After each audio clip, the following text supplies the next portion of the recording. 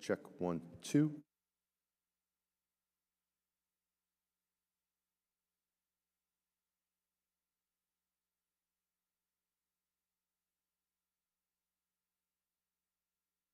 Check 1, 2, 3, 4,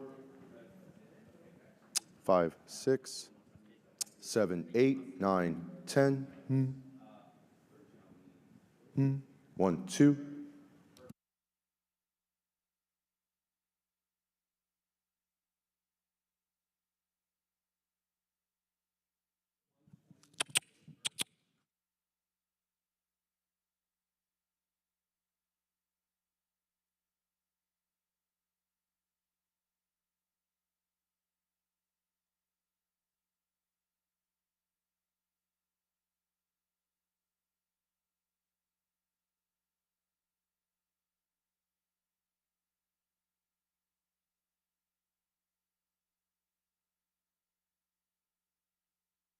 Two, three, four.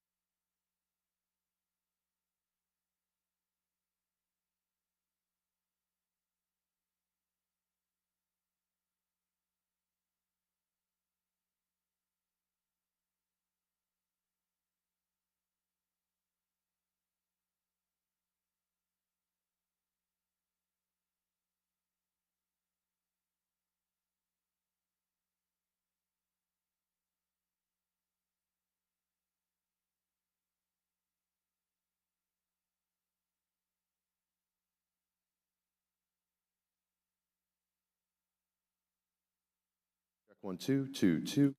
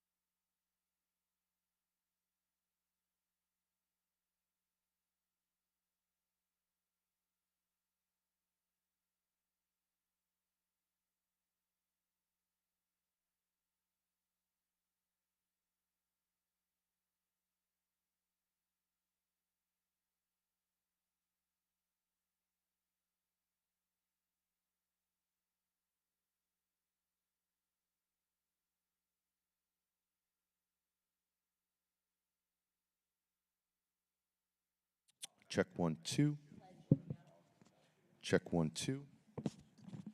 Check 1 2. 3 4. 5 6. 7 8.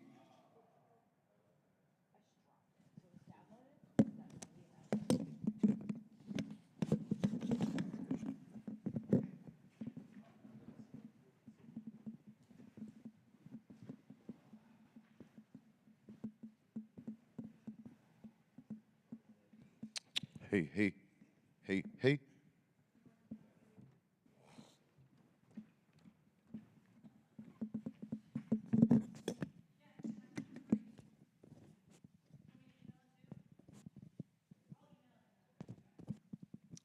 Check 1 2 3 4 5 6.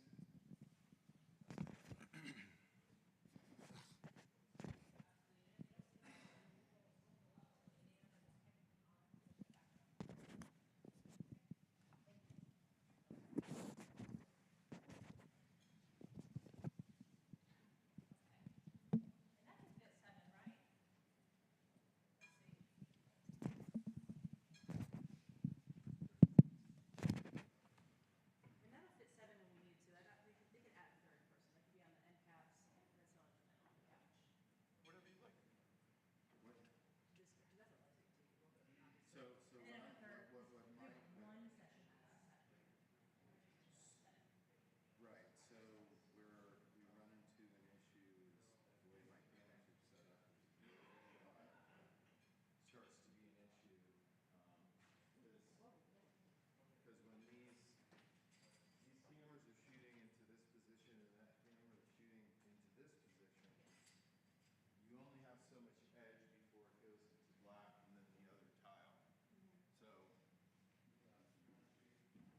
I've moved the camera over, but we're only going to have so much on this side for framing. So I haven't taken a look since we've readjusted. So I'm going to put up camera shots so that we can see what's what. And okay, this can go up here.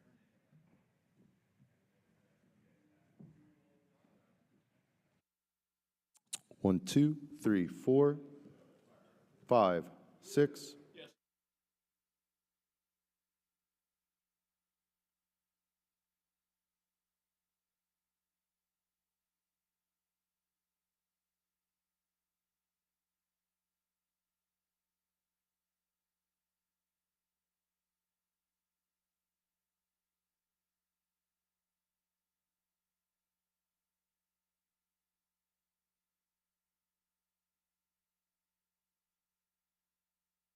Check 1 2.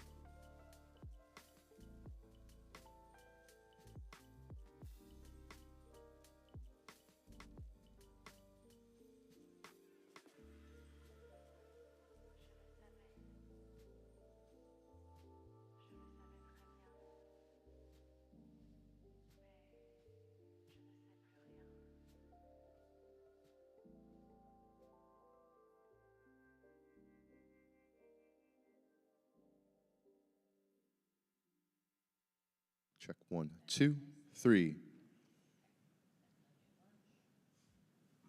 4, 5.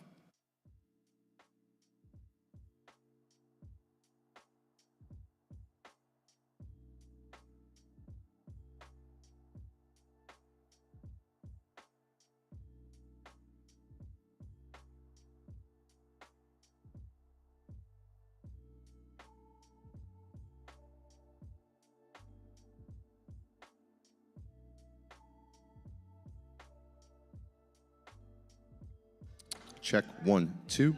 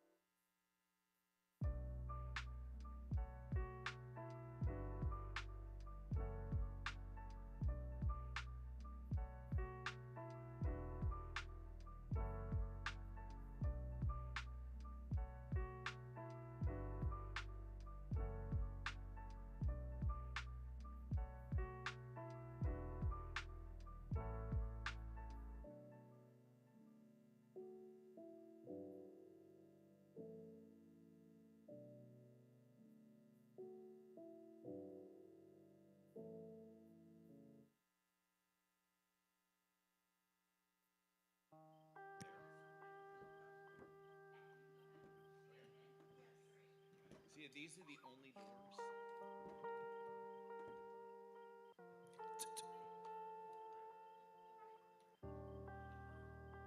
Good morning, everybody, and welcome to the Waterfront Hilton. Our program is going to be starting shortly in the ballroom for those of you enjoying dinner outside and breakfast and coffee. We ask you to come on inside the ballroom and join us. Our program is going to be starting shortly. Once again, welcome, and we invite you to join us in the ballroom.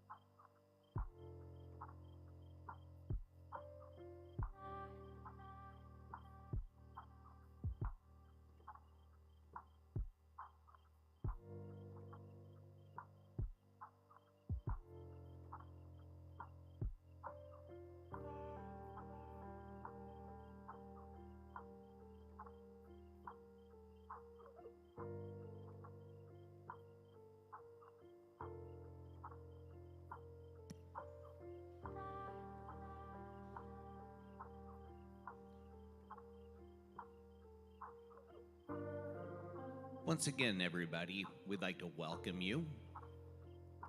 Our program in the ballroom is going to be starting momentarily. We invite everyone to join us inside the ballroom right through those bright glowing arches, as our program will be starting here shortly.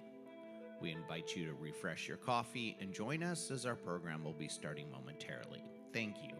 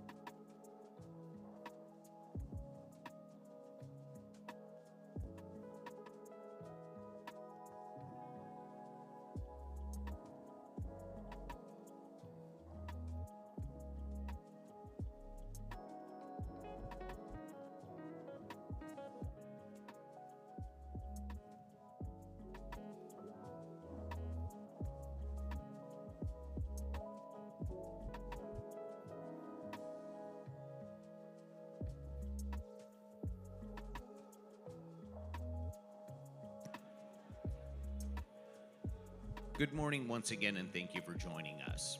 Our program will be starting shortly. In consideration to all of our presenters, we kindly ask you to place your cell phones in the off or vibrate mode. Once again, thank you for joining us as our program will be starting shortly.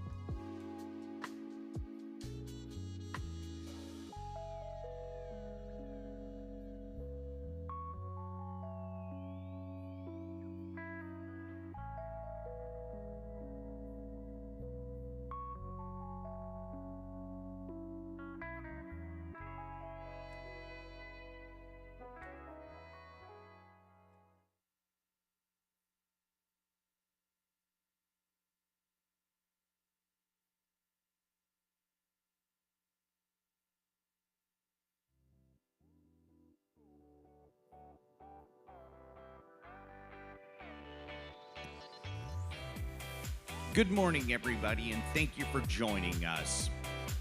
Our program is about to begin. Once again, in consideration to all of our presenters, kindly place your cell phones in the off or vibrate mode. But as we start this morning off, please give a nice warm welcome to your MCs for the program, Ryan and George.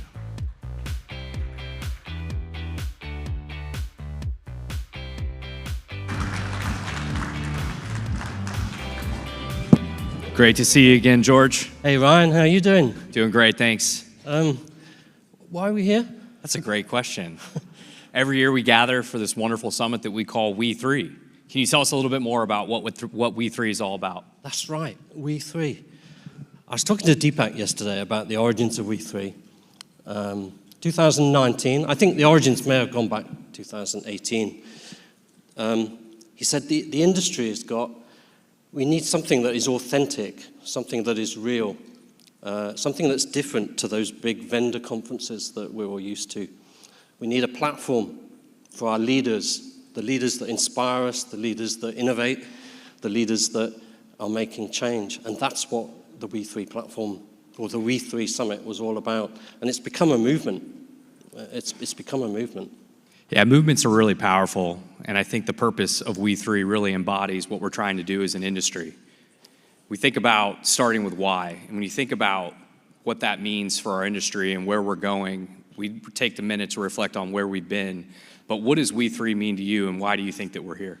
Well, I think giving the great leaders in this sector a voice is the most important thing. Having a platform for us to share our experience, to demonstrate that this is not just a conference, it's a summit with a purpose. I like the idea of starting with why. We both like that from Simon Sinek.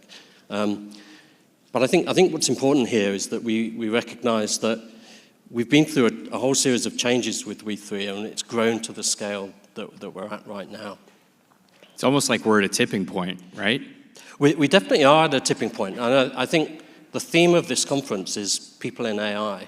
And I think what the tipping point that we've reached is that AI has now become sufficiently mainstream that we can couple that with the great leadership, the great people, bring it all together. And we can actually start to create that momentum around the impact that AI can have on this really exciting sector. Yeah, I like to think AI, it's been around for years, decades even, right? But it's been about 2 years that it's sort of come into the everyday lexicon. And we think about the applications of AI in this industry and the transformation that the industry is going through. And it's really cool. It's exciting to see. We've got a lot of new blood and energy coming into the space. We need that to make change happen in an industry that has traditionally done things, call it the old-fashioned way. I'm sure, George, you've seen a few things in your day. So you're calling me an old utility guy? Absolutely. So we talked about this, and I described you as an AI fanboy. I've been called worse. But I think what we're talking about here is a good example of what is actually happening in our sector. We've got so much knowledge and experience in how we run our utility companies, but we've got really cool innovation, real cool technology. We need to attract new talent to this sector. And I think the energy transition and also our focus on looking after the environment and sustainability is actually making this sector cool for the young talent that's coming in. You're a great example. You joined SEW from a different sector, but you're making real impact now as somebody that is sort of working with established leaders in this space. And that's really exciting.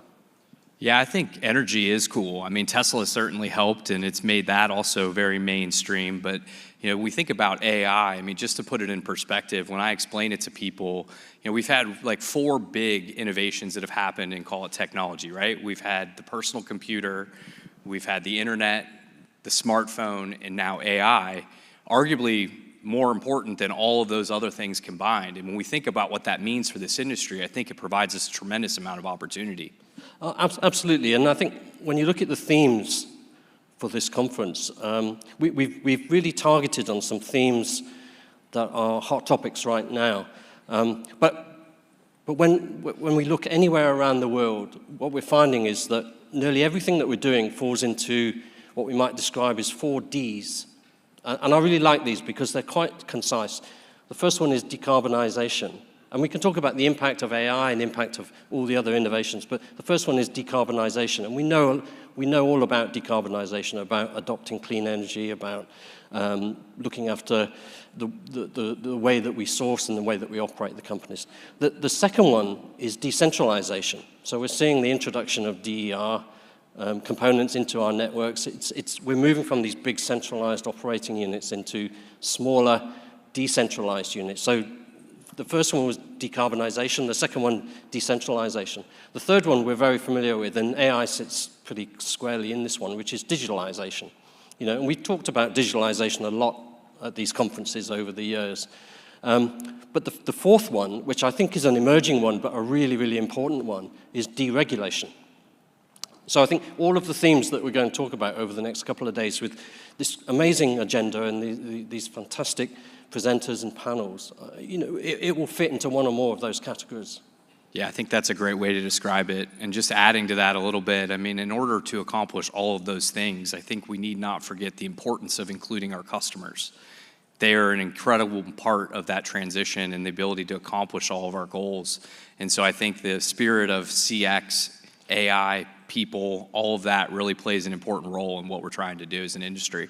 I completely agree. And another thing that we talk about quite a lot is, our customers are more than ratepayers.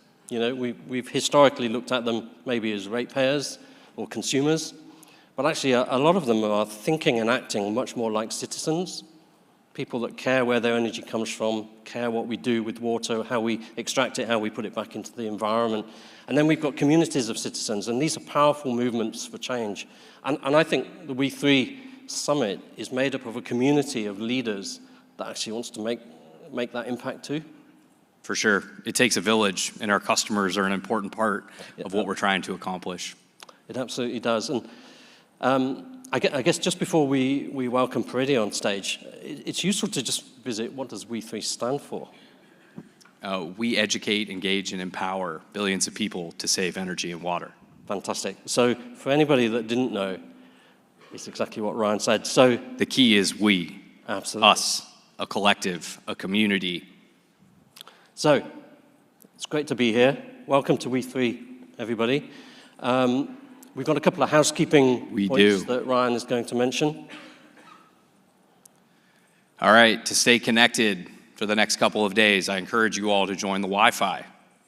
Take a minute to capture those details, hop on, you'll be able to do all of your business. Let's see. The WE3 app is a great way to stay connected to everything that's going on through the next couple of days. Encourage you all to download the app if you haven't done so already. It's got the latest and greatest agenda. We'll really highlight what we're going to accomplish over these next 2 days and give you insights into what some of these great panel presentations and speakers are going to share with us over the next few days. The last thing I want to highlight is that in the event of an emergency, all of your exits are clearly marked. We do not have any fire drills scheduled, so in the event that we do hear an audible sound, please take your time, exit through the marked signs there, and find your way to safety quickly. The last thing that I want to say, and I think this is really important in the spirit of what we're trying to do here, it really is important for everybody to take a look at the Innovation Lab. You'll be able to get your hands on some of the great technology that we're working on and some of the ways that we might be able to help you solve real problems within your business. So with that, I think we're going to invite Paridi Gupta onto the stage.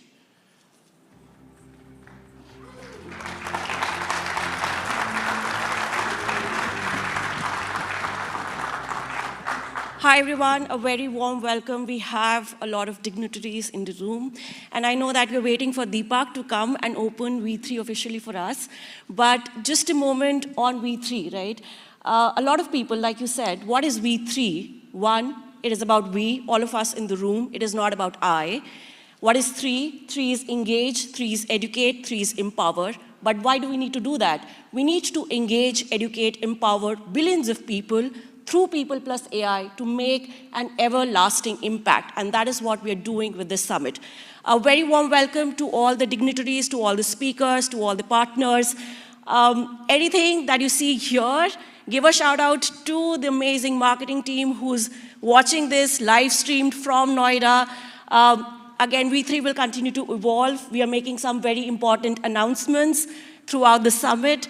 And if you have any feedback on how you would like this to be shaped up, reach out to me. So with that said, Deepak, please be on stage, and we start with a very impressive AV.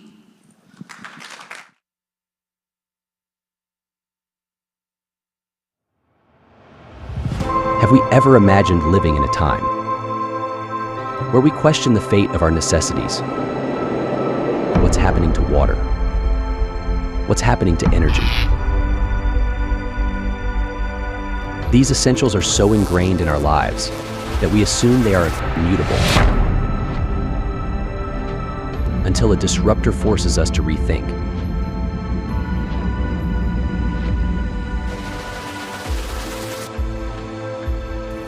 From the ashes of chaos,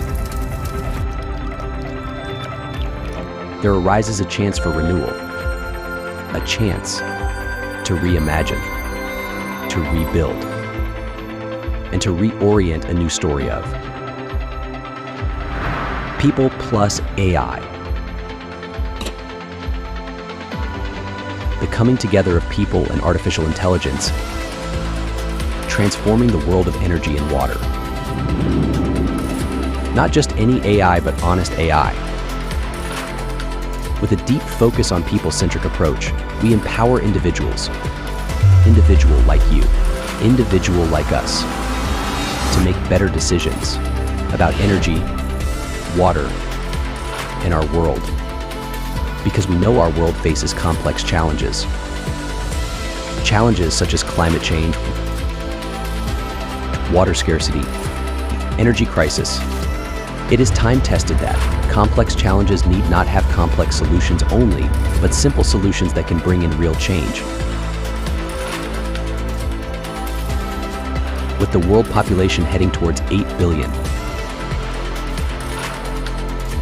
we at WE3 envision 8 billion opportunities to make a true difference where each person's energy and water usage pattern will tell a story.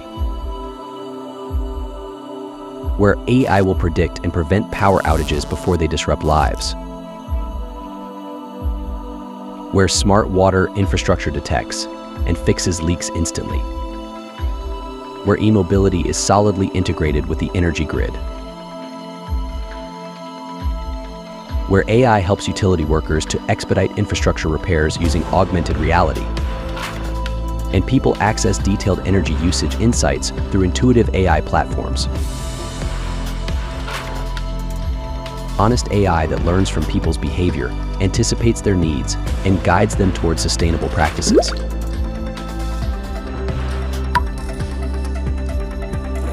We at WE3 are not just imagining this future, we're engineering it day and night. Today we have gathered here to take people plus AI to the next level. And this is the promise of people plus AI. Together, we can create a better world. A world filled with possibilities and new beginnings.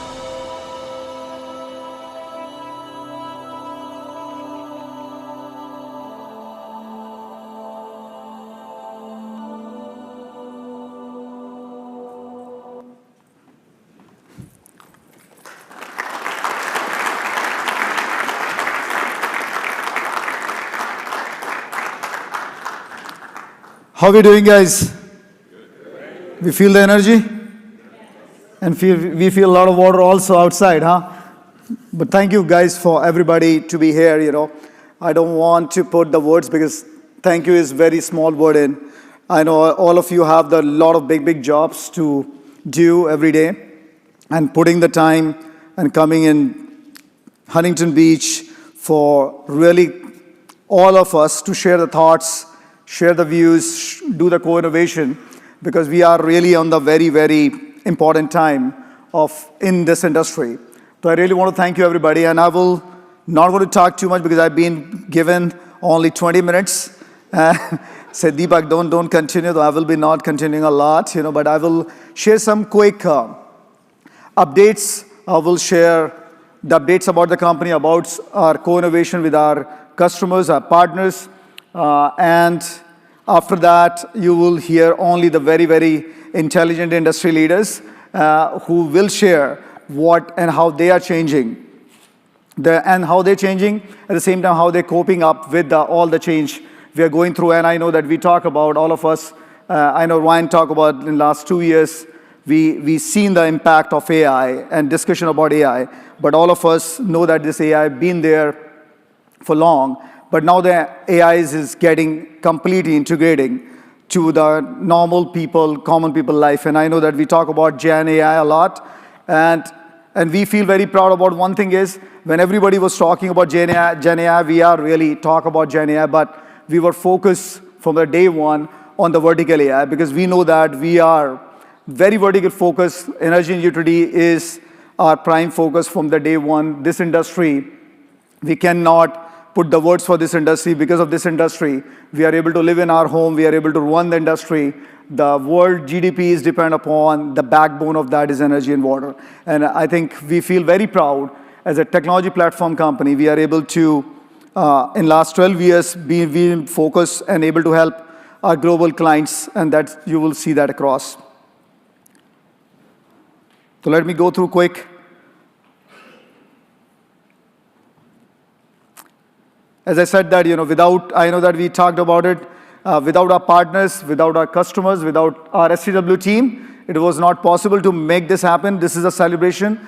This is for all of us to really charge ourselves for next at least 5 years, because we're going to see only the change. The change we never thought, we never prepared, and I'm being very open. I think all of us can talk about it. Yes, we thought about this change is coming. Nobody thought about this change is coming, because in what was happening in this industry, and I know that a lot of leaders across the board, they are all going to be sharing their thoughts. What they see the change, doesn't matter customer side, doesn't matter operation side, everybody's contributing. And this summit is all about when we put all the intelligence into the one single stage and share with each other, we're only going to co-innovate.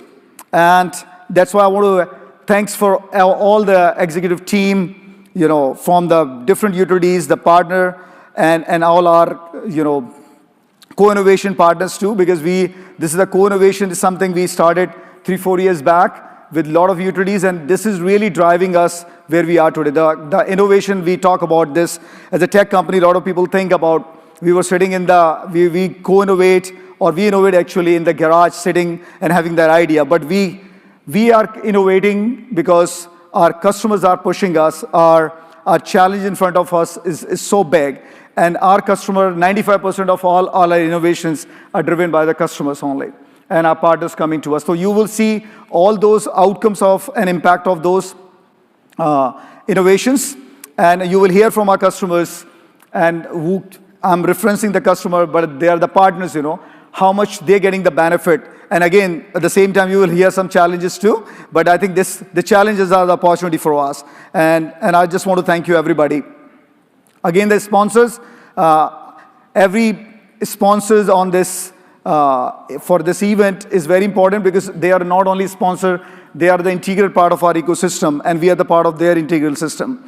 Because we all go innovate together, we all deploy together, we all support together. So I want to thank all the sponsors, And I just want to make sure, I know that we talk about, in the broader context, what is the theme of W3, the people and AI, and everything around the people and the tech and AI we are doing, you will see that as a pretty much an outcome, as a feature, or maybe as some of the extended platform, which you will see across during these sessions and the innovation lab, why we are able to innovate, and why we are innovating, and why we are expanding all our platform capabilities across the board. And what is this connected platform according to the industry, according to us, rather than saying is decoupled or very loosely coupled or loosely integrated, versus the deeply core DNA of the platform is integrated to the workforce, asset, grid, and the customer. This slide is very important for us, because I know that all of us talk about this, but if you all think about this in last 10 years, in 2005, we talk about AMI, and AMI 1.0, and everybody thought there was a disruption, because we are going first time to the customer home and try to collect the real-time data where we can take the right decision, and we can educate customers about how they need to use their power, water, gas, and so. I think that time, that disruption was if we put an intensity of X. Today, what's happening in our industry, the disruption is so big. What we've seen is pretty much when we talk about the EV penetration, when we talk about, this is the first time in century, our demand and the supply, both are pretty much become variable. I think all of us know. Before that, it was we generate, we transmit, we distribute, and we will charge a customer. We know all the predictive loads, and we can do the energy efficiency and DR. But now, this whole equation has changed. And that's why we can see the result of this century. In last century, whatever the change we try to cope up, it's now is 100x more impact. And I'm waiting for some of our industry leaders to come and share that, what they are preparing and how they are preparing for this change.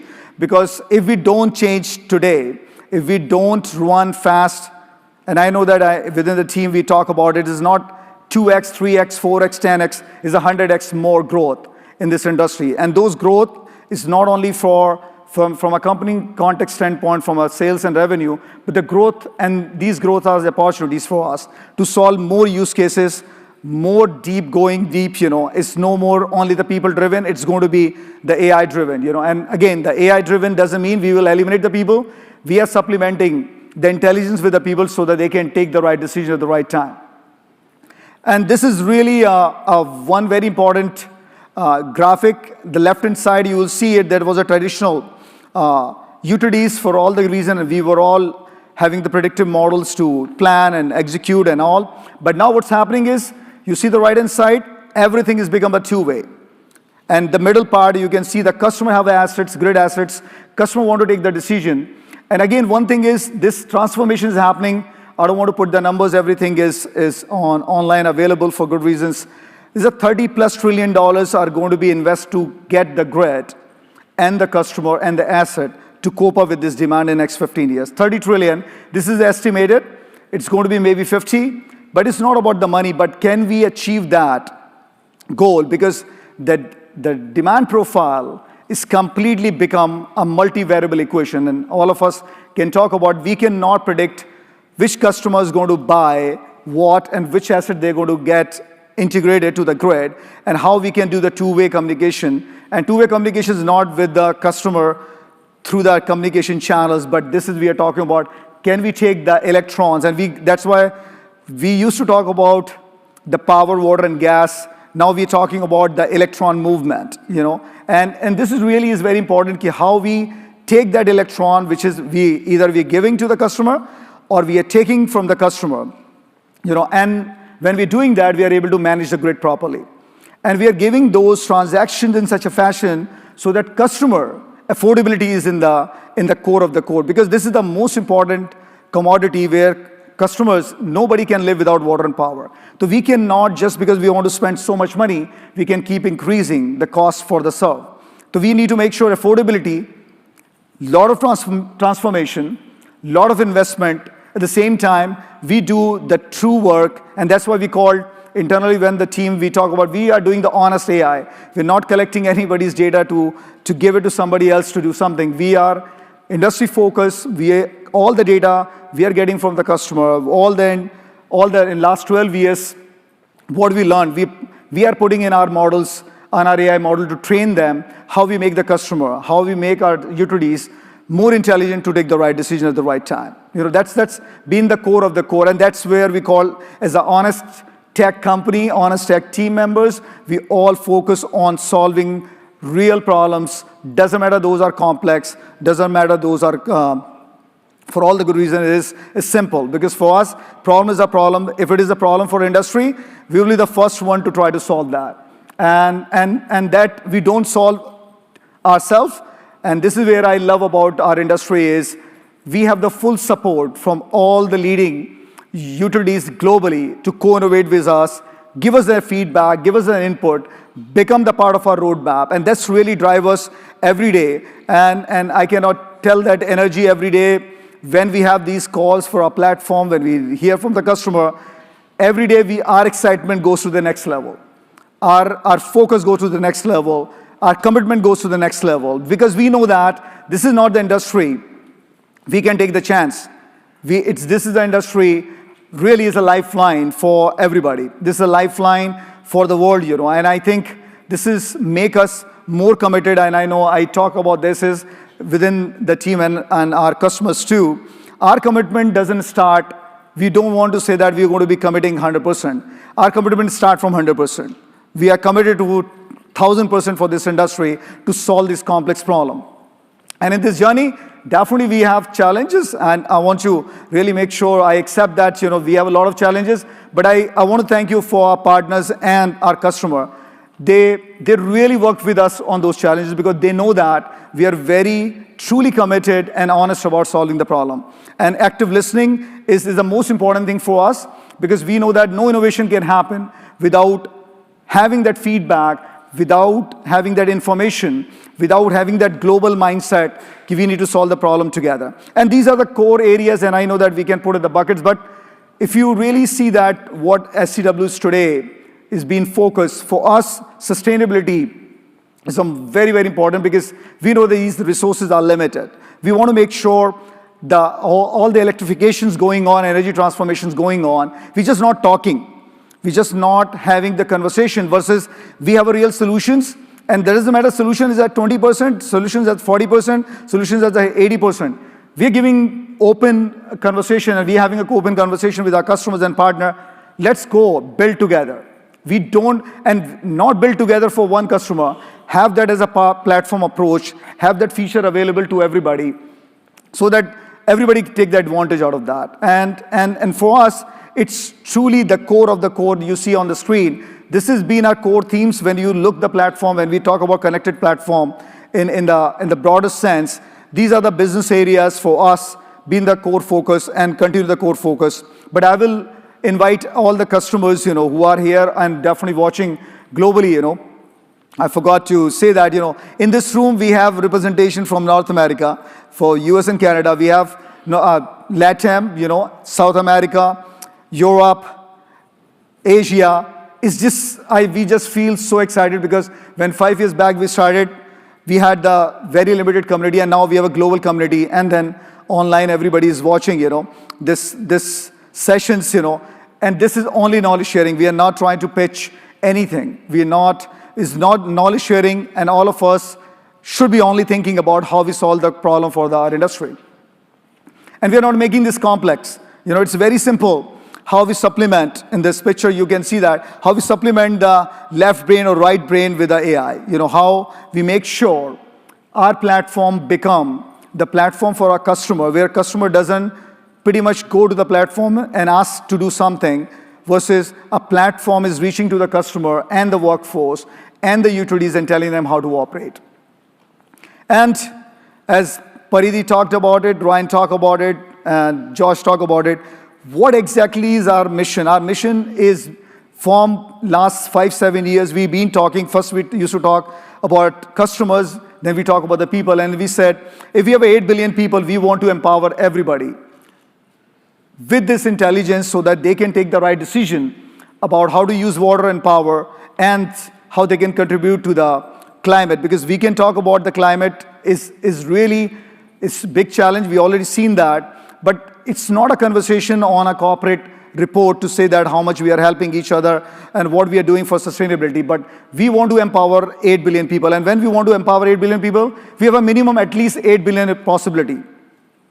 Because we are going and empowering at the micro level. We are not just giving a one solution, says somebody can take the decision. We want to make sure every customer have their behavior, every customer have a different financials, impacts for their water, power, or whatever the bills they will pay for it. We want to make sure our platform is being designed to go to the micro to the nano level to the customer.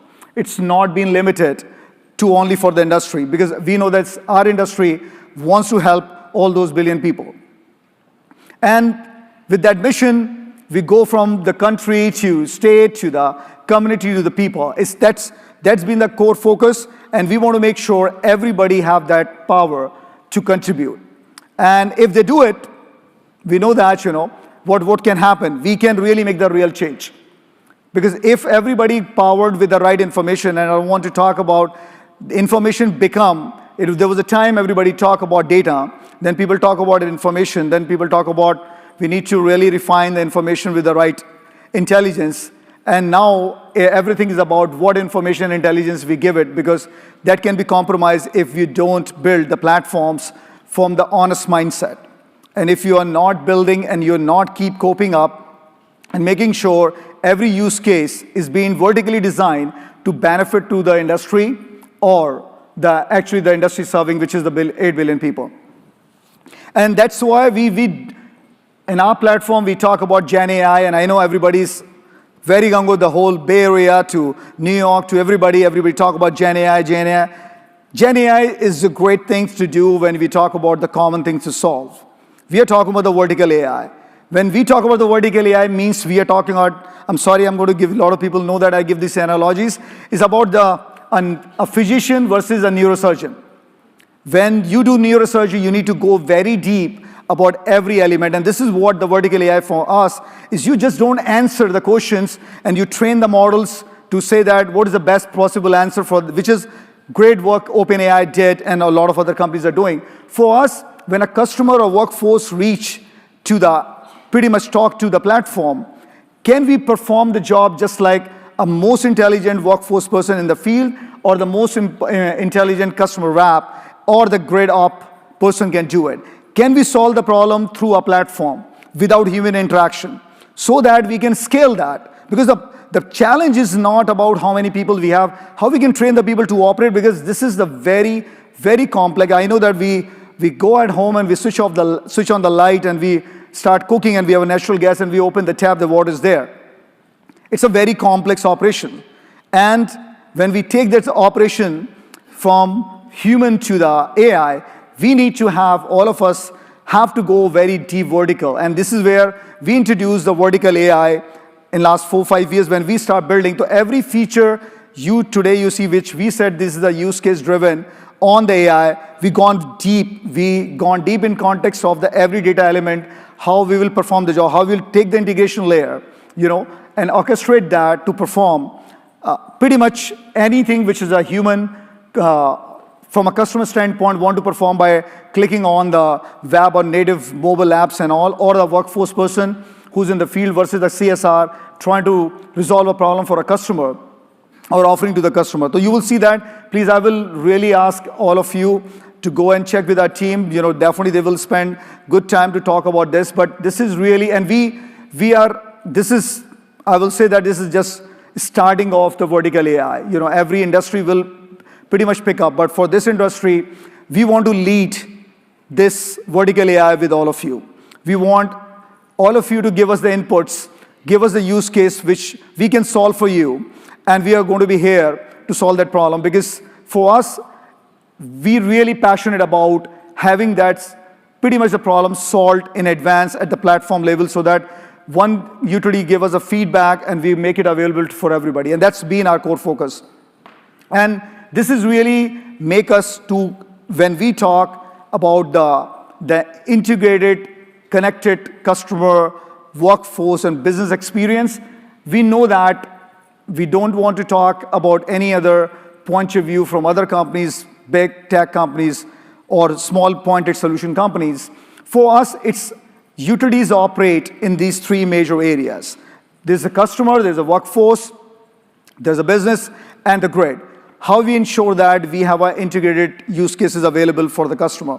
And you can see that, this all our platform today. When we talk about customer experience, we talk about workforce, when we talk about our business experience, this is all part of the co-innovation. We cannot claim that 7 years back or 5 years back, we can say that we have a business experience platform because we naturally, organically grown because our customer asks us, this platform which you are giving us as a business platform, why I cannot do A and B and C in that? And that's drove actually us.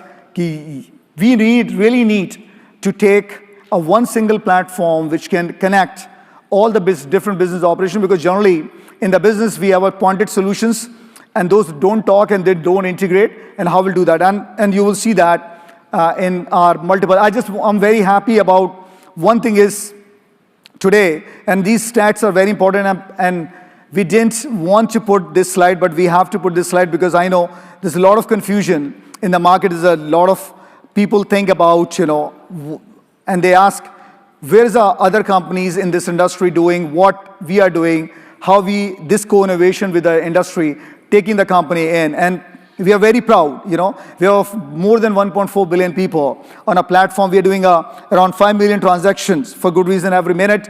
When we talk about transaction, it's secured, it's scalable, and it has to be end-to-end integrated. We are not talking about a cloud app or cloud platform running in AWS or Azure in standalone versus we are talking about minimum 200, 300 integration use cases, which is orchestrating to the enterprise systems, doesn't matter, that's Oracle or SAP or Maximo or whatever the grid systems are, and making sure we don't compromise on the speed, we don't compromise on experience, we don't compromise on anything other than giving the customer the best decision-making capabilities, just like you feel about for Amazon, you feel for Uber. We are in the same category when we talk, and when we got our platform as the #1 business platform, compared to the Uber, we got a best rating in the business experience. We were very excited for our customer and our utilities. Because I know I will say that 6 years back, one of our utility leaders, a great friend also, he said, Deepak, why we cannot make the platform better than the Uber, because everybody love Uber, and you no need to train anybody for the Uber. When they download, people use it. I said, we want to use the same principle. When we launch a platform, same thing for us. When we are launching a platform, a customer experience platform, usually all of us can surprise, We don't go live with 1,000 users. We don't go live with 2,000 users. We don't go live with 3,000 users. And I know in the enterprise application space, when you go live with those enterprise systems, we spend so much money and time for change management, which is required and all. But when we go live with millions of people. There's no change management. Platform have to be so intelligent to learn, and this is what been the greatest feedback for us. The platform is so good, and I'm sorry, I'm not trying to pitch any sales pitch here, but platform is so good, everybody just love it. They give a 4.8, 4.9 rating out of the 5 rating in App Store and Google Play. For us, a lot of people ask for the CSAT. We said, no, CSAT can be 1,000 users, 10,000 users. We are being rated by the millions of people globally. And they love what they see because they can not only do 1 or 2 things in the platform, they can do everything what they need to do as a customer with the utility. Every transaction is digitally available for them. And that's make us, and we cannot claim that was our innovation. This innovation was driven by our industry. One of the leaders, I'm going to point it out, Thomas Lord, sitting here, Thomas Lord he's a CIO of UGI. He's a client for more than 7 years. And 7 years back in SAP for Utilities, he showed the app, this is the way, the utility should be connecting to their customer. And for us, that is a learning from our customer, learning from our partner. I just want to make sure, this is going to be the driving factor for us, innovation, co-innovation, and commitment starting from 100%. And never give up mindset. We don't want to give up. We get into a lot of challenges, and I will say that, definitely these deployment of a customer experience platform is not easy. WX is not easy when we do that. But once we do that, there's a great return. There's a great benefit. Everybody gets it. I don't want to talk too much because otherwise I will be having that. Sarah will be telling me, just Deepak, get it done, get it done. So I will just show you this. You will see on the screen. This is truly what happened when we started from a core DNA of CX and WX platform, and then where we reached today. With definitely, I have to thanks to the Electra, when we took the grid exchange asset from them, having a utility already forward thinking about the transitive energy, thinking about ahead, and we were just surprised, we were not thinking in that direction, and we find a utility, innovate, and they said, not we want to innovate, and we innovated, take this asset and take it to the everybody. And I want to thanks Brian and James and everybody for pretty much think about, they're giving that baby to us and say, take this baby and grow this baby and make it that available to everybody. And this is really the very important for us, that trust from the industry, the trust from our partners, and the trust of our team. We have a lot of SCW leaders definitely in this conference. They all work so hard, and I know that I'm on the stage, so I'm nothing. I don't do nothing other than, if this team was not there, we will be not standing here. They work so hard every day for everything which we build today. And from the connected platform, what we've been talking for good reasons, we said, we are focused from customer to the people. We are the people operating system for this industry. And when we talk about the operating system, this is the same thing. My biggest idol from a day one when I was in college, please don't think other way, he was a Bill Gates, and I love Bill Gates because what Bill Gates did for the personal computing. I know Ryan talked about that innovation, having a person thinking about having everybody have a computer in 1985, it's not an easy thing to really think through this vision of taking the personal computing to everybody, because if there was no personal computing, there will be no internet in the hand of the people.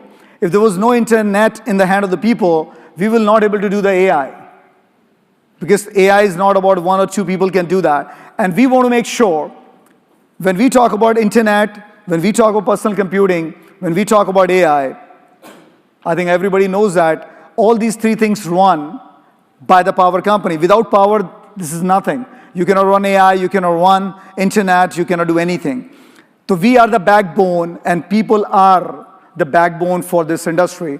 So we want to make sure all the innovation we do is a people-centric, the people benefit, the sustainability in the mindset, and the affordability in the mindset. It's a very busy one, but I know that a lot of people will love this graphics, and this graphic is not about the graphic, this is the reality of what we're doing today. We are taking from that electron being generated, doesn't matter at the power generation or somebody's home from a solar, or somebody storing in a big substation in the battery versus somebody storing that electron at the home.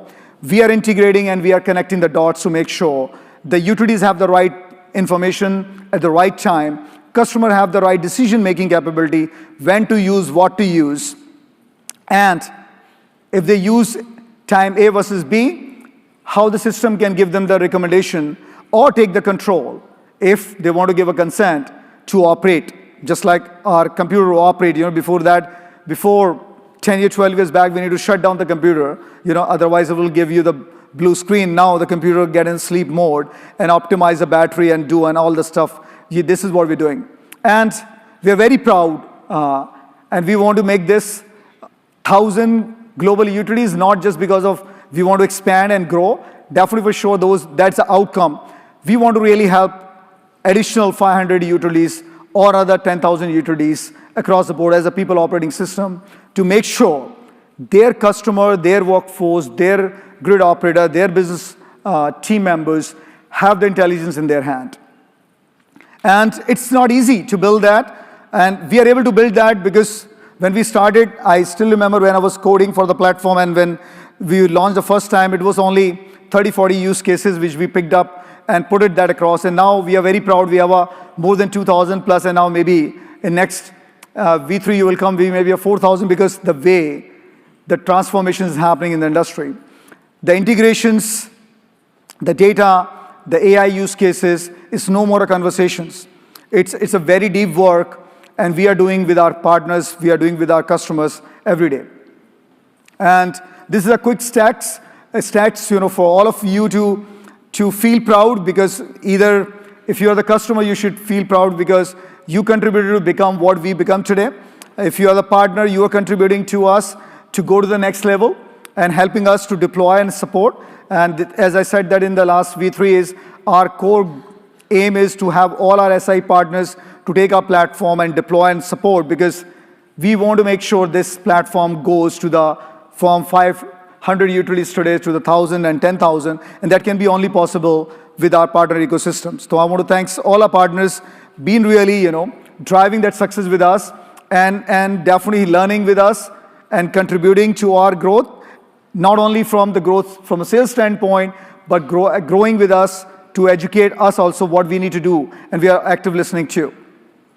I want to just quickly share that this is very important. We collected this data to showcase not just saying that we are in multiple utilities and we are able to do all the good stuff, but what is the real impact to the customer? We talked about it's available in the public domain, when we talk about the app stores and we talk about Google Play and all, where the customer see the real outcome. But in reality, when we go for a CSAT, our utilities who are running on STW platform, they are performing better in end-to-end. Doesn't matter we take the data from the customer side or they're using the connected platform for the CX and WX and all these different areas. So let's, guys, all of us, we'll kick-start this with we have to work together. We all have to be really, if we do it today, we can make the better tomorrow. And we can only make the better tomorrow when we contribute all the learning across the board. And there's no learning is good and bad learning. I know that I want to thanks to Darren for running the CIAG, because we're getting a lot of feedback from those. But this 2 days is not the only days. We should be only contributing and giving the feedback for any ideas, any co-innovation. You have all the context from STW team. We want to listen. We want to take your input. We want to co-innovate. And I know that I'm using this co-innovation. We are very hungry for innovation. And that innovation only can be happen when our customers and our partner, keep constantly giving these inputs.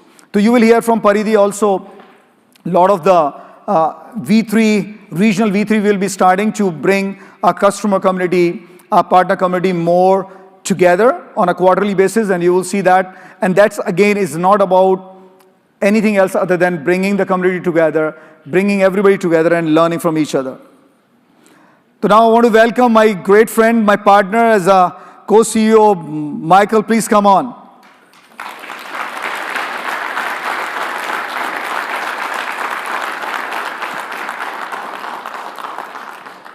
How did he do on time? He did not do good, okay. It's funny because I think they gave him 20 minutes, and how many people here have been to other W3s? A lot, okay, so I actually think you did better than you did last year, so I'm proud of you, great job. I also think, how many people here have Audible? Anybody? So if you have Audible, you can actually kind of turn up the speed of how fast somebody goes and talks. I think Deepak was running at 2.0 right there, so listen, first of all, I want to thank everybody for coming to the event. Extraordinary how much this event has evolved over the years. I've had the good fortune to be at most of the W3s, and it's amazing to see how many people are here in this room and supporting CW as well as this ecosystem. So thank you for being here. We really, really appreciate it. I also want to thank Deepak for giving me this opportunity along with the board and entrusting me with the responsibility that we have in front of us here. Deepak covered a lot of ground, right? And there's a lot of things that we need to be thinking about and considering here as we talk over the next few days and as we move forward together. I do have a question. How many people believe that AI is a massive opportunity for us here over the next few years? Please raise your hands. Okay. How many people believe that AI is also a massive risk for us here as we move forward? Yeah, all right, so the same, I believe the same as well.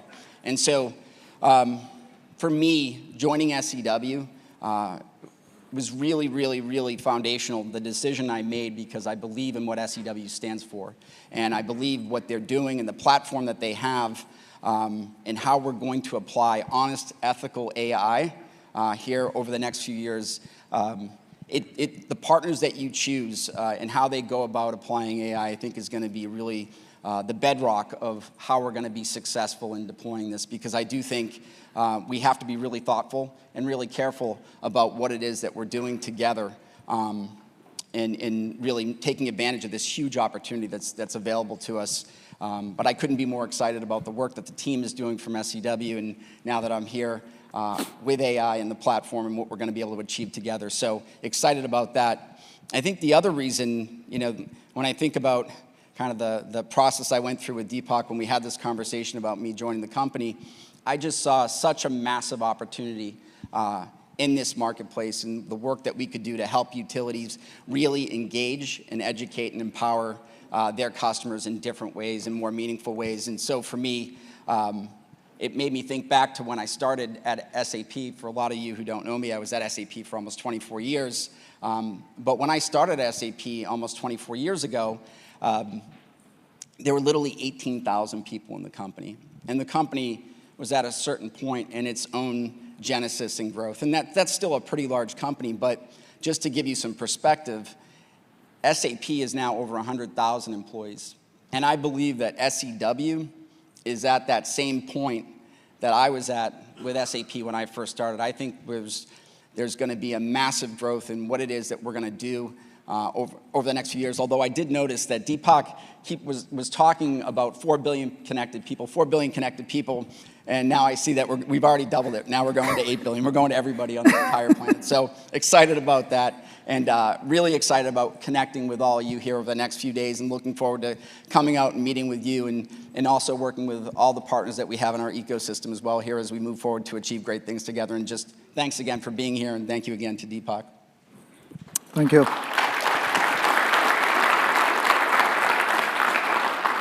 I want to announce one more thing along with Michael about we are putting a W3 Executive Chair Committee, and I'm very, very, again, excited about this.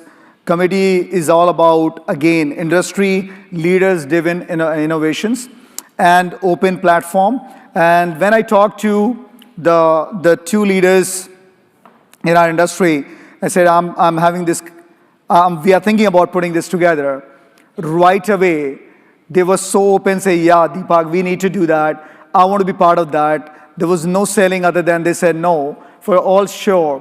We want you really, what we are learning, we want to learn from everybody. We want to contribute. I want to thank Brian, CEO of Electra, and Paul, going to be the co-chairs and for this W3 Executive Committee, Thank you, Brian. I know Paul is not here.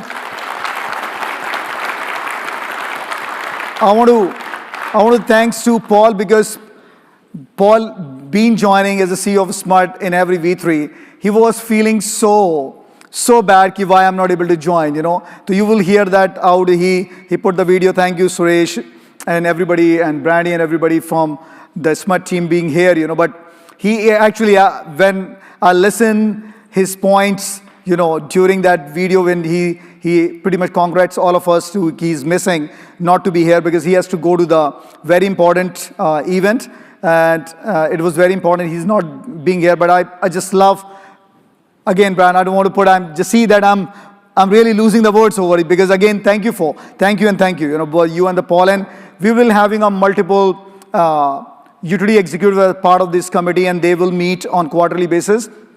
And some of the team members will meet on a monthly basis to keep sharing with us what are the challenges are there, which we need to prioritize.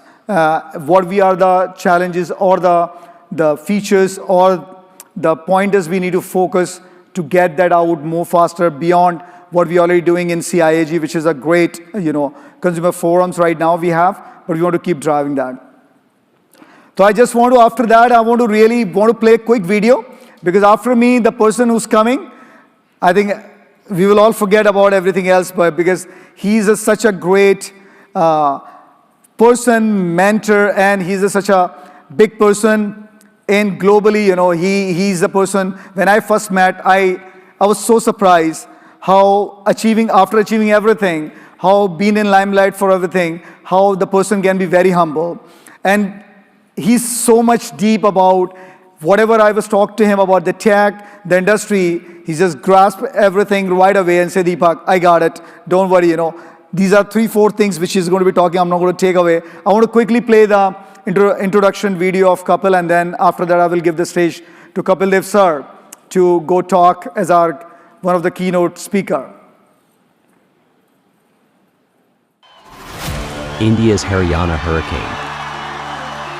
For him, clarity is the key to success. The Iron Man who changed the game of bowling dynamics of cricket. His lethal swings became the talk of the town, and his blistering knocks made many headlines. A man who got India its first World Cup victory in 1983. A triumph that had put India at the center of the world's cricketing net. A man who always kept an unshakable belief in his team. A man who showed the world skills of a true leader. Uplifting team's honor by giving India its first ODI century. A man who broke all the records to become world's highest wicket taker in Test cricket. A triumph that inspired the entire generation of cricketers. Today, we bring on stage this incredible man who has shaped the cricket journey with his incredible glory. God तो ठीक है, मैंने देखा नहीं है God को, मैंने अपने माँ बाप को देखा है. I think I believe in myself and God is there. If I leave everything on God, I am not going to succeed. जब आप सी में डूब रहे हो पानी में, गॉड को याद कर लो and God will also come and kick you. जब तक तू हाथ पांव नहीं चलाएगा, बचने वाला नहीं है. The charismatic, the confident, the courageous. Kapil Dev, the legendary Indian cricketer. अपना है दिल ये आज का, दुनिया से जाके बोल दो, बोल दो. ऐसे जागो रे साथियों, दुनिया की आंखें खोल दो, खोल दो. लहरा दो, लहरा दो. I will leave the stage, but guys, he inspired billions of people across the globe and such a humble person. I will leave the stage. Please, Kapil Dev sir, thank you. Good morning. This word is hounding me. Humble person. What is humble person? Sometimes I feel really annoyed with that. I am not. I'm arrogant also. I mean, what is humble all the time? But I'm a cricketer who played cricket in India. My way of thinking was slightly different. I come from an agriculture background and I played the sports. In India, they live with that. And no background about sports. That's what I like, Deepak. When you don't have a background about anything, your thought process is different. Your thinking is different. If you come out from the same background, then you are cluttered in your head. So many things is a similar way. But if you come out from a different background, you start thinking different. In my life, I only said to my team, I was only 24 when they made me captain. I don't know why. 24, and the teammate, my hero was there, who were 30 years old. In sporting, 10 years different is a great difference. And they made me captain, and I said, that's not my fault. You made me captain. And if Deepak make me CEO of this company, that's not my fault. That's Deepak. I'm going to enjoy myself. I was listening from there. Deepak, you should have been in cricket, fast bowler. The way you talk, man, there is no hurry. You take 22 minutes, but talk slowly, man. He was a pitcher who wanted to pitch every ball so fast. So I just like to say that I come here all the way from Delhi, and I'm involved with the company last couple of years. And to me, this is not my background. But my aim in life is to learn more. Can I learn more? Every day. I didn't go back to cricket. Once I given up, I don't want to go back. Because that part, I already done that. Now I come here to learn, which Deepak was saying. I thought it's a wonderful. People who have the mind to run the world is the people who start thinking for tomorrow, not for today. And the people who start thinking for tomorrow, they are the leader. We need leader. 99% people are not leader, they want to work. But that 1% people who are leader, they are different people altogether. He's not bothered about money, I'm bothered about money. He started, we don't want to make money, we all want to make money. I don't agree with him. Don't you want to make money? If the money is there, the life is better. And the life is better, we can do things better. And that's what we want to make money legitimately. And that's very, very important. And I stopped playing cricket and then I come back to a real life.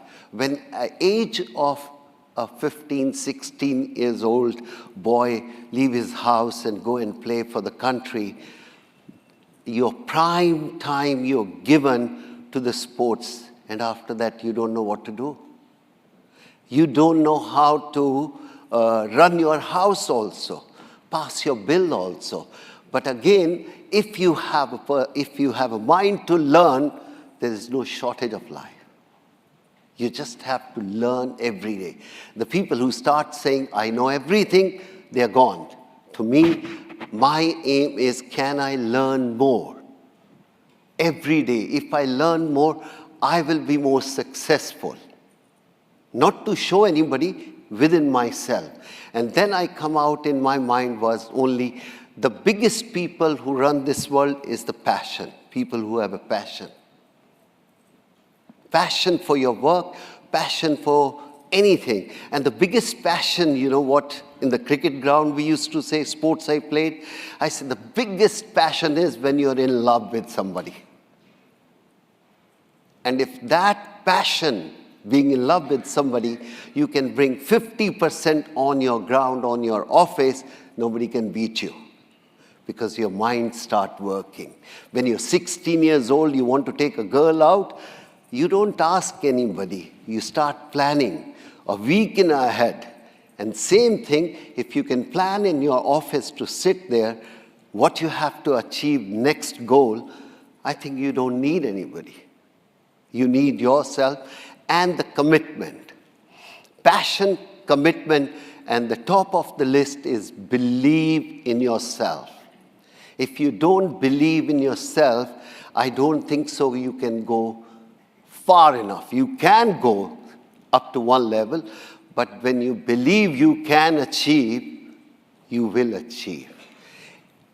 I'm not a very educated person, but one science says that if you are 70% burned and you have will to live, you will not die.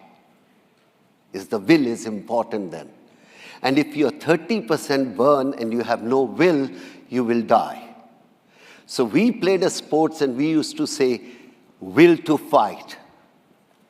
We have to fight it out every day. And if you can believe that you can win, nobody can stop you. Every match you're not going to win, but most of the time you will cross the boundaries with smiling face. And that's what I did, and I come here to learn from you people. I don't say I know enough, but I want to know enough in life to make a better life. That's all. My commitment is to my team. Nothing more than that. And I always say to all my teammates, don't lie to yourself. The most difficult part is when you lie to yourself. When you don't lie to yourself, you're a winner. Because whenever you lie to yourself, you go back, not you come front. So believe in yourself, commitment, passion, and don't lie. Lie will be the last word. Deepak, you want me to talk more? Or? I come here for fun. And I don't come here for a lecture. I want to enjoy and listen to the people with not so much your determination and giving so much. Just look for the right people. You have right company, right people, you will succeed more often. And the best part is one have to be at the right time, at the right place, you are successful. So guys, well done. Congratulations to everybody coming here, spending your time. Deepak, people like you make the world go around. It is important. If you believe what you're doing is right, I think the world will be in a better place. I don't know what you will achieve, but the world will be in a better place tomorrow. 150 years back, we didn't have a mic also. So then we used to say how we used to communicate. The word come out is clarity is very, very important. When the clarity is there, your speech will be correct. When you're not clear in your head, then your speech won't be as good as you want to have that. So I believe in my life, I learned that. I'm not a humble guy, I'm a ruthless also, but I believe that I'm within myself, I want to enjoy.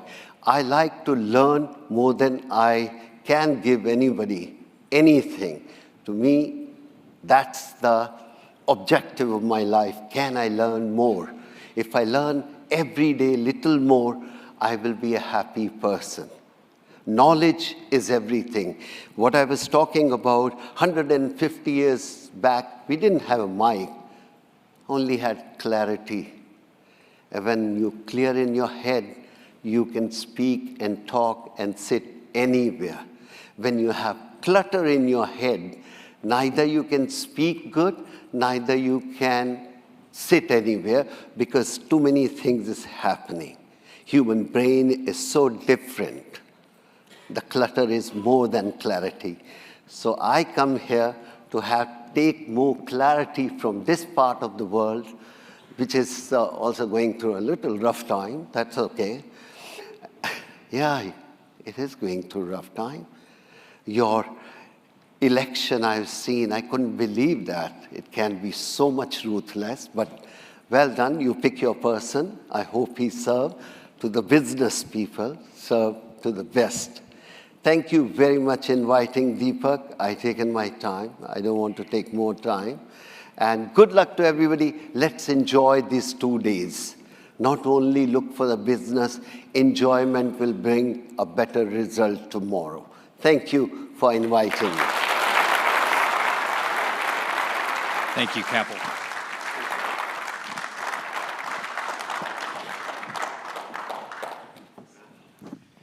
Really inspiring keynote there. Thank you, Kapil, for that.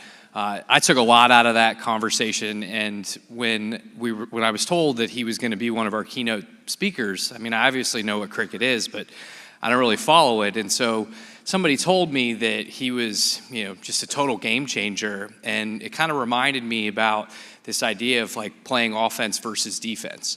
And somebody explained to me that that's really what he did. He changed the mindset of how we look at things. And I think about the utility space and this opportunity to go more on the offense than playing defense, right? Being proactive instead of reactive. And so this next presenter, I'm very excited to introduce you to because I've had the opportunity to work with the Electra team over the last couple of months, and I really think they're doing very interesting things in the space. And so Brian Bentz from Electric Utilities is going to come up and give us our next keynote presentation. So please give a warm welcome to Brian.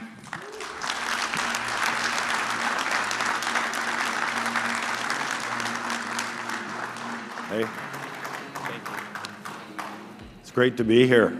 I love the energy in the room, and I just heard about passion and lifelong learning. I think that was really heartfelt sentiment, but you do have to be humble to be a lifelong learner.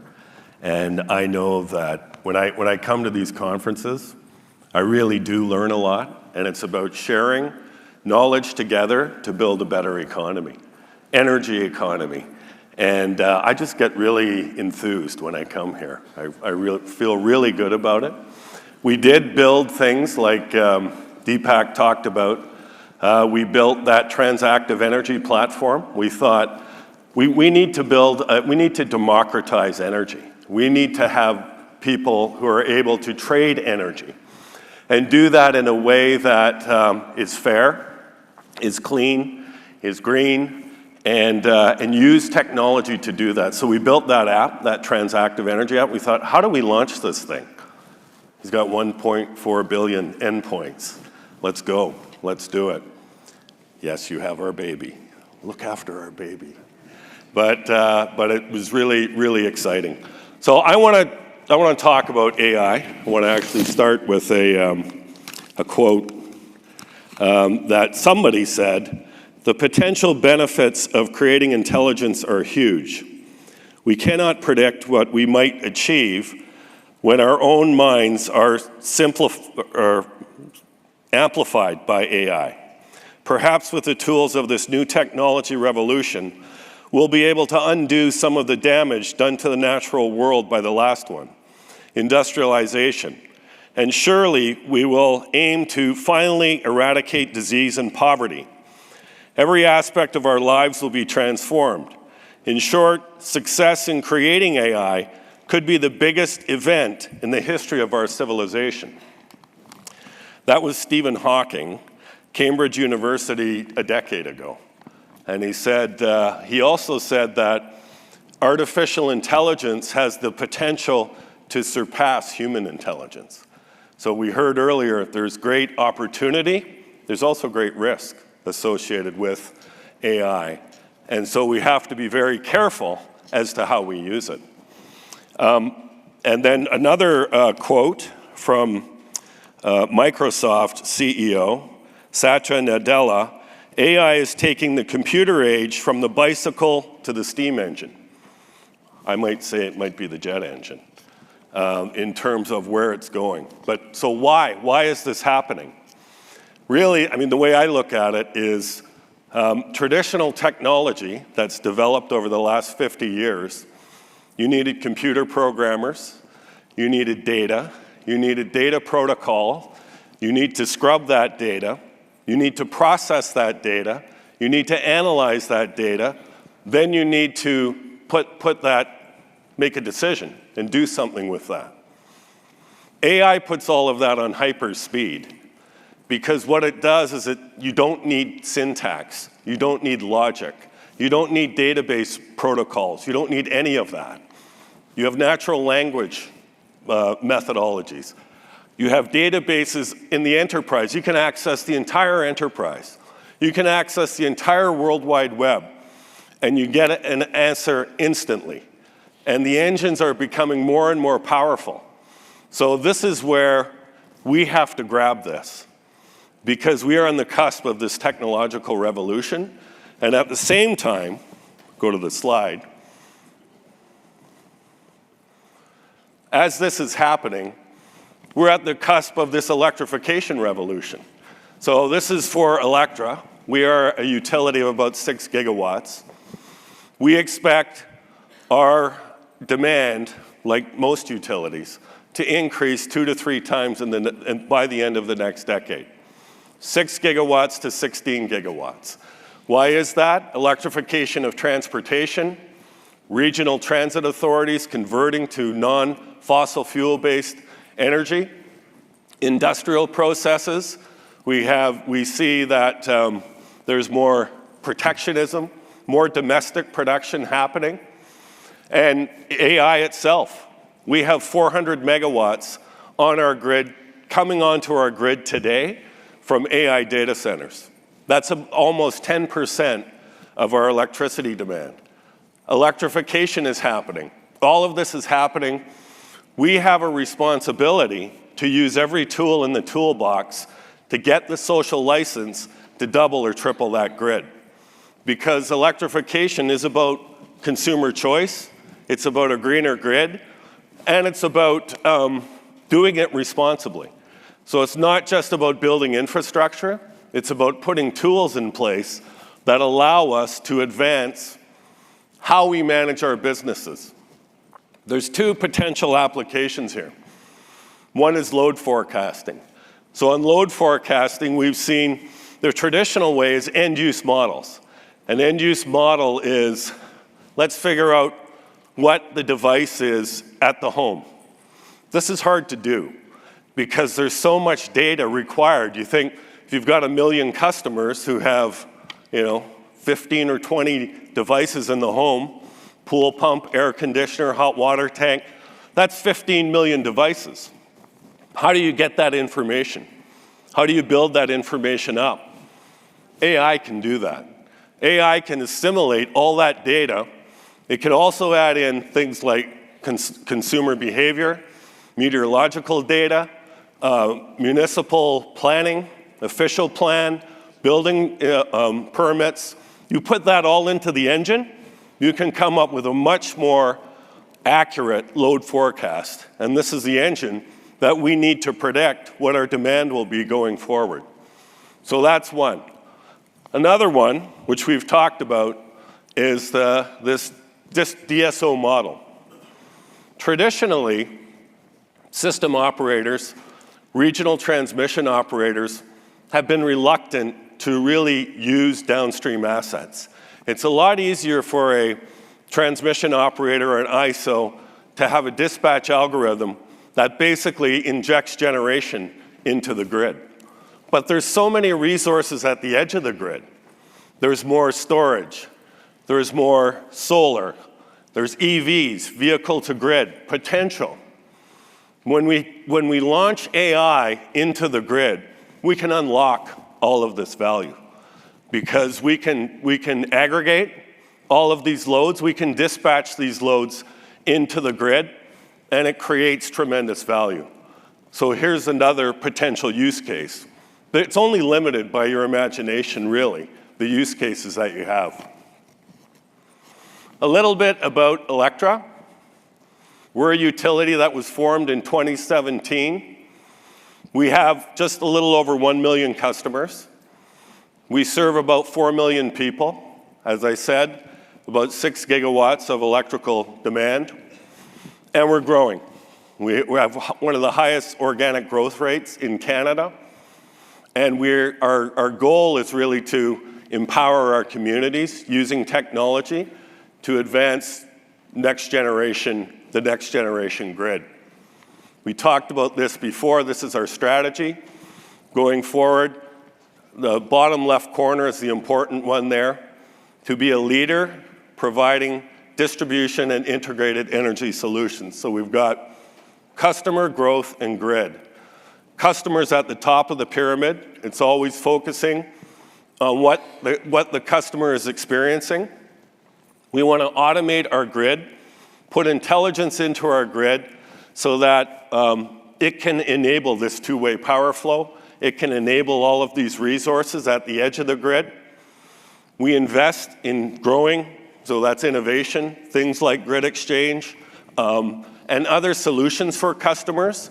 So we feel we're in the best position to provide an end-to-end turnkey integrated solution for our customers.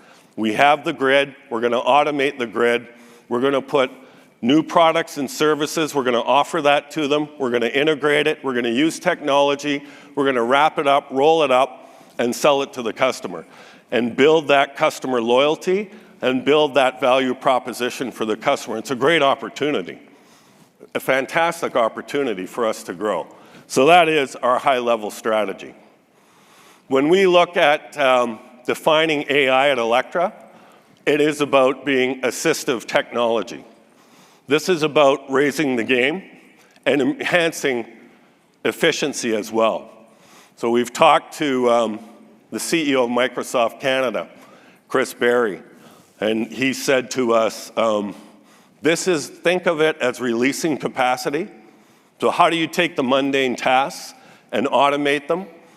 Release that capacity and elevate the capability of your employees. We have growth. People shouldn't be fearful of this. We're gonna grow 2 to 3 times. What we wanna do is train our employees to redevelop our employees so that they can do higher level work, more meaningful work, more impactful work. So getting that message out to people is critical.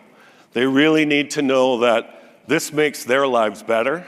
They actually have more job security because they're better educated, and they're providing more value-added services to the utility itself.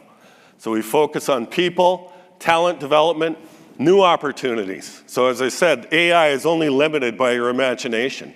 What use case can you provide? But those use cases can be transformed into business opportunities. We did that with our transactive energy platform. Are there other things that we can do to work with, and we're working with Google, we're working with Microsoft, we're working with SEW, we're working with KPMG on our governance, all of these things to say, let's turn this into a business opportunity to advance our business and maybe provide new revenue sources as well. The governance is very important that we have policies in place, that we have ethical standards, that we understand there's potentially bias in algorithms. We think these things are scientific and objective, but they're only as good as what you program them into. So making sure that we have proper oversight governance in place. You can't, I mean, it's great to have 1,000 flowers bloom for innovation, but sometimes you need some control over that too to plant the garden. So governance is important, and always mindful that AI is transformative. It truly is once in a century, once in a generation game changer for our business. And we're on this surfboard of growth, and we can take the AI tool to actually make all of that happen. So it's a very exciting time to be in this industry, and I'm really pumped about it. So we have some pillars. As we said, we have offensive pillars and defensive pillars. Business opportunities we talked about. Some of the things that just being creative about what we're doing. The partnerships and the learning and sharing is really important. That elevates all of us. We learn together. We don't know it all. But collectively in the room, there's power in this room that we can make that happen. And then industry sharing, like these events, same thing. See data as intellectual property. Protect it as intellectual property. All the data we have in our organization, we own that data. It's very powerful, that data. There's so many learnings that can come from that, but we're stewards of that data, so we have to be responsible for it as well. So there's a benefit, but there's also a responsibility associated with that. Our defensive pillars are around our policy and guidance, our algorithm governance to make sure that those algorithms, we test them. We do test them for transparency, protection of confidential data, and making sure that we have that bias and cybersecurity side of it covered, and then the ethical data use. We have to be people-focused. It's a foundational importance. The irony is technology is about machines, but it really is machines helping people. That's really what we're trying to do. Be very people-focused as we go on our AI journey and get that message out. Don't fear it. We're going to help you along the way. You're going to share in the success as we move through and use this tool and empower your people to do it. Let them be creative, let them be imaginative, and great things will happen. Here's some, just maybe 3 areas of use cases that we've working with one of our partners, Google, on. So one was, what I'd say, a health index for our overhead system. So you take GeoAI from Google, which has all the land base and all the images. We don't need to reinvent images or use drones, those kinds of things. Those images of our poles are there. We know where they are. There's 3D imaging. We can look at that imaging and say, is that line connector connected properly? Is that transformer bolted on correctly? Is the fuse cutout operating? And we can take all of that information, load SCADA data into that, look at the loading on the transformer and say, is that transformer stressed? And then it feeds our asset management system as to how we do that. So we've got the geolocation, we use the health index, integrating all of our data to manage our systems better. The other one we do is we're looking forward to AMI 2.0 with Itron, our partners, and putting in those next generation meters, but it's going to take us 7 to 10 years to do that. We need EV detection and heat pump detection today. So we've built algorithms based on time of use load profiles that actually show where they are.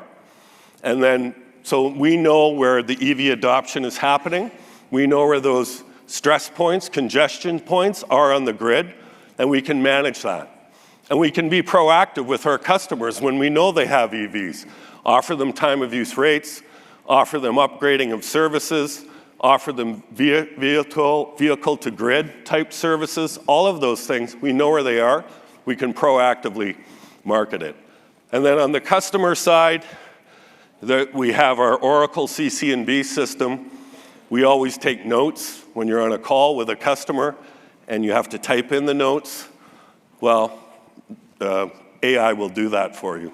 It'll summarize the conversation. It'll has sentiment. What is the sentiment that was in that customer conversation? And also resolution of the call. It'll offer the CSR resolution of the call as well. So it's just so powerful. As I said, it's only limited by your imagination. We're building these use cases now, and hopefully we can commercialize them soon, along with our friends at SEW. And then finally, we have an innovation center. We call it the GREAT Center, the Green Energy and Technology Center, and we're working on a whole bunch of things in our innovation center. Supply chain optimization. What is the forecast for demand for switchgear units, for transformers? How can meteorological data impact that? Econometric data impact that? Advanced weather forecasting, enhancing the customer experience, our computer vision, looking at the grid through advanced technology. We talked about data as IP, vendor collaboration, partnerships, and safeguarding assets. This is all happening in our Innovation Center. We have a short video that highlights what this Innovation Center is about that we'd like to run now.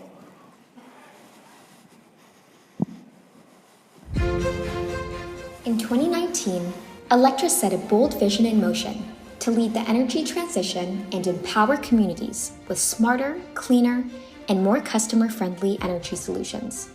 This vision gave life to the Electra Green Energy and Technology Center, a hub of innovation and collaboration, shaping the future of energy. We want to be the collaboration hub where multiple stakeholders can come together to innovate together. GREAT Center is a place where great minds collaborate to power a better tomorrow. For the past 5 years, the Electra GREAT Center has led impactful innovation. Our Advantage Power Pricing project laid the groundwork for the ultra-low overnight plan, benefiting EV drivers across Ontario. We made history with North America's first local energy marketplace through the IESO York Region NWA project. Innovative and customer-friendly solutions to energy challenges have defined our journey. As we look ahead, the next chapter of innovation will be driven by emerging technologies like artificial intelligence and machine learning. These technologies will enhance operational efficiency and enable us to deliver smarter, more personalized energy solutions for our customers. By integrating AI into our systems, we are improving grid reliability, predicting energy demand, optimizing renewable integration, and delivering tailored solutions to meet the unique needs of every customer. These advancements are enhancing the customer experience, offering more convenient, cost-effective, and sustainable energy choices. From automating energy management to providing real-time insights into energy use, the Electra GREAT Center is pioneering a future where energy is not only smarter, but simpler. The Electra GREAT Center enables us to proactively engage with our customers and energy innovators to lead the transition to an intelligent, customer-centric, and interconnected energy future. Future of the energy demands innovation and collaboration. At Electra, we are not just looking into the future, we are creating it. As we move forward, the Electra GREAT Center will remain at the heart of innovation for Electra. It is a place where ideas converge to shape tomorrow's energy landscape. For our customers, this means a future where energy is smarter, more accessible, and more affordable. Together, we power a better tomorrow. We're Electra, and we're discovering the possibilities. So thank you. So I'm really glad to be here. I'm glad to be in this industry at this time and have the opportunity to work with everyone at SEW and all their partners. I think that working together, we can build a better grid, a better tomorrow, and it's very exciting. So thanks very much. Thank you. I have one announcement. Deepak, am I good? Okay. Next year's event is going to be not here, the WE3. So Deepak has allowed me to identify where we're going to be. I hope everyone's good with this. It's not too far from here, but Viva Las Vegas, that's where we're going. I hope everyone really enjoys it. It's going to be a lot of fun. We're going to amp it up. We're going to take it to next level. And no, I won't dress like Elvis, but I'm really looking forward to that, and thanks for letting me say that here today. So thanks, everyone. Really enjoyed it. We'll talk soon.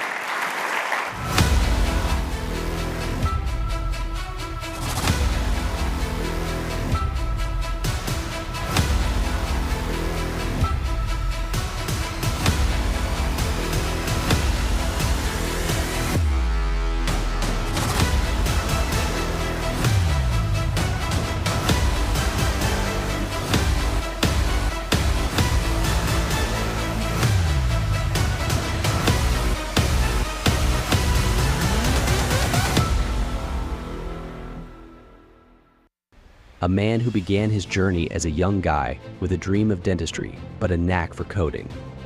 In 1982, an internship at SMUD changed everything for him, setting up a new path that led to leading one of North America's largest public utilities. From intern to CEO, his vision has always been very clear: to have a cleaner, more resilient energy future for Sacramento. Over the last 41 years, he's led SMUD through groundbreaking clean energy initiatives, transitioned it to a holistic smart grid, and guided the region's grid strategy. A man who serves as board chair of the Smart Electric Power Alliance and as a commissioner with the Balancing Authority of Northern California. His leadership extends even beyond to boards like the Large Public Power Council, American Public Power Association, and the Business Council for Sustainable Energy. Locally, he's made a mark with organizations like the Greater Sacramento Economic Council and Valley Vision. A man whose dedication to sustainability has brought numerous recognitions. A 41-year veteran of SMUD, he is Paul Lau, a leader with a vision, an innovator at heart, and a steadfast advocate for carbon zero future. A man who is leading SMUD toward a cleaner, resilient future for Sacramento residents and beyond. SMUD has a goal to remove all carbon emissions from our power supply by 2030. It's the most aggressive carbon reduction goal of any large utility in the United States. Electrifying the transportation and building sector is a cornerstone of our strategy to get to zero carbon because of the relatively large emissions from those industries.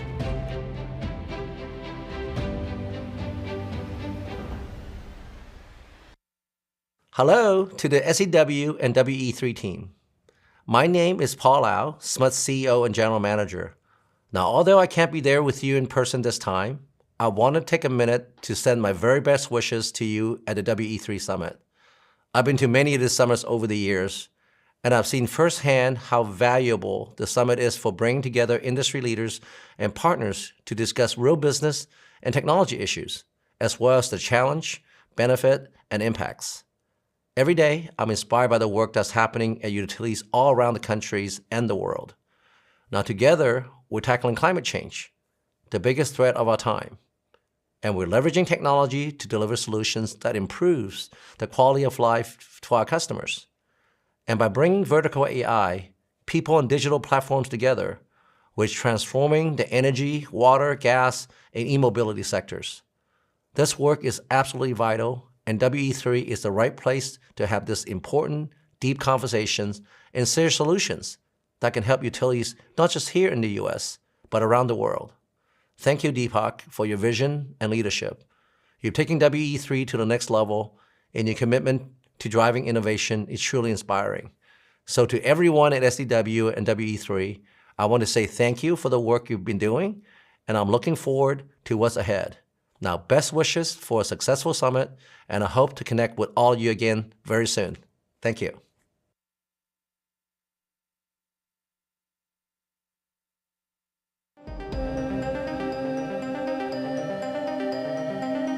We are evolving.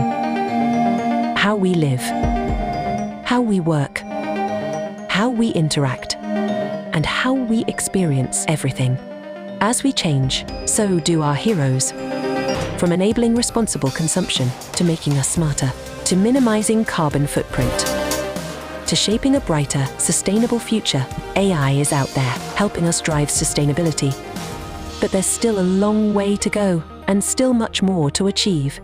It's time to join the movement, to save the planet, to build innovative solutions for our future. It's time to evolve our sustainability efforts.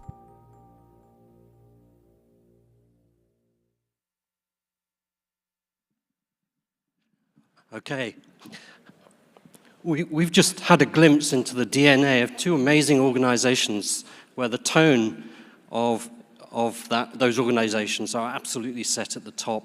Congratulations to Electra and SMUD in setting that DNA and achieving all those things. It's really great to see the focus on partnerships, on innovation, on customers and the workforce together.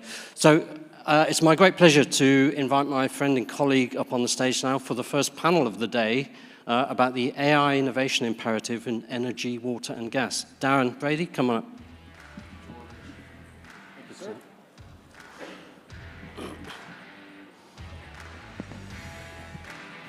Thank you, George.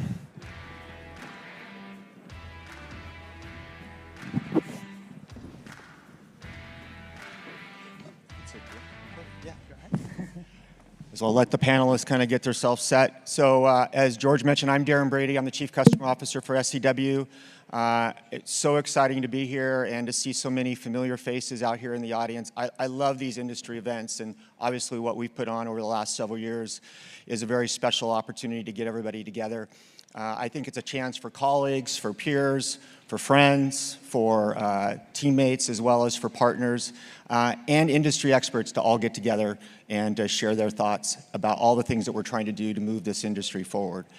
It's, in terms of what we're trying to do, we're really looking forward to having a good dialogue this session around the areas that are kind of talking about people and AI. For those that were able to be here yesterday, hopefully you got a chance to enjoy some of those activities. As Deepak mentioned earlier, we held our global user group session yesterday. So for those that are clients, really appreciate everyone's participation as that group is growing in importance and really becoming an important voice for you as clients with our teams in terms of driving our business strategy and driving our platform strategy. So exciting to see where we are and looking forward to next year's activities for our user group event. Well, today's session we get a chance, since we're the first panel session, to kick off the discussion around people and AI. And I'm really excited with the panelists that we have today. We're going to get a chance to really explore how they're thinking about AI strategy in their organization, some of the key things that they're looking to do in terms of building out that strategy, maybe potential use cases that are in place today going forward, and then also looking at kind of the opportunities that AI bring from a broader transformation perspective in terms of what does that mean to their organization and what does that mean to the people. So as the people part of the people AI discussion, what does that mean for their organization and what they're doing? I have a great group of panelists with me. Many of them I've had a chance to participate on my panels before, so thanks for coming back. So with me today, I have Ben Gordon, who's the CIO and Chief Digital Officer for Sempra Utilities. Thank you, Ben. I have Evan O'Mahony, who's the CIO for CPS Energy. I have Michelle Ferrara, who's the CIO for APS, Arizona Public Service. I have Suresh Katha, who's the CIO for SMUD, Sacramento Municipal Utility District. I have Kevin Johansson, who's the VP of Customer and Corporate Systems at NiSource. And I have Nicole Bali, who is in charge of grid modernization at PwC. So thank you guys very much for being here, and we're all looking forward to your insights.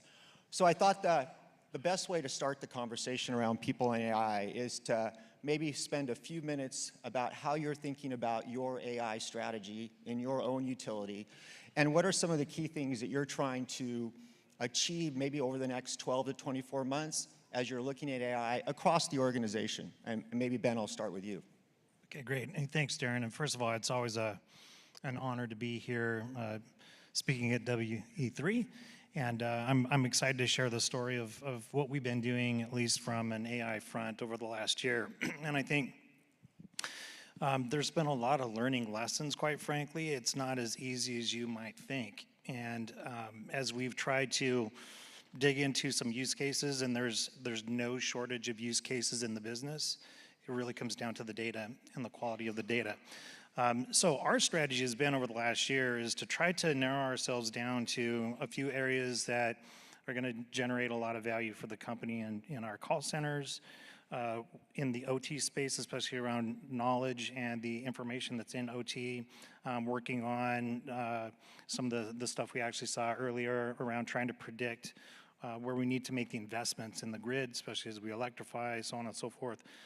And it's been challenging to be quite frank with you, but it's exciting too. So early on, I think every consultant showed up and said, hey, you can outsource this and that and the other thing in about 30 days, and it sounded awesome.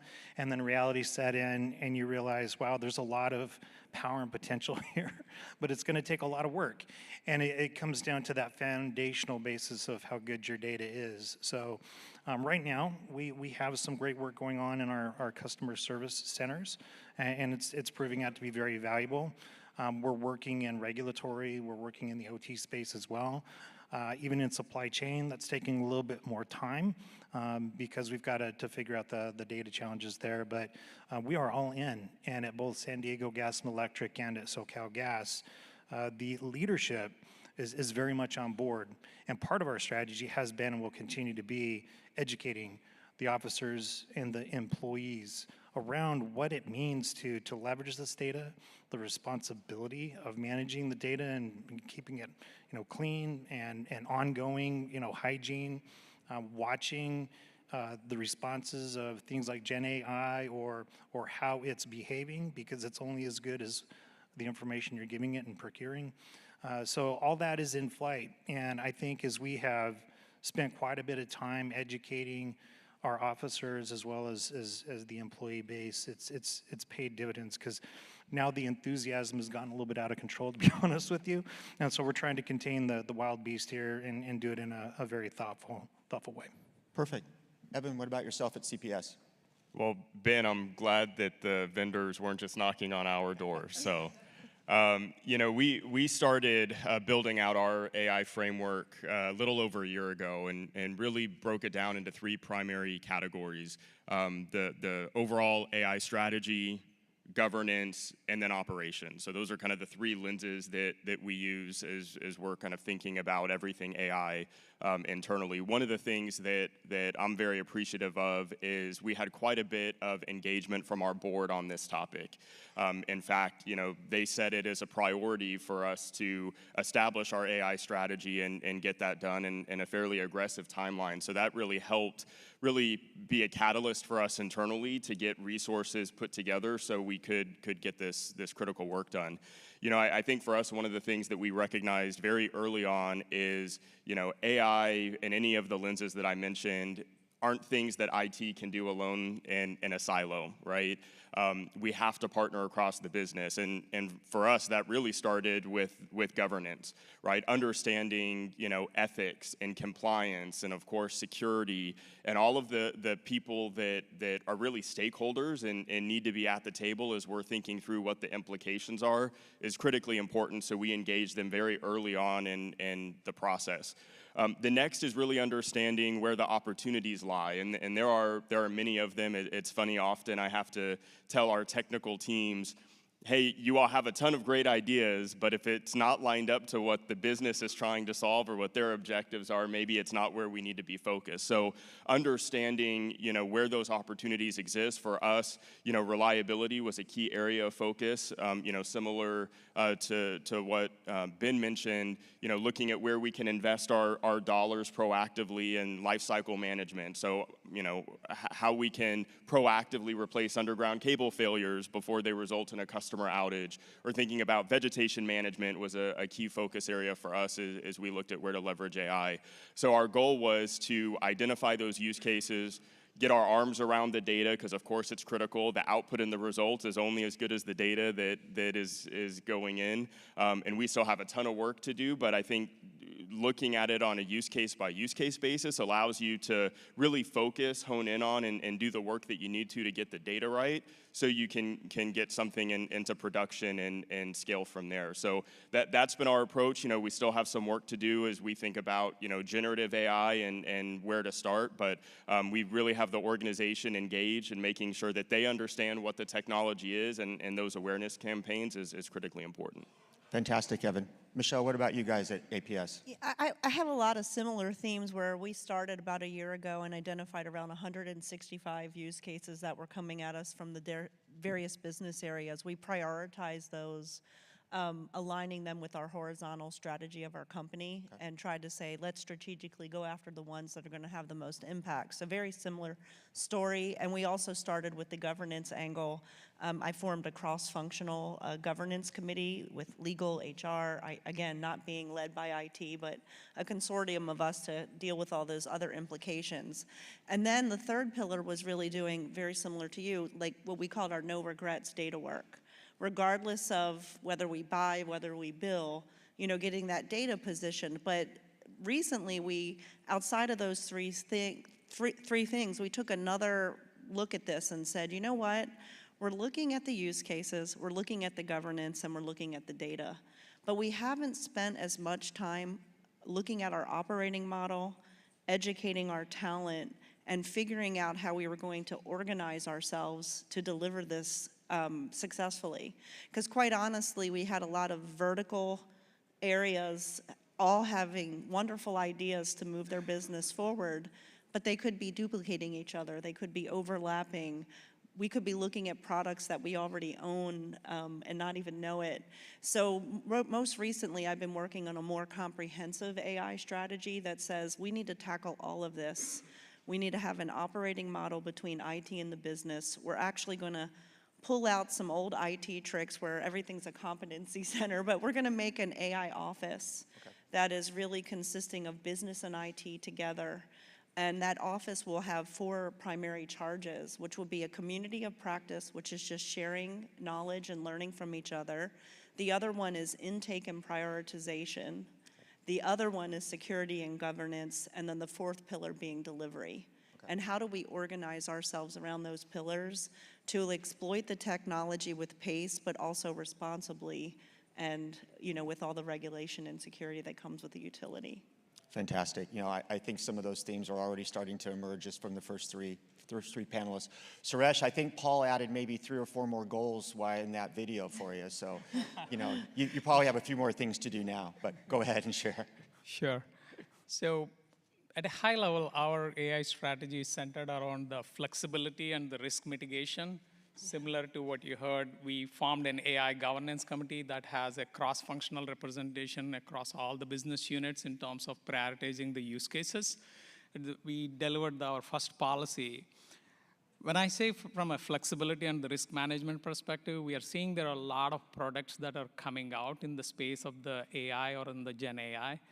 So, but at the same time, even the most established players are lacking some key features that puts us in a risk. So we are a little bit more like a study AI, if I have to say, where we are looking at where does it really make sense. At the same time, we are experimenting with underlying technologies and in a small scale deployments with an open source software so that prepares us as these roadmaps gets mature and most of these partners who will emerge so that we can decide our path to move forward.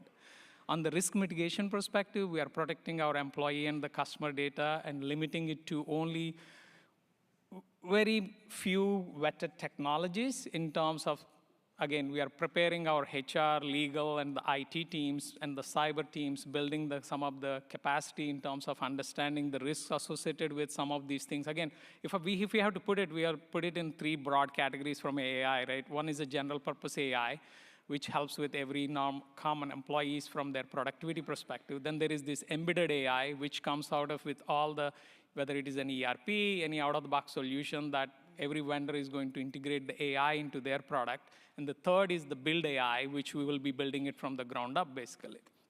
So this is where we are looking at across the span. Where does it make, where there will be an overlap, or where there are the gaps? I think, Darren, you had asked about what is we doing in the next 12 to 24 months. So we already built a RAG-enabled, I think probably you know the RAG in the AI form, AI terminology, retrieval augmented generation models that we have developed in terms of querying the document repositories as well as generating the code to help with some of our developers.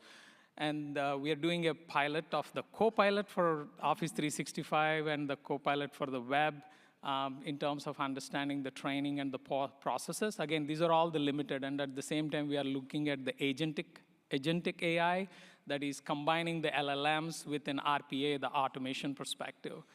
So these are some of the use cases and that we are already implemented and working on it, but it's in a limited scale. At a high level, what are we looking for? Really, from an operational excellence, I think Ben touched upon it, from how do we provide the value. Looking at both the TCO, total cost of ownership, and the return on investment perspective, at the same time helping better improve our customers and employee experience. Along those lines, one last thing is we recently realigned the organization. So the data governance team, data engineering team, analytics team, automation, and the new AI team, we put them together because there are a lot of use cases and the opportunities that cuts across some of these areas, and there's a lot of overlap so that we can maximize as these technologies evolve. So. Fantastic. Thank you, Suresh. Kevin, how about you guys at NiSource? Yeah, great. At NiSource, there's really 3 aspects to our AI strategy. The first is around setting up and defining governance and education, right? We realized there was a lot of education we need to do in the organization of what this is, how to use it, how not to use it, right, and really set those pieces up. And I think that's an evergreen part of our strategy. The second piece and the third piece is really about opportunities and enablement. And I think for NiSource, we're going on a multi-year transformation that's really changing every aspect of our business. And as we go forward in that, the platforms, the technologies that are enabling that transformation are embedded with AI at their core. And I think as we go forward, part of our strategy is leveraging that AI to drive constant change to address those opportunities, those use cases that come up within our business. And we're doing that actively today through our transformation initiatives. And then the third piece I'll call out is on the opportunity side, where we are looking at very specific use cases and developing models on large language models and actually applying that directly to those use cases. And we're seeing significant benefit that we're coming from those. So a lot of piloting in specific areas and specific use cases that we're seeing a ton of benefit come from at the stage of millions of dollars of benefit from those use cases. So more will continue with that, but that's where we're focused at the moment. Thanks, Kevin. Now, cool, you get a chance to kind of provide a little different perspective. You obviously leading the practice on grid modernization, kind of can share your perspective on what you're seeing across your clients and just the industry as a whole. Yeah. So if you think about a utility, right, what is a utility focused on? They're focused on customer, they're focused on all the assets they have, and then they're finally focused on their employee, which includes field force, field worker, and folks who don't work in the field, but they're still employees, right? So if you take that trifecta, and then you start thinking about, okay, and I think Kevin, I couldn't have said any better than what Kevin said, education is paramount, right? Because employees are afraid, they hear the word AI, right? They all get very paranoid when they hear that. So I think what good looks like in this, what we are seeing in the market is, how do you educate your employees to teach them how to be more productive, right? So an example will be, hey, summarization is a pattern from the AI perspective. Can I summarize and make your life easier when you do certain things, right? That's one way of looking at it. Suresh mentioned something on the embedded side of the house, where you have existing applications. Could it be your asset management applications, Maximo or otherwise, right? Could it be your field services side? They have embedded AI sitting in there, which is getting up to speed, right? It's not there yet, but it gives you different prompts, you have chatbots, so on and so forth, right? So that's one avenue. The other piece, which I think everyone mentioned, was the governance side of it, right? Very, very crucial, because ethics is important, security is important, data is important, right? And we are seeing that in all facets of a utility, right? So So if you look at the value chain, right, I am going to do some planning, right? I'm going to look at how many switch orders I need to create, which crew do I need to send, how many people do I need to hire, or contractors even on the field side, right? Then I'm going to go and procure my materials. Once materials are procured, then I'm going to go into the operation itself on send people in the field, make sure customer needs are all met, right? So if you take that simple flow, in resources and planning, AI becomes very paramount because now I can start looking at predicting based on my asset conditions, what kind of planning do I need to do? How many assets do I need to replace in a given year, right? Mind you, that's the biggest expense of a utility. It's your assets in the field and what people you send it to, right? Then you go into sourcing part of it. Tremendous use cases there. What benefits they can get in terms of, can I standardize my procurement process? Can I look at my contract invoices and try to monetize those, right? So all these, if you look at, then it boils down to field worker. Can I give them an AI which will say, hey, type in a response and I need some specifications for this asset, and it shows up there, right? So those are simple things which can be embedded or otherwise. So that's what we are seeing in the market, and I think it's becoming more predominant as we go further along. Absolutely. No, those are great insights. You guys all brought up use cases in terms of how you're thinking about it in the organization, kind of from a tactical standpoint. Maybe I'll start with you, Ben. Maybe, and everybody can kind of give an example of some things you might be doing around kind of what are some use cases you're working on now that are kind of tie into the strategy at the moment.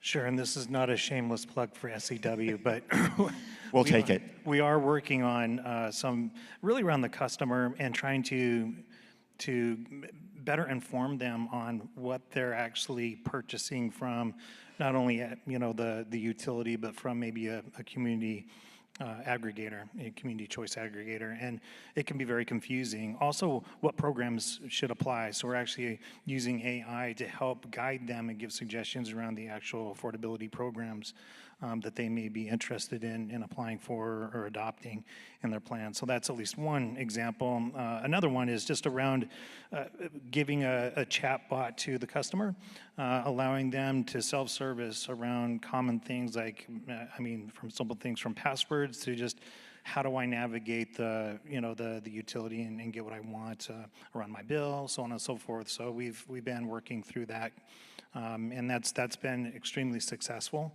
On the adoption of the affordability plans, I think there's a 98% success rate around that, so it's really good. And then moving away from the customer, we've already been leveraging AI for many, many years, but in the large language models, we're looking at supply chain, invoice reconciliation. We're looking at knowledge bases around gas standards, sending someone out in the field and not having them have to read through a 200-page standard, but being able to summarize it and give them insights into what they need to do. And that's just kind of the tip of the iceberg of what we're after right now. But so those are at least some use cases, but like I said, the list is endless. Perfect. What about you, Evan? Yeah, so similar, we've been leveraging different forms of AI to tackle different problems across the organization. I mentioned before, heavily focused from a reliability perspective. I think we all know that, our assets are critically important, and so any efficiencies we can gain in terms of investment decisions or maintenance decisions really help long-term, not only just our internal reliability, but from a customer impact as well.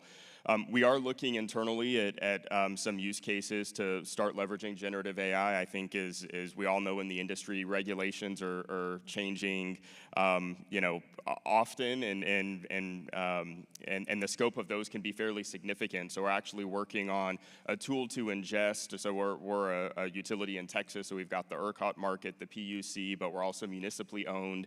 So how do we feed in all of the bills and legislation and regulation that's coming through, so our legal team can go to a central location and really try to tease out the things that are going to be impactful for us so we can incorporate those things into our strategy more proactively. So really finding those opportunities for efficiency and where we can leverage AI solutions. I think the other key thing for us is recognizing, and you kind of heard this thematically, we're investing hundreds of millions of dollars in various technology transformation initiatives. So what we don't want to do is overinvest in solving these near-term problems when we know that we already have a vehicle or a path or a strategy to solve it more broadly for the organization. So really thinking strategically as we're making decisions about where we want to deploy these solutions, so we're not duplicating efforts, and not taking advantage of some of the solutions that we'll get downstream. Fantastic, Evan. Michelle, what about at APS? Yeah, I will say when we first looked at the list of use cases,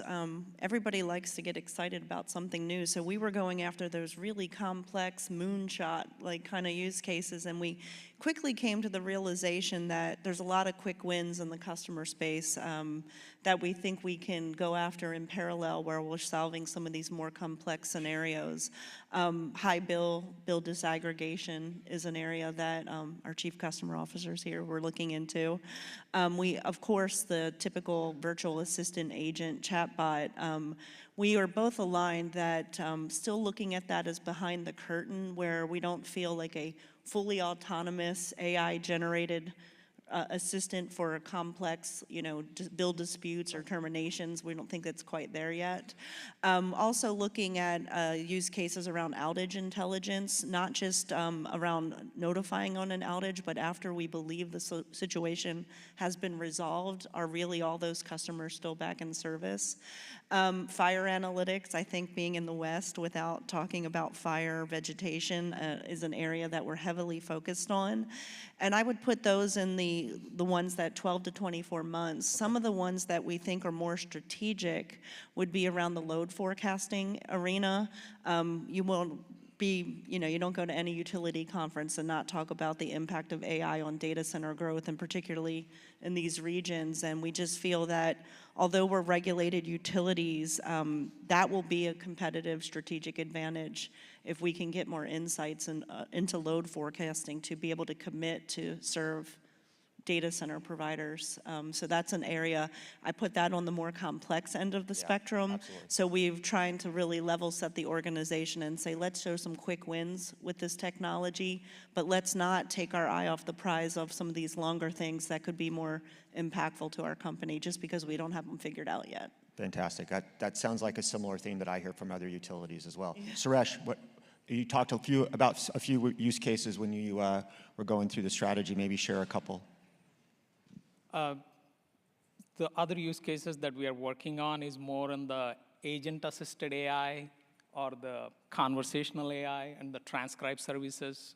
Let's say CSR talking to a customer at the end of the call, the agent-assisted AI generates the transcription of the conversation, the summary of it, so the CSR can quickly edit it and with a click of a save that will be attached as a contact log in for us it's an SAP, but it's in the ERP system. So that's one of the use case.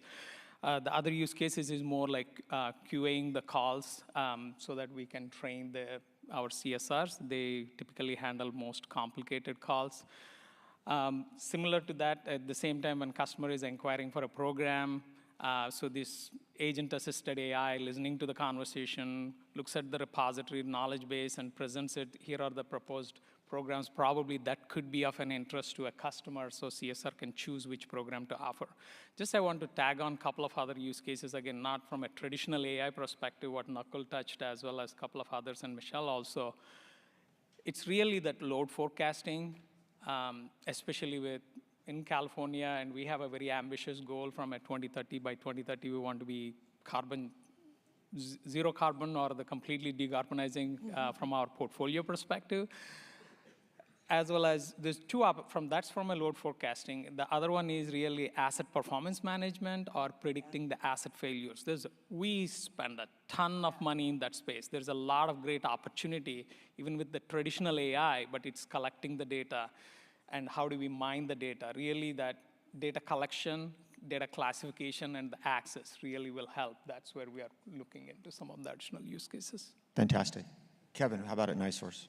Yeah, at NiSource, I'll talk about a couple of items on the customer interaction front. First off, we've implemented virtual agent chatbot capabilities, and we've seen significant resolution in that channel by introducing that. So that's been a great learning experience for us. We're also implementing right now an enterprise conversational AI platform that enables customers to interact with us in simple, plain language and transact with us to solve their issues in a very streamlined, simplified process. So that's going on right now. We'll go live with in January. But let me talk about two other use cases that we're piloting right now that are really interesting. The first one is around customer sentiment analysis, and we're building, leveraging large language models, a model that'll enable us to analyze calls within our call center to determine why customers are calling in, and then to take proactive steps to ensure we resolve that concern or that issue so that customer doesn't even need to call us, right? So it's a really different way of approaching a problem, and it's something we're seeing really strong results in our pilot work right now. The second area that we're piloting is what I'll call work planning intelligence, and it's around gathering planned work, looking at work that's ready, looking at permitting, looking at site readiness, looking at all the things that need to be ready for that work to be done, validating those things are done or not done, and then optimizing what we're sending over into our work scheduling system so it can be optimized to be scheduled there. And what we're seeing is we're having about a 30% capacity creation in our pilot groups by ensuring that we've got the right work getting to the right places that's able to be done with the right materials, and the team can go execute that work. And so that's a huge opportunity for us as we look at ability to get more work done, right, on our assets. Also the ability to say, right, do we need as many contractors to go do that work and not, right? So it actually changes some of our constructs and financial aspects of what it takes to get work done. So really, I think some interesting opportunities we're seeing through the pilot programs there that we're going to look to build on here in the future year. Thanks, Kevin. I think there's no short. I mean, I think about this panel that we had a similar topic last year, and then I think about the comments then and now in terms of the use cases. And just the growth and the areas that you guys are covering across the different pieces that you just talked about briefly, right, just in a few minutes, just shows you, back to what we talked about earlier, how fast this is starting to move through the organization. I think George and Ryan also hit upon it as well. It's now becoming part of the operational model. Granted, it might be early. Granted, there's still things that people need to learn and decide how best to leverage, but it's definitely making a difference. And for somebody on my side who spent a majority of his career on the customer side, and I've talked to several of you about this as well, is the opportunity to leverage this technology to create the automation to help our customers be more successful around how they manage and engage with energy. Ties back to what Brian talked about earlier and things that they're doing at Electra, and many of you others may be doing something similar. And we now have the technology capabilities to help facilitate that level of automation and to support our customers in ways that engage them in a way that's going to work for them. And I think that's one of the exciting parts as well. So last question real quick. Obviously, AI now becomes more mainstream for all of us, right, in various ways. So when you think about the future and the transformation opportunities around it, what do you think this looks like in 3 to 5 years, right? What do you think this kind of starts to embed in terms of the activity within your organization, and how this technology maybe starts to change how we are thinking about our operating model as an industry? Ben, I'll start with you. Yeah, that's a great question. If you would have asked me a year ago, I'd probably have a really different answer, but I tell you what, it's been a really learning experience over the last year of just what it really means to try to deploy this at scale. And I think 3 years from now, it requires a completely different skill set on the business side and on the technical side. It's really blending the lines. We've had a lot of conversations in the steering committees around this topic, which is, you don't want IT to try to figure out what a good result of AI's response is going to be. You need somebody that understands the data.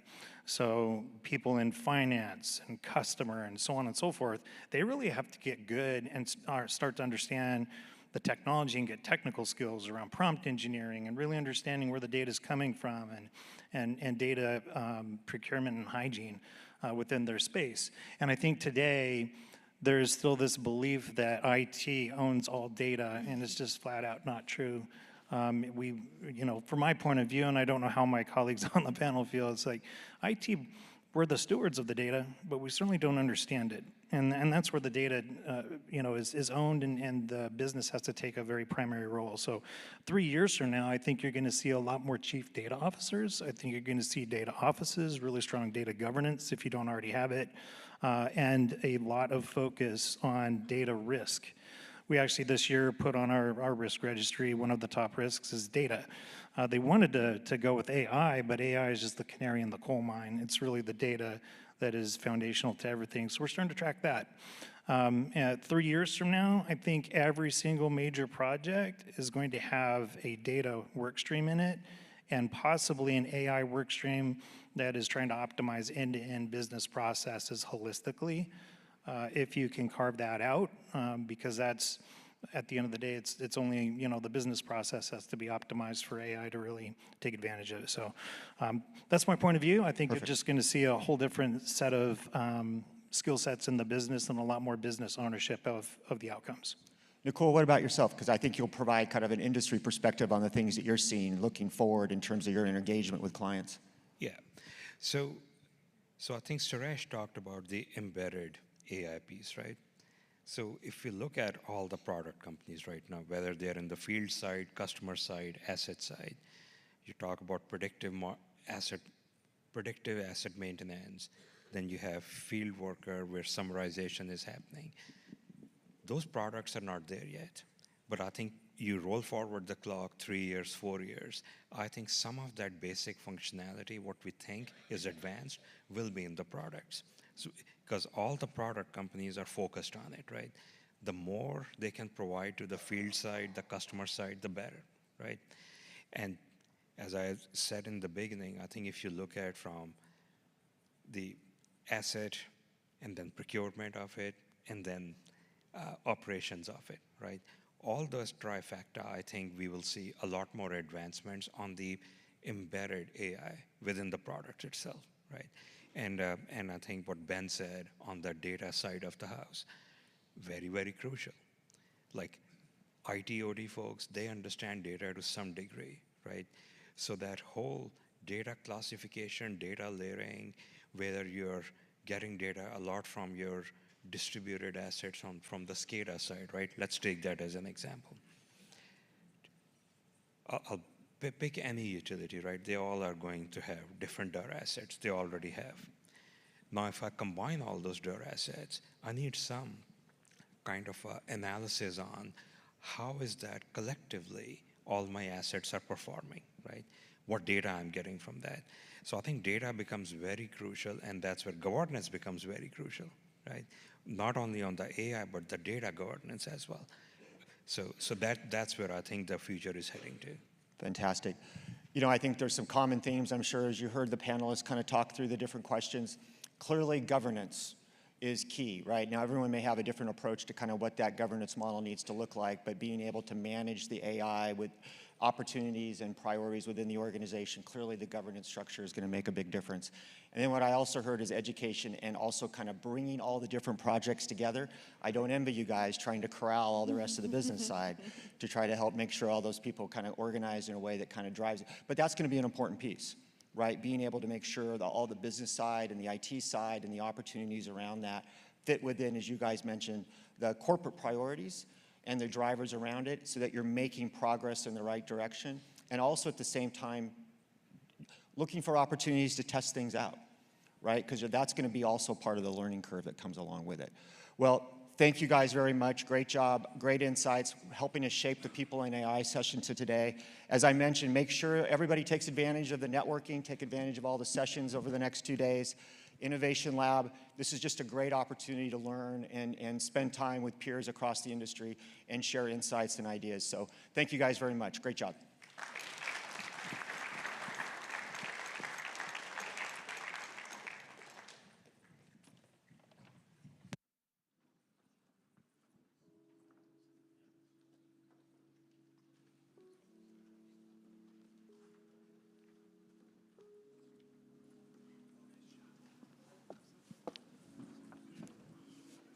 All right, so fantastic panel. Thank you to all of our presenters. I thought it was really interesting to see all the different use cases that are actually happening within our space, right? I mean, I think in a lot of cases we might think about AI as help me write an email or write a bedtime story for my kids. But in reality, there's a whole lot more to it that's going to provide tangible business value for our space and create better experiences for our customers. And being able to do that in a way that increases scale and reduces our costs is going to be tremendous as we look forward in applying the technology in the utility sector. So we're going to have a quick break here. We're going to take a few minutes. We asked that everybody come back into the room in about 10 minutes here. At 11:05, stretch your legs, grab a drink, maybe mosey over to the innovation hub down there on the left-hand side. Our next session is going to be led by Deepak, and then we'll follow that up with another session with George before we grab lunch. So thank you, everybody.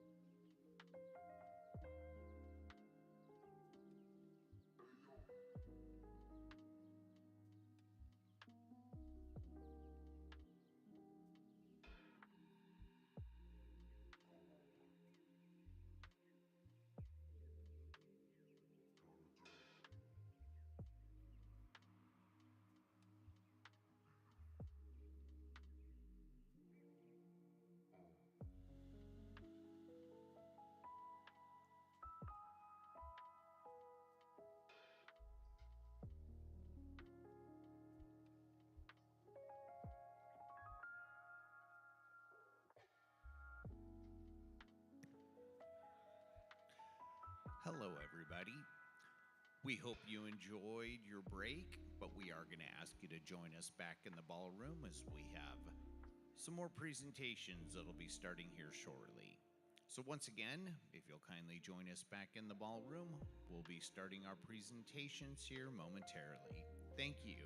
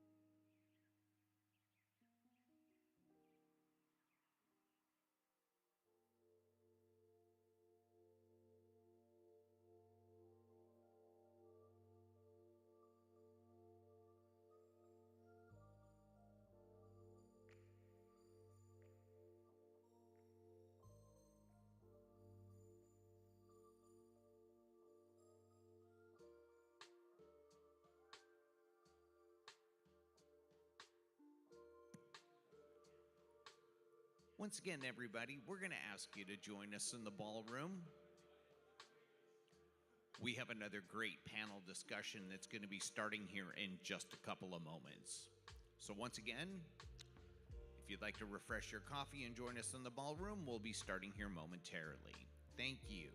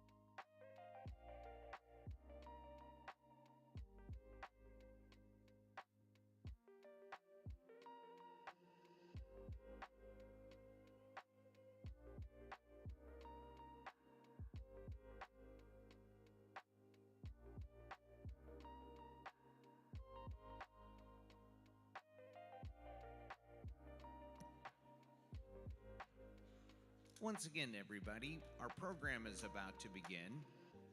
In consideration to all of our presenters, we kindly ask you to place your cell phones in the off or vibrate mode. Once again, our program will be starting here in just a couple of moments. Kindly join us in the ballroom. Thank you.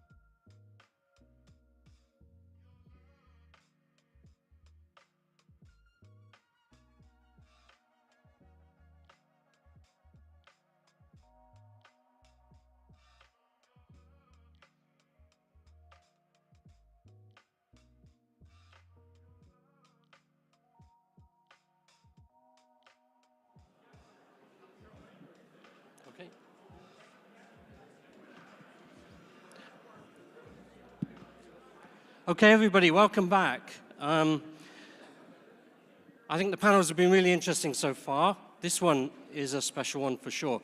This is called the Fortune Panel. We're going to hear from executive disruptors. So it's a great pleasure of mine to invite Deepak to come up to the stage with your panelists. And I'll leave you to introduce everybody. So welcome, Deepak.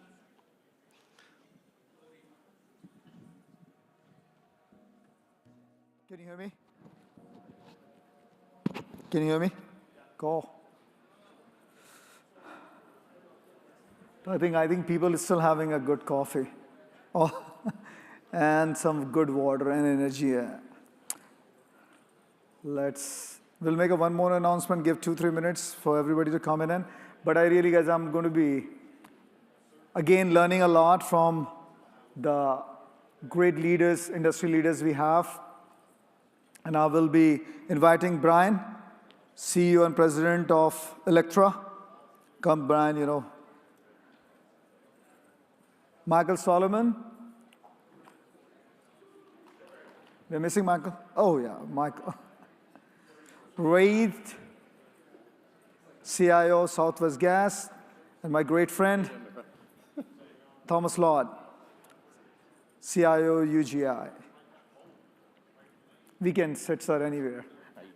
Doing good.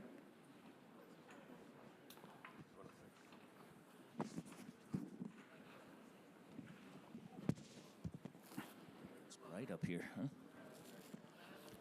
How are we feeling? Good. Perfect. Lot of great energy, positive energy. We just need more people coming inside, though. Yeah, so we are taking, that's why we're taking a little bit commercial break on it. Let's wait. Michael, good? Yeah, you can. Yeah, we can break the joke, yeah. Yeah, my golf game.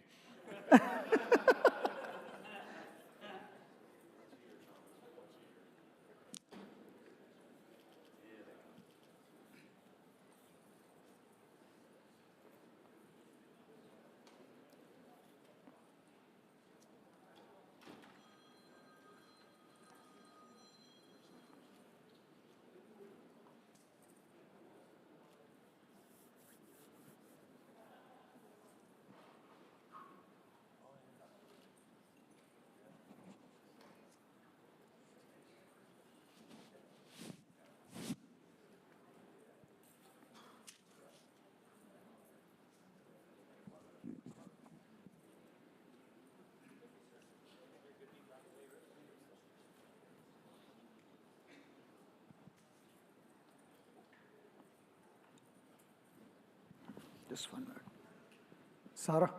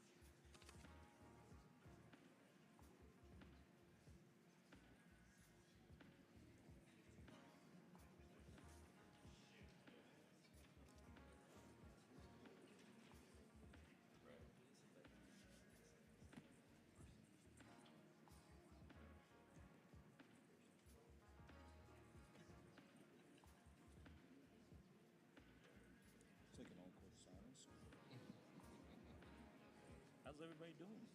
Oh, can they hear me? Can they hear me? Oh, okay. I think we're good.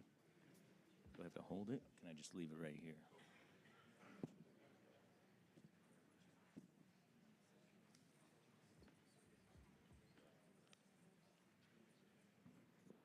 You good?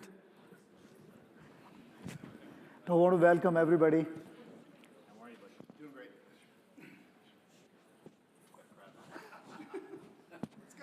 Let's go. Let's go. I think we got a crowd in. I think everybody had a good break. So I really want to thank the great panel we have. They all represent the great utilities from Brian to Ray to Thomas Lord, running this major utilities, millions of customers day and night. And Michael Solomon, the biggest enterprise software company, and running the vertical for North America. Thank you, everybody. And I think our core focus is to really, as part of the this conference, we talked about it, the people and AI, how the tech, how the people and the industry is working, and what is your point of view. I already have some questions where I felt to take your inputs and have that knowledge sharing to everybody. And we'll go from there. Is that good? Good to hear? Yes, sir. Cool, sir. I'll take that. I will start from Brian. Sir, we'll start from you. Good? What would you like to hear? All the good stuff you're doing, Oh, all the good stuff we're doing. Well, I just talked about it. So I think, can you please share the defining moments in Electra digital customer transformation journey and how you feel that strategy is helping the business and the customer?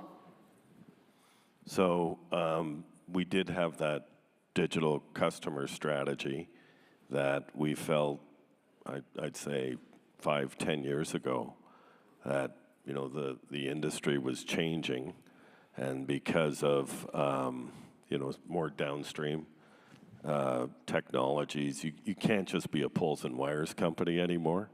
You have to build a relationship with a customer. Even though we are a monopoly, we have to earn the customer's business every day. That has to be the mindset, and protect that relationship. So what are the tools that are going to make that happen?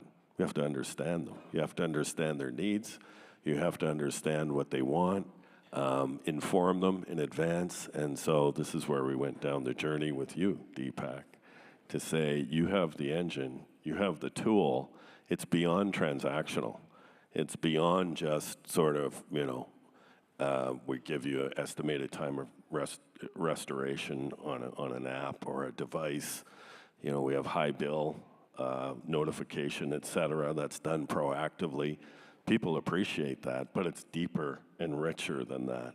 It's really building that relationship, understanding the customer, and building that bond and that trust, because ultimately it is about trust. That's what those CSAT scores reflect is, do they believe in you? Do they trust you? And, it is about credibility, retention, and that relationship. So this CX platform gives us the engine to do that. So thank you. Well, thank you, Brian. This was only possible with the trust from the industry and a leader like you who not only take what at that moment we were offering, 3 years back, we were having X version of the platform, but you pretty much were open for all the co-innovation, with the team. And then I have to give the same credit to Julia and James and everybody sitting here. It was only possible because that journey is important. At the same time, the trust, to your point, on the platform play. And we talk about the connected platform play is a very, very important key strategy as a part of the platform. And I know I'm just skipping and jumping on, to Raid. I know, Raid, you deployed the connected platform from the whole Uber experience. What was your key lesson learned from actually taking that customer experience platform journey? Yeah, thanks, Deepak. Can I take a minute first? Please, sir. First of all, on behalf of Southwest Gas, I think everyone here, I just want to say thank you for the hospitality. Thank you for your partners. And I just want to give you a little bit of round of applause. Thank you, sir. So thank you. Lessons learned. Well, I think collectively in here, there's probably thousands of years of experience and probably multi-thousand projects. So we could probably all write a book on lessons learned, but let me see if I can just maybe, I highlighted just 4 items that I'd like to just quantify. First of all, I think establishing a clear and compelling vision and strategy, I think, is important. This type of forum here allows me to collaborate with folks that have implemented things that I haven't. And I think the only way you get stakeholders and the business on board sometimes is to see a system live and in action versus just having the SI tell you about it or the vendor. So I think that's important. So just making sure that you have a clear and compelling vision and strategy is important. I think second is assembling the right team. I think that's an important lesson learned for me, not only during the project, but how are you going to support it afterwards? I think that's important for us to also take note because post-go live is just critical. You mentioned it earlier. I think change management is important. Sometimes we forget that there's a skills gap in our workforce and also in the business level. So we want to make sure that that change management goes a long way because we just assume that somebody knows how to use the tool, and that's probably an incorrect assumption. Sure. And last but not least, to be honest with you, one of the things about lessons learned is actually have a milestone called lessons learned. Right? We do a great job on blueprinting and sit testing and UAT. Then we go live and then we do hypercare. We actually don't ever come back and say, what were the lessons learned for that project? That's right. So I think it's important for us to take some time and bring the team together and talk about what we learned, what we did good, what we did bad, and then start off the next project with those same findings. So. No, thank you, Ray. We learned a lot from Southwest Gas team, and again, it was really remarkable for Southwest Gas. During that, definitely there was a big journey, going from the legacy to the SR completely on SAP. But that journey, before that even journey started, the SAP and STW got a lot of use cases already gone live within 6-7 months so that customer can really take the benefit of that. So it was a really great part of the great strategy, and I really appreciate that, No, taking 2.3 million customers to a new platform, I truly, I take all the blame and give away all the credit. There's a team behind me that did all the work, including SEW, so we do appreciate the collaboration. Thank you. Thank you, sir. So I will jump on Thomas Lott, sir. On your journey, for all the good reasons, how do you really balance between the driving the innovation, and we did discuss this even in our online panel too, innovation and managing all the expectation from the business, operational stability, and all these new initiatives going on, across the business unit? Yeah, so ditto on the hospitality. It's interesting on the lessons learned because a few years ago, I got to the point whereby every project we had lessons learned, and I could have written the lessons learned before we started. True. So we've changed it a little bit, and lessons going to be applied. So every project now starts with lessons that were going to be applied because I'm tired of learning the same lesson over and over again. But for us, it's interesting. I'm a little envious of some of my colleagues here because I'm hearing what they are going to go and do with AI and everything. And as we spoke about a couple of weeks ago, I need you to do that for me. I can't afford to invest in that. For those who don't know, we are in Pennsylvania, and yes, I do have a mainframe that I'm still running. So I still have parts of my business that I'm trying to get into the 21st century. Sure. And you guys are taking us into the moving into the 4th decade.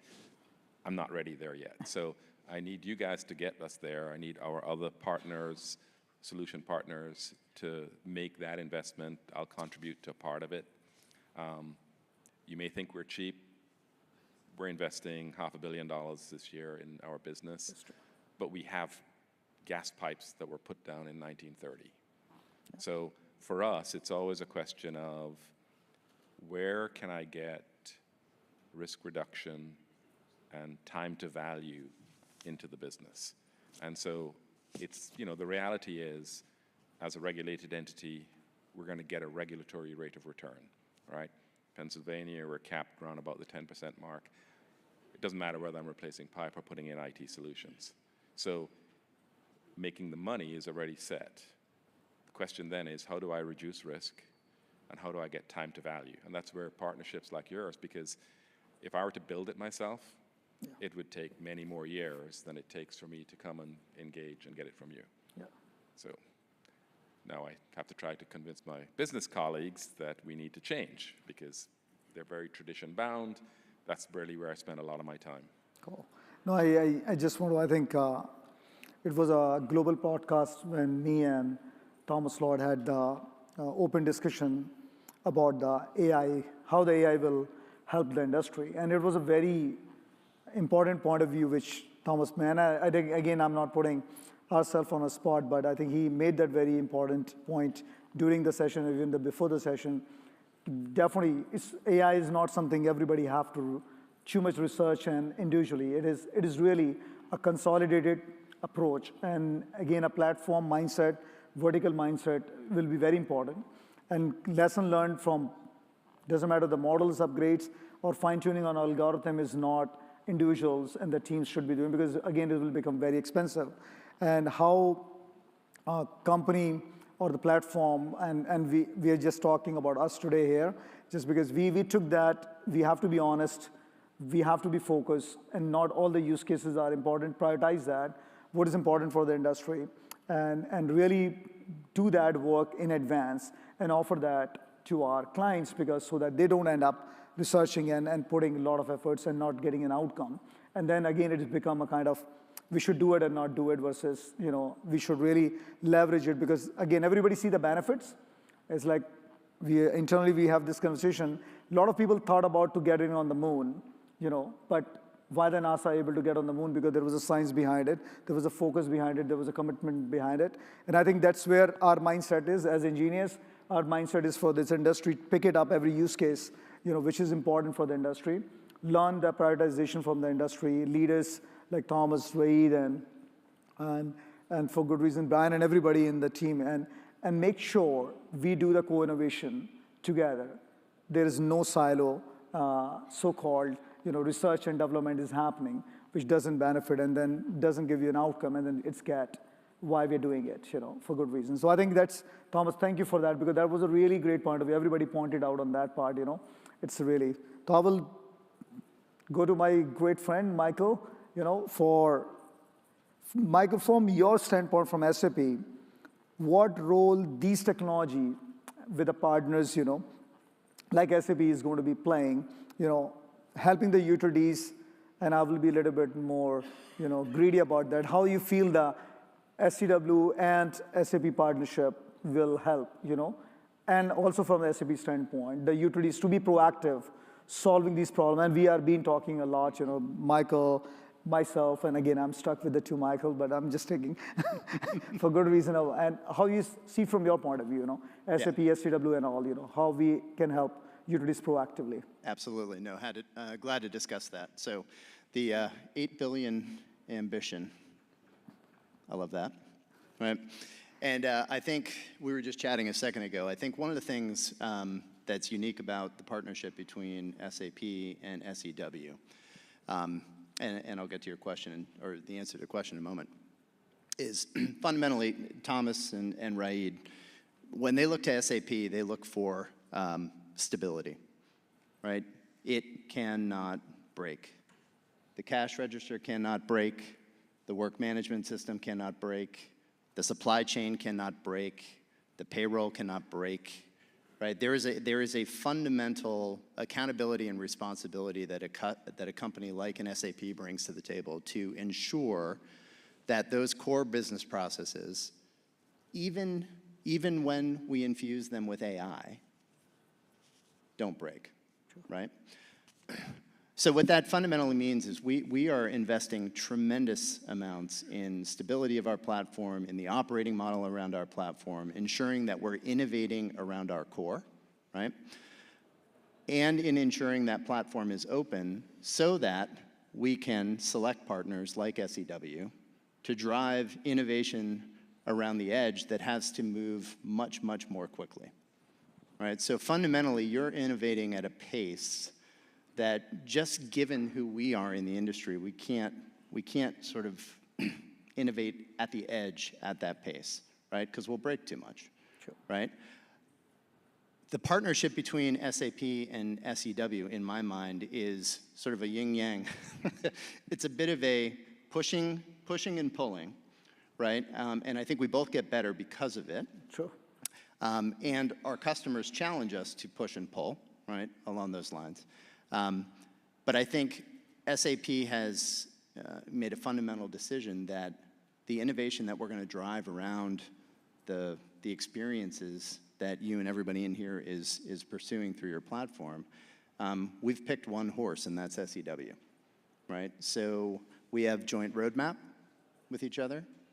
We jointly test the platforms and ensure that they operate together, right? And we sort of extend that commitment to stability of the operation out to what you're doing, and then you continue to drive innovation at the edge. So to me, that push and pull is actually what makes this partnership really effective, really powerful, and really important for the industry, and we are committed to it for the long haul. No, thank you, Michael. I think if there's no push and pull, we cannot innovate, And I really appreciate, all the partnership and the industry focus we all have as the two companies, and we want to make sure, as we've been having those roadmap items, we've been offering, to our customer jointly to solve the problems together or be proactive to solve the problem. Doesn't matter that's coming from customer A versus customer B, and that's really helping a lot. Thomas, I'll go back on, I know that you answered a little bit on the point, and I know we are been talking in the previous panel too about this AI investment, and technology investment. How you take it and prioritize today?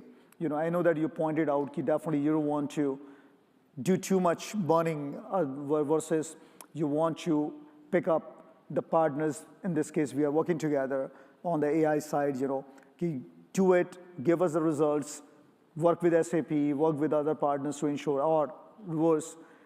How do you think that investment strategy within the UGI from your point of view? So for us, we have looked at, we've done some research on some of the AI opportunities. The one that stands out is looking at rate cases. We file rate cases every 1 to 2 years. It's structured information, it's out there, it's public. It's an ideal candidate for applying AI for an efficiency perspective. But when we ran the numbers, for us to build it, we're not saving any money, right? So it's an efficiency opportunity. And we had a case whereby a few years ago we went in for what's called weather normalization. We had people studying for about 6 months, deciding what to do. We recognized we could have probably done that. If that engine had been built, we could have done that work in 6 days. But we still need the people to manage us through the whole litigation process. So, and those people are specialized. So it's not as though we could actually use the engine and remove the people. We need both. And I think that's what I'm seeing in a lot of the things where we're going, is that you have people who are very skilled, and they need to be involved in the process. The AI brings us the capability to be more efficient. Now we have to be able to figure out how do we blend the efficiency with the duration that human interactions take, right? People, we sit here, we plan things, we have our meetings. When are we going to have our next meeting? Oh, 2 weeks from now. So if I get my information for that meeting in 2 minutes, but I can't get with you for 2 weeks, do I really need to invest to get it in 2 minutes? So I think that's where I'm trying to get the balance between how do we get the efficiency with AI and turn that into value in executing the business. Because if we're not going to, if we're not going to reduce the time taken to accomplish something, is there the value in that investment? And anybody who has the answer to that, I'm more than willing to get it. Yeah. No, thank you, Thomas. I think that's really make difference because, again, I think generic and general AI solving a lot of generic problems, but our industry problems are also very complex, vertically deep, and doesn't matter if we talk about the vertical AI, we talk about business AI, we talk about enterprise AI, embedded AI. It's kind of a subset of that complexity, and that cannot be resolved unless you put everything together, all the intelligence, all the data, and the data is not, you can crawl on the web and figure out, versus really figuring out what data is really required to train, because once you train on the wrong data, just fixing that is a problem too. So this is that's why we internally talk about this. This is a neurosurgery one. We talk about the vertical AI is not just somebody giving you a prescription to take a pill to get your temperature down or your headaches off. And this is a big responsibility. Brian, I want to jump on you, sir, because I know that in your presentation you talk about the customer-centric transformation from energy standpoint.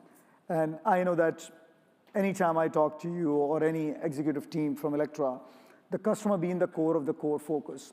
And in your presentation, you talk about that definitely there is no solution other than we have to wait to go for the wire solutions. We will upgrading the assets to take the more capacity and all. But at the same time, non-wire solutions, which is the customer experience and customer engagement. And you've been very, very focused. The whole team is very focused to drive that, and we've been partner for that. How you seen the value of transforming digitally the whole customer engagement, through the definitely SCW platform? What you seen from your level to the customer input, and where you see it is going, according to you? Yeah, I mean, when we talk about AI, we know that it is an incredibly powerful tool, but you can't leverage the most out of that tool unless you get some foundational things right. And someone mentioned data earlier, that you have to know where the data is, it has to have integrity, and that is foundational, because data feeds the AI engine. More important than that is the human change management. Because if people don't believe in the power of it, I'm too busy to become more efficient, then you'll never move it forward. So tone at the top is incredibly important. And just putting the wheels in motion of saying, we're committed to this. This is going to work, and it's going to make your life better, and here's how. You have to get that organizational energy focused on these technologies. I mean, the use cases, they'll come. Yeah. We're in the early days of trying to figure out use cases. Sure. I don't know. Some of them will be better than others. But you've got the organizational intention. You can make that happen. And then foundational to that is, as we've said, customer first. Number one, customers are going through difficult time right now, and we have to tap into their concerns around affordability. I think that's why we're so big on this DSO model, transactive energy, because it empowers the consumer. I mean, instead of me, I'm the steward of the electricity asset. I've decided for you that your bill's going to go up 3 times. Here you go. Thank you very much. No, I'm giving you tools to manage your energy. So true. I'm empowering you so you can do that.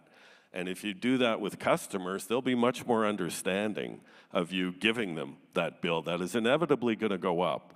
And then we also have to look at the entire energy wallet, because some are going to go up, some are going to go down. Giving them that context helps soften this trend toward electrification. We have to bring the customers along. They're paying the bill. The bill's going to go up. Sure. And giving them tools to manage it softens that.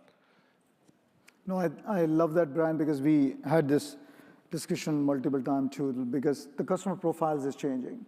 We never thought the people, I know that we were all talking about one EV at people's home, and now we have 2 EVs at the home, and those circuits are not pretty much planned to take the load, for good reasons. And then to your point, yes, people didn't know that, buying a 2 EV, because, and I'm not putting Tesla or Elon Musk on any spot on this, but if you go to the Tesla website, they will tell you you're going to save $200, $400 a month if you switch to Tesla, and then people figure out they're not even saving the money, actually they're paying more than.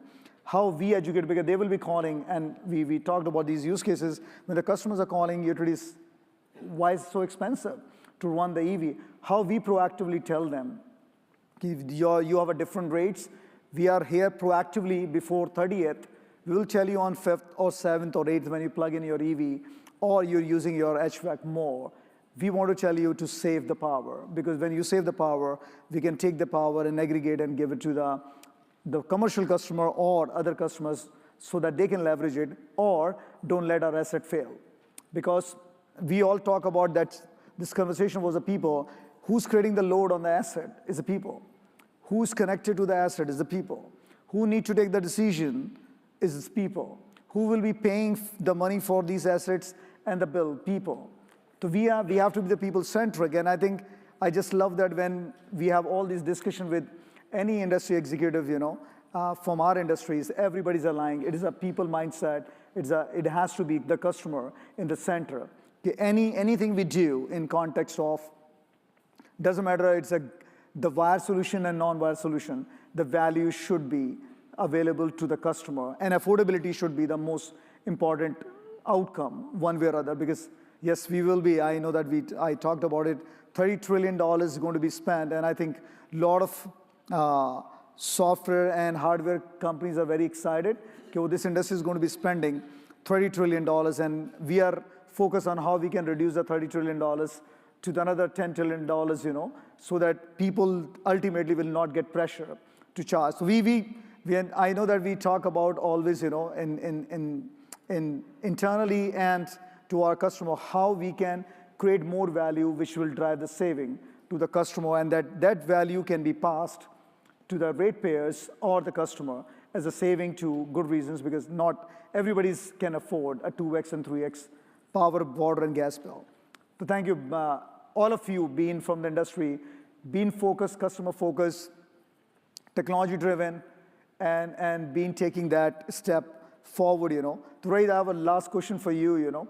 And all the good reasons, because it's a very important from your standpoint, what you feel in the same context of customer-centric innovations. And I know that the teams are working on a multiple key areas, Sure. What do you feel is pretty much can create a significant value, Yeah, well, let me start by, and I've said this many times, the demographics are changed right before our eyes, right? The way my parents interacted with the utility is completely different than the way I interact, and certainly the way our children are going to interact with the utility. So we have found, maybe it's just me, I have found customers to be impulsive, but they're tech savvy now. That's true. And unfortunately, they're unfaithful, right? So if you think about those three things, so we've done things at Southwest Gas like tech and route. I mean, when you have Domino's Pizza telling you when the pizza's going in the oven, the least we should do is be able to tell you when the technician is en route and where they are, just like a very similar experience to the Uber experience, right, that we're all very accustomed to. Predictive call monitoring, right? If I don't call the utility for 20 years and I call you, I'm most likely doing what? I'm moving out, okay? Or I have a high bill, and you can probably eliminate that. So we put some algorithms to ensure that the customer gets the right rep that has the right training, right? Viewing consumption in real time or near real time, I think, is important for customers. And then lastly, just addressing their issues in a timely manner. And believe it or not, even at Southwest Gas, one thing that we have failed at, one that we're working on right now, is just notifications. Telling the customer when they have a high bill or a low bill or no payment or late payment or whatever the case may be.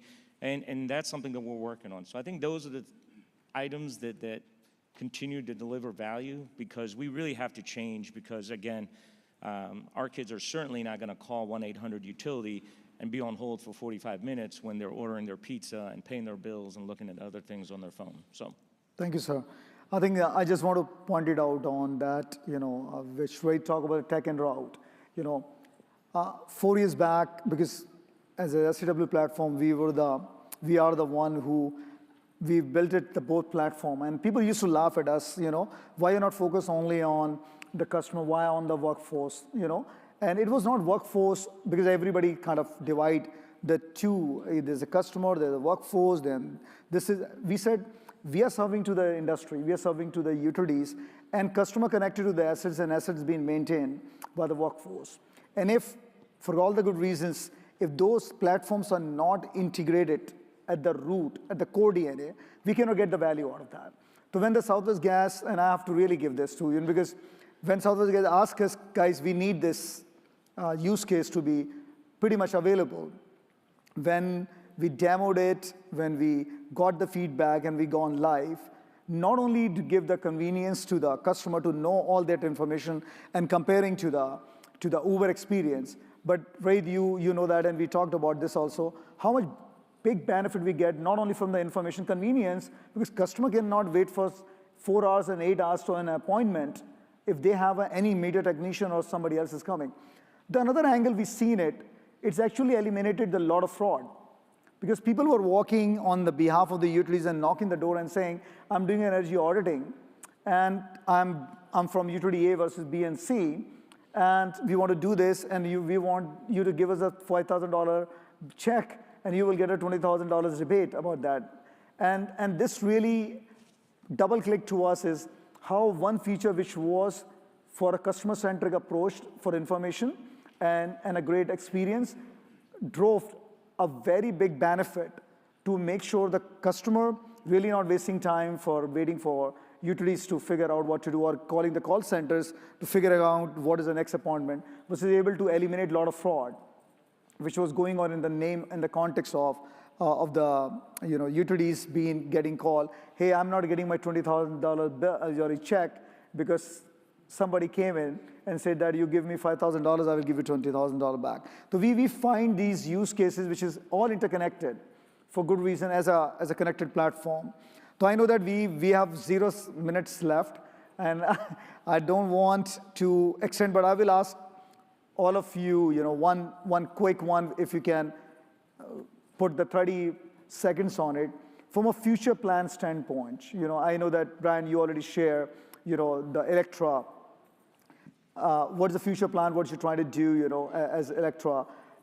From customer, grid, and the workforce, which is field or in office. Anything on the top, you have it, or Raid, you, and we can start from Brian, from future plan standpoint, what is the top priority? And then I will pick up Michael from your standpoint from SAP. What do you see in the future? Those trends are aligning to what we are working together as SAP and SAW together. I mean, I sound like a bit of a broken record here, but it is about engaging the consumer. And we've had wholesale electricity markets where basically the system operator acts on behalf of the consumer in their best interests and buys and sells electricity for them. Get the consumer to do that. Have a retail electricity market that coexists with a wholesale electricity market. Sure. If we can do that, we can unlock all that power at the edge of the grid. We empower consumers, we take the edge off the bill, and we're going to need a lot of technology and a lot of AI and horsepower to do that. But it's infinitely possible, and that would be my vision, is that we would have a retail and wholesale electricity market that could coexist. Thank you, Brian. Right, 2 quick comments. I think one area of tremendous opportunity, and you mentioned it in your conversation earlier today, is the sort of your DSO model and distributed energy resources. So expectation is SAP innovates around its core capability set. A significant amount of investment is going into extending our platform to, again, you spoke about, you have an AI that identifies that someone has an EV. They haven't told you, right? But the next time they call into your call center, you want your core system to be able to identify and capture that asset for future use. You want your provider to work with, whether it's ADMS or DERMS or whatever we want to call the next generation of how we're going to operate this kind of bi-directional grid. You expect us all to work together. You expect us to drive partnerships. So I think there is a foundational technological shift to what distributed energy is going to drive in terms of how we engage customers even more. And then there is a new ecosystem of partnerships and interoperability that will exist.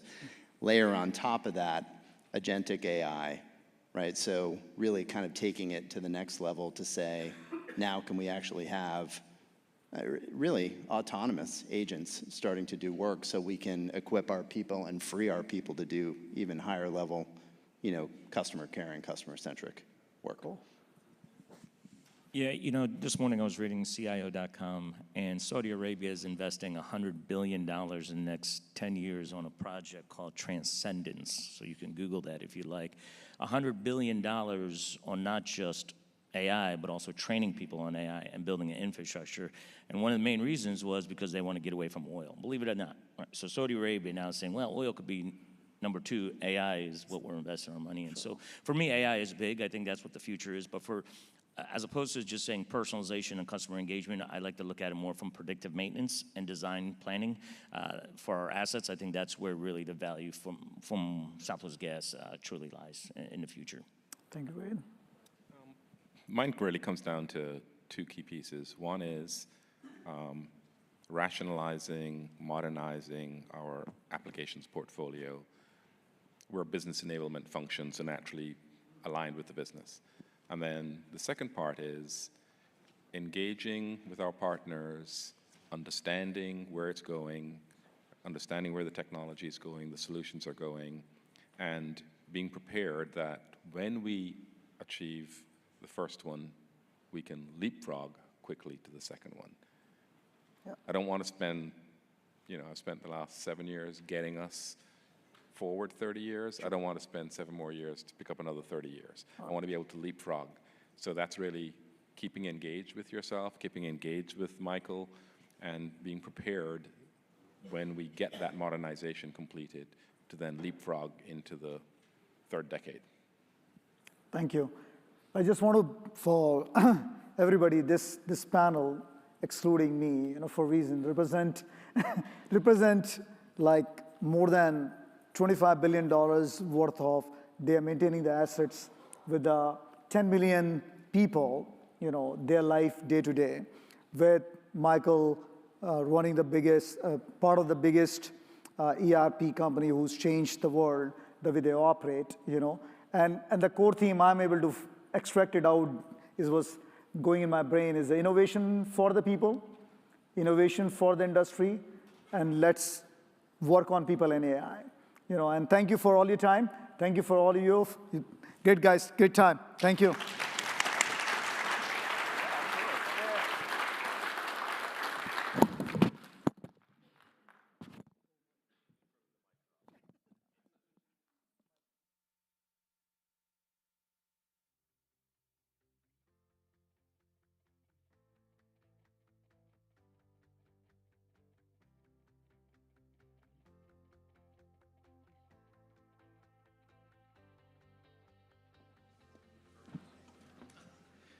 All right.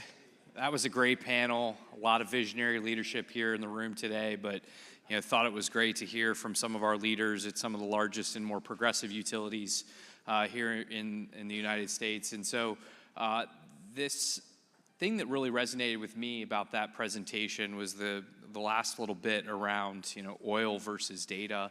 And I remember reading a couple years back an article in The Economist that said that data is the new oil. So really kind of reinforcing that with the investment that the Saudis are making in this particular area. And it's just really cool to see how we've come, 3 years ago or whenever that article was published to where we are today.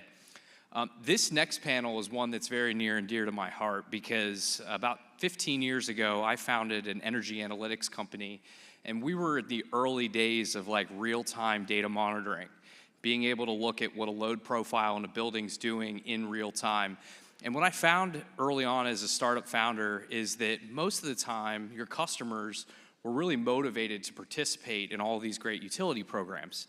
One of the challenges was they didn't really understand what they were, right? You think DERMS, DER, VPP, ADMS, like alphabet soup, right? It's just never ending. And so one of the challenges that I think that we're going to be able to solve here very quickly with AI is really connecting customers with the education that they need to be able to participate in these programs and really leverage the benefits of a distributed energy future.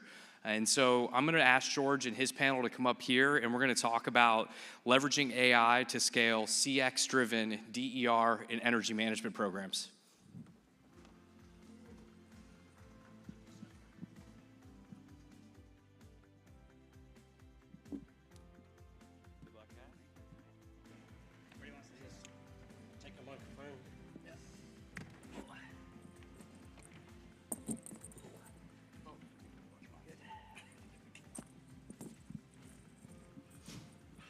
Okay, guys, welcome.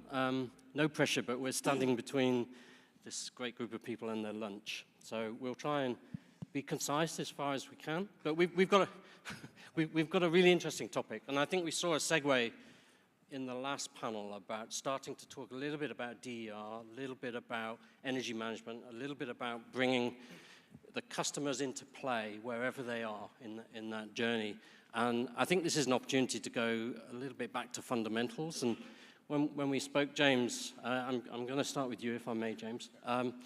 When we spoke, we talked about let's not lose sight of the problem we're trying to solve. So my question to you is, what is the problem we're trying to solve? Is it a technical problem, a data problem, engineering problem? So I think you saw it with Brian's slide. So we have 3 times the demand coming on with electrification.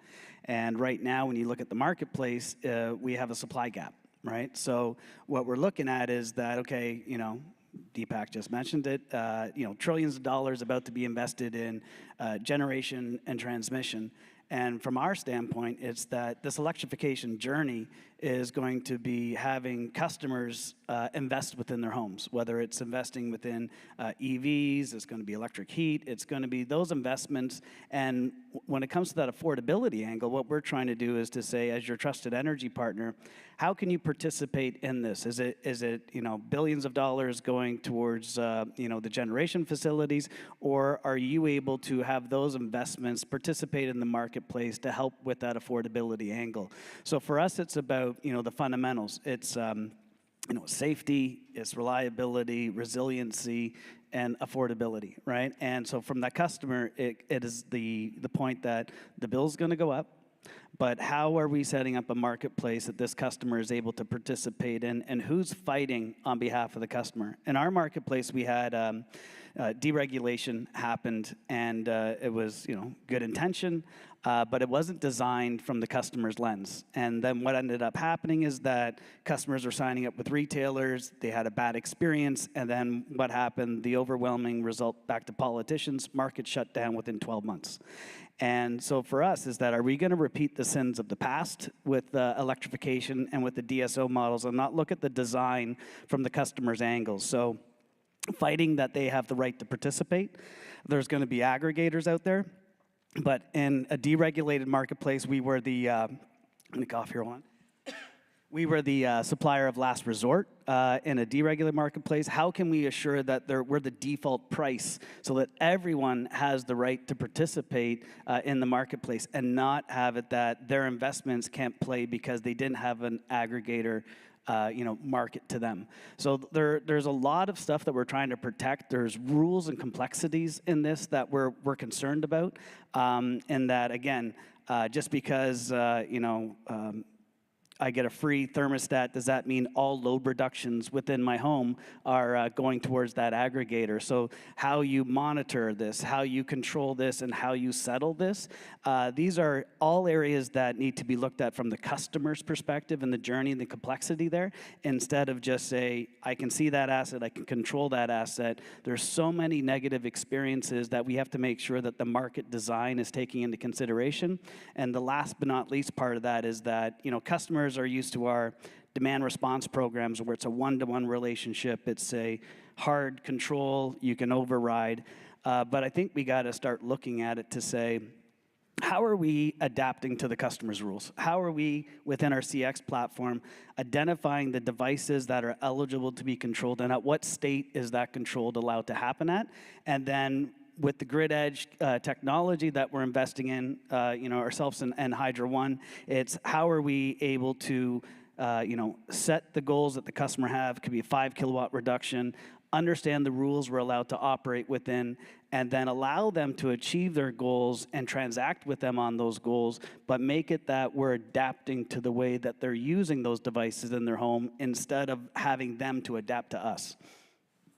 No, I love that answer. You touched on a couple of points that are really close to my heart, which is equity, meeting the customer where they are. And not everybody is in the same place.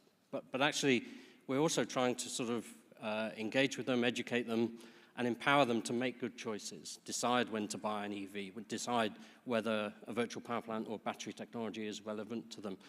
When we also spoke about this, this panel, you also talked about the fact that you're trying to work out the propensity of a customer to engage in this topic. What's the propensity of a customer to buy an EV or to embrace in that? Or at the other end of the spectrum where the customer is a little bit more vulnerable, what is the propensity of the customer to struggle with their bills? And AI kind of spans quite a lot of that. And especially as we're trying to scale this up in a more microgrid environment. Tell me a little bit about what you're doing there. I'll skip on that question. No, just kidding. So we are right now from a program perspective is looking at to say, data, it was mentioned in a few sessions, data is key. So we're trying to get it with customers. In our marketplaces, customers allowed to switch their rate plan on a monthly basis. But it's, you're asking the customer to dive deep, figure this out, go on to the regulator site. So we're trying to use the tools to be a heck of a lot friendlier with that. Have it set up to say, make sure we have our data reconciled, make sure we have trust in our data, but start engaging the partner to say, hey, based upon your investment, your consumption profiles, you are best on the ultra low rate for the next month. Like, do you want us to switch you over to that rate? Engage them in advance of it, trying to look for the most, are they on the most affordable rate for the month they're going into? Are they configured within their home based upon their investments and using it to the most optimal level for affordability? That's where we see AI to engage our customers and to basically achieve those fundamental goals, which could be it's an economic goal, it's an environmental goal, but how is the tool set engaging them based upon the channel they want to be engaged on? That's great. And trying to do that at scale without AI, it just won't work, will it? It's not practical to try and do that. Yeah, and this is what AMI2 is for us, is that 1.1 million homes with 1 second data, the networks can't stream that to a control room. So we have to have distributed intelligence out there. And so hence we have to have more AI apps at the grid edge to achieve those use cases, whether it's a use case that's trying to protect the transformer, so we need to have real-time monitoring of the transformer. We need to have real-time disaggregation in the home to understand the consumption that's happening. And then we have to have that real-time control to whether it was to, again, protect the customer, our asset, and we're initiating a demand response, whether it's the system operator that is looking for a demand response or a supply going back into it, and then, or it's the customer's goals, which is their economic or environmental goals. How are all those being kept? And we need to do that more at the grid edge with, AI and app-based technology. Fantastic, thank you very much. Ted, welcome. I wonder if you would introduce yourself briefly, introduce the company that you work for. Sure. And then I think it'd be good, because I think James touched on it, is we've got new marketplaces in operation. We've got regulation that is adapting to a new marketplace. And I think within SCE, you've been pretty active within the ISO wholesale marketplace, haven't you? So I wonder if you'd talk a little bit about that. Sure. I've been with Southern California Edison for about 20 years now. So I've been actually in the demand response load management area for about 18 of those years. So I've kind of seen it kind of morph from basically its infancy stages where we're using like radio frequency technologies to communicate to customers, where it's really just one type of strategy where we just shut them down, right? And we're now partnering with such companies such as like Tesla's and the Googles to basically control electric vehicles, batteries backed up storage devices, and giving customers that ability to play with just some sort of like strategy that's different by customer, right? Like a low-income customer may have a completely different strategy when it comes to, a millionaire, right? The millionaire is gonna want absolute comfort, but a low-income customer is gonna want absolute nothing but savings, right? And as we morph into this new AI kind of world, I believe AI is gonna be able to give us that capability by having individualized characteristics to do load shed strategies that are appropriate for each customer. Now, as we integrated into the KISO wholesale market, this was very challenging, right? This is not very typical during the 90s and the early 2000s, where we were just using demand response for emergency purposes, right? And then fast forward about 5 years after that, we decided, or the CPUC decided bifurcation. So this is where we integrated our demand response portfolio into the KaiSo wholesale market, where we would then compete against typical hydro, solar, right, fossil fuel generators, and that was just really challenging to teach customers, right? As a generator, it's more beneficial to leave the generator on for long periods of times, because if you turn it on and off, more than likely mechanical things start breaking. But from a customer's perspective, imagine being at a 10-day heat wave and basically shutting down your air conditioner 6 hours, 10 days straight in 113-degree weather, right? So it's very different here, right? We have customers while we have typical generators. And as we integrated since 2015, during that time, right, we had about 1,500 megawatts within our portfolio. So just to let you guys quantify how many megawatts that is, roughly a house uses about 5 kW, roughly, right? 5-6 kW. So if you do the math, that's roughly 300,000 homes that we can power with the push of a button, right? Ever since we integrated into a market, we've lost about 500 megawatts because it's so strict, right? But we continue to work with our regulators as well as the KaiSo to try to soften these rules, to try to get people to understand that we can't treat customers like generators. So you touched on regulation there, which I'm really interested in regulation because arguably it's set up to be the voice of the customer, to provide pseudo-competition sometimes if you're in a monopoly environment. What I'm interested in is tell me a little bit more about the conversation that you might have with a regulator on how you're switching from asking the regulator for what am I permitted to do to a conversation where you're telling the regulator that in order to give these benefits to customers and actually give the customer the empowerment and the voice rather than the regulator having to wield its regulatory powers to do that. Tell me a little bit about how that conversation is evolving. Sure. So I'm actually responsible for one side, which is all the systems and the technology that supports all the demand response portfolio. So this comes down to websites, auto dialers, right, open ADR signals and all that. But my other side of the fence is pilots. And this is where we test out concepts and new ideas. And as we test out new concepts and ideas, we basically evaluate our study, right? And this provides proof that our ideas and our pilots are working and that we want to operationalize them, right?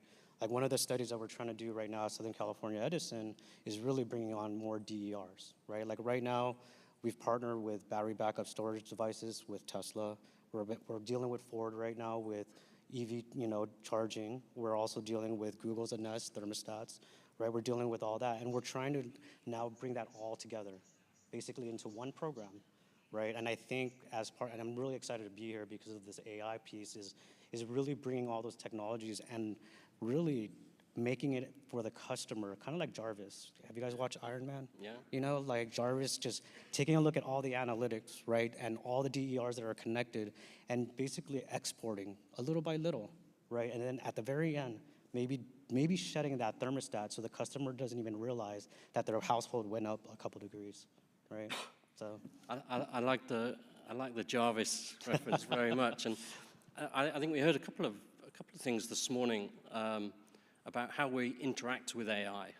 Whether we're customers or whether we're working in a utility or a partner to a utility, that interaction with AI is quite an interesting sort of segue to all of this. And Jarvis is a good example of, I think, where we might end up going. I hope so. That's quite a stretch for some people, but it is a good indication. I really also liked. I think it's a fantastic lesson for everybody about how do you create pilots with purpose. And if you do undertake a pilot that allows you to have a different conversation with your regulator, or to use as part of your customer communications, and you invite them to customers to engage in that pilot in some way, then it's a different conversation than the one you've historically had, I would say. So I think that's another really key point. So thanks so much for that. Absolutely, yeah. And just to kind of wrap that, is just, I think we're all trying to do the right thing as a state, right? Like the regulators want proof, and we also want proof that this is going to work. And by doing that, we need to basically proof out the idea, right? And have, evidence that this is going to work. And, we're just trying to get to that pathway 2045, right, as Clean Energy California. So fantastic. Thanks for that. Bala, we've known each other for a fair few years. You obviously known Deepak for a fair few years as well. And I'm really interested about iGreentree. I think I wanted to give you the opportunity on the panel. I know you've got a session tomorrow with Andy to talk a little bit more about iGreentree. But perhaps you could introduce yourself a little bit, introduce iGreentree, introduce a couple of case studies that have sort of driven your strategy and driven your ambition here. So would that be okay? Absolutely. Thanks, George. First of all, thanks, George, and to Deepak for having us on stage. I think it's a great opportunity to be sharing insights with phenomenal industry leaders. I've been, like Kapil said in the morning, I've been learning from the comments that everybody has made. iGreentree sits right in the center of everything that's been talked about since morning. You know, customer centricity, data. I think Ben talked about data. So we believe that this industry is ripe for all the transformation that we have seen happening with so many other industries. Whenever industries have become customer-centric and you have availability of data, those industries have gone through rapid transformation. And we think utilities are ripe for that. It'll happen slowly, but it is going to happen. It is happening right now as we speak. So I maybe touch upon, just to add to what James said, engaging the customer is probably becoming the key right now. You know, the question is, how do you get, not only adopt clean energy, but how do you get customers to engage with the utility is probably where the biggest value is. And here we believe that AI can help in a very big way, because price and sustainability are two factors that we constantly try to engage customers with. But if you get down several levels below, we might look similar as a demographic profile. But then if you look below, suddenly people are talking about convenience. They're talking about comfort. They're talking about control and lots of parameters that we normally don't look at. AI can let us hyper-personalize the persona of the customer we're trying to sell to. And the moment you tailor your programs to individuals, now we don't have to get down to a segment of one, but at the same time, if you can get down to smaller personas of people who resonate with your message, there's a higher propensity to engage, to your point, right? Customers feel like they want to engage, because I think I heard another person on the panel talk about the fact that customers today are different from what we are, or our previous generation was. They're very comfortable with technology. So the question is, how do you get them to engage in an appealing way, and how do you make energy very appealing? So we are working on programs where that's exactly the underpinning of it, where we are partnering with SCW on implementing some of the platform, particularly on the e-mobility side, where the focus is how do you get to understand, and how do you get to understand the customer's view of why to engage, buy EV, when to buy an EV, and how to eventually have it installed in your platform. There's another point which James also talked about, which is you can do that today with AI because intelligence is moving to the edge. You know, I remember when Michael asked this question, how many people think AI is risky? A lot of hands went up. But today there is concepts of federated learning, which Google started, and now with federated learning, you can actually now make sure that the data for the consumer does not leave the edge. So you don't have to necessarily worry about data moving from the edge all into a central platform. You can leave it there, move your compute to the edge with the distributed intelligence, only share the parts which are required to train bigger models, and eventually have those models create one of their own. So in many ways, we think of it as a small language model that is vertical AI. Deepak talked a lot about it. It's vertical AI, small language model trained on customer-specific data at the edge without the data leaving the edge. So that's the kind of stuff that we are doing. We're pretty excited about that. I also heard on the panel another thing that we're working on, which I heard, I think Suresh talk about, which is now to get real-time, you could actually use RAG in a very big way to synthesize real-time data with historical data, trends, and all that. So all of these AI technologies are becoming real now, and we think that it can be leveraged to really engage with customers and drive to that $8 billion vision that Deepak talked about. So yeah, that's exactly what iGreentree is working on, and we're quite excited about that. We're a tech company focused on just the energy industry, because we think there is a potential for enormous capability in the energy sector in days to come. What are you learning from other sectors that you're bringing into this sector? You're very experienced as all of you are, but what are you seeing outside that is relevant to us? Yeah, frankly, if you ask me, the energy sector is rightfully so far more careful about adopting technology, because of the regulations, safety, and so on and so forth, and that's the way it should be. But when you look at some of the advancements made in other sectors, my son works for Uber, so I don't want to use the word Uber. I mean, so he works for Lyft, so I don't want to use the word Uber. He gets upset. But if you look at the way we use, say, surge pricing, for example, we are very accustomed to surge pricing. But we think it's very difficult to implement that when you have to come to time of use and real-time pricing in a, say, a virtual power plant. It is possible to do that. So I think that some of the progress that has been made in other industries with respect to real-time decision-making, there's a lot of mention of agentic AI today, real-time decision-making at the edge, being able to engage with the customer at a real time will allow us to create those kind of virtual power plants, those energy ecosystems at a community level that can actually be used to manage electricity at a community level, drive self-reliance at a community level. That's possible today. It's happening in pockets, but we think it'll eventually become mainstream only because of the fact that, at the end of the day, the customers are the same. I consume energy, I take a ride, I use a virtual bank. I'm the same customer who's probably using all of this. So I'm very accustomed to how the industries are changing, and I can do that with the utility too. So if we can only make it appealing and more engaging, people will engage. That's the way we look at it. No, and bringing them on the journey with you is really key. So thank you for that. That was really interesting. Spencer, let's round this out a little bit. Perhaps you'd introduce yourself as we go. But you've got a really broad experience within Hydro One. You've been in customer, you've been in strategy. You're focusing heavily at the moment on asset planning. So you've kind of got that full circle point of view, as many of the colleagues in the room will have too. So perhaps you could round this out for us and just tell us, what are you seeing the impact of these topics of AI, of innovation, of bringing the customers along?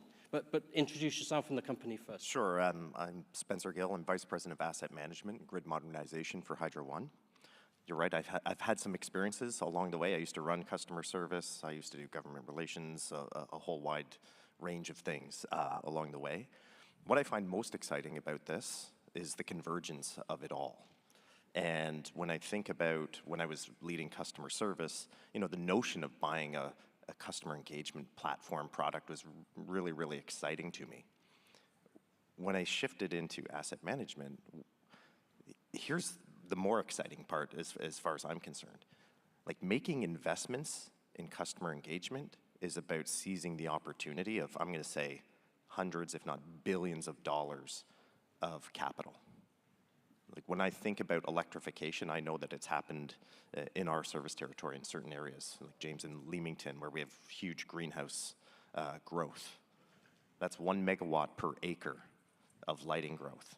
And what that requires is the tallest poles you can buy in the market with as many conductors as you can put on those poles and put them on both sides of the street. And then start to go underground at 3 times the cost. So that's what really led me to think, like, this is about grid optimization. How do I deliver more with the assets that are in the ground? And so, even if I were to say, like, if you have a rate base of $10 billion, let's say, well, if I delivered 25% more power on those same assets, arguably that's $2.5 billion worth of value just sitting there. And we're going to have to build things. And so when I think about how we're going to optimize, it's that flexible load. This is where engaging customers matters, and this is where I'm going to say we've been using AI, although I don't like scaring people off who work for me about, like, we're actually using AI, but we're actually using AI to figure out a few things. Number one, I've got 1.4 million customers. I actually want to know, what are they going to do next? What are their intentions? And so we have an AI running in our contact center that records all the calls, all the sentiment about what's going on. If you take that another step further, it's like, why don't we provoke a conversation with them? Like, do you want to know why people call in about EVs? Not many people do. It's like 600 over the last 30,000 calls. It's not that many. But you can start to provoke conversations, really tease out, what are people's intentions? When it comes to engagement, this is where we use AI for hyper-targeted marketing. So I don't actually need 1.4 million customers to engage and participate. Like, I need about 15 to 20%. And so what can I do now with, I'm going to call them systems, front-end customer engagement systems? How can I start to figure out who's willing to participate, and do I have the programs for them to do it? So we do have a demand response program. We extended it to EVs. So we have about 1,200 EVs are enrolled in this program. We used our load disaggregation to figure out who's got an EV, And then we just sent a direct email to those customers to say, hey, we have a program for EVs. We didn't tell them we knew they had an EV, but we just targeted them. We got 400 enrollments in the first 24 hours.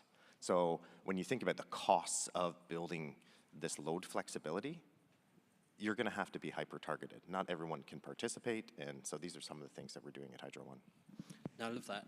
I have a question, a general question for all of you, but I'll start with you if I can, Spencer, and we'll come back down this way. But we hear a lot about how you have to plan your assets for peak demand. You know, if you think about the demand curve as maybe a simple sine wave, you've got peaks and you've got troughs. And quite a lot of what we're doing is the demand is going up, doing more of the same, which is build more capacity and spend so much more money. And I come to this a little bit from a water background as well, because the problem is the same. You know, population demand going up, the demand for clean water, the same as the demand for clean energy. Doing more of the same is not tenable to customers because the cost and the disruption that it would take. So this idea of a sort of demand curve, peaks and troughs. Tell me what you're doing from a strategy point of view, maybe, you know, a corporate or business strategy point of view to shave off the peaks a little bit, to shallow out the dips a little bit in low demand and balance it out to a straighter line. The other thing I wouldn't mind asking, and maybe if you could answer 2 points. So one is, you know, what is your corporate point of view about that kind of load management and how it impacts planning?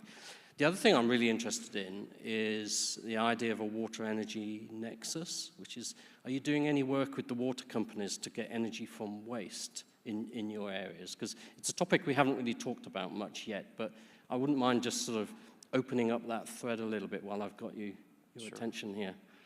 I'll say first and foremost, on our distribution network, which is vast and rural, like we have more poles than customers, our biggest problem is we don't have visibility.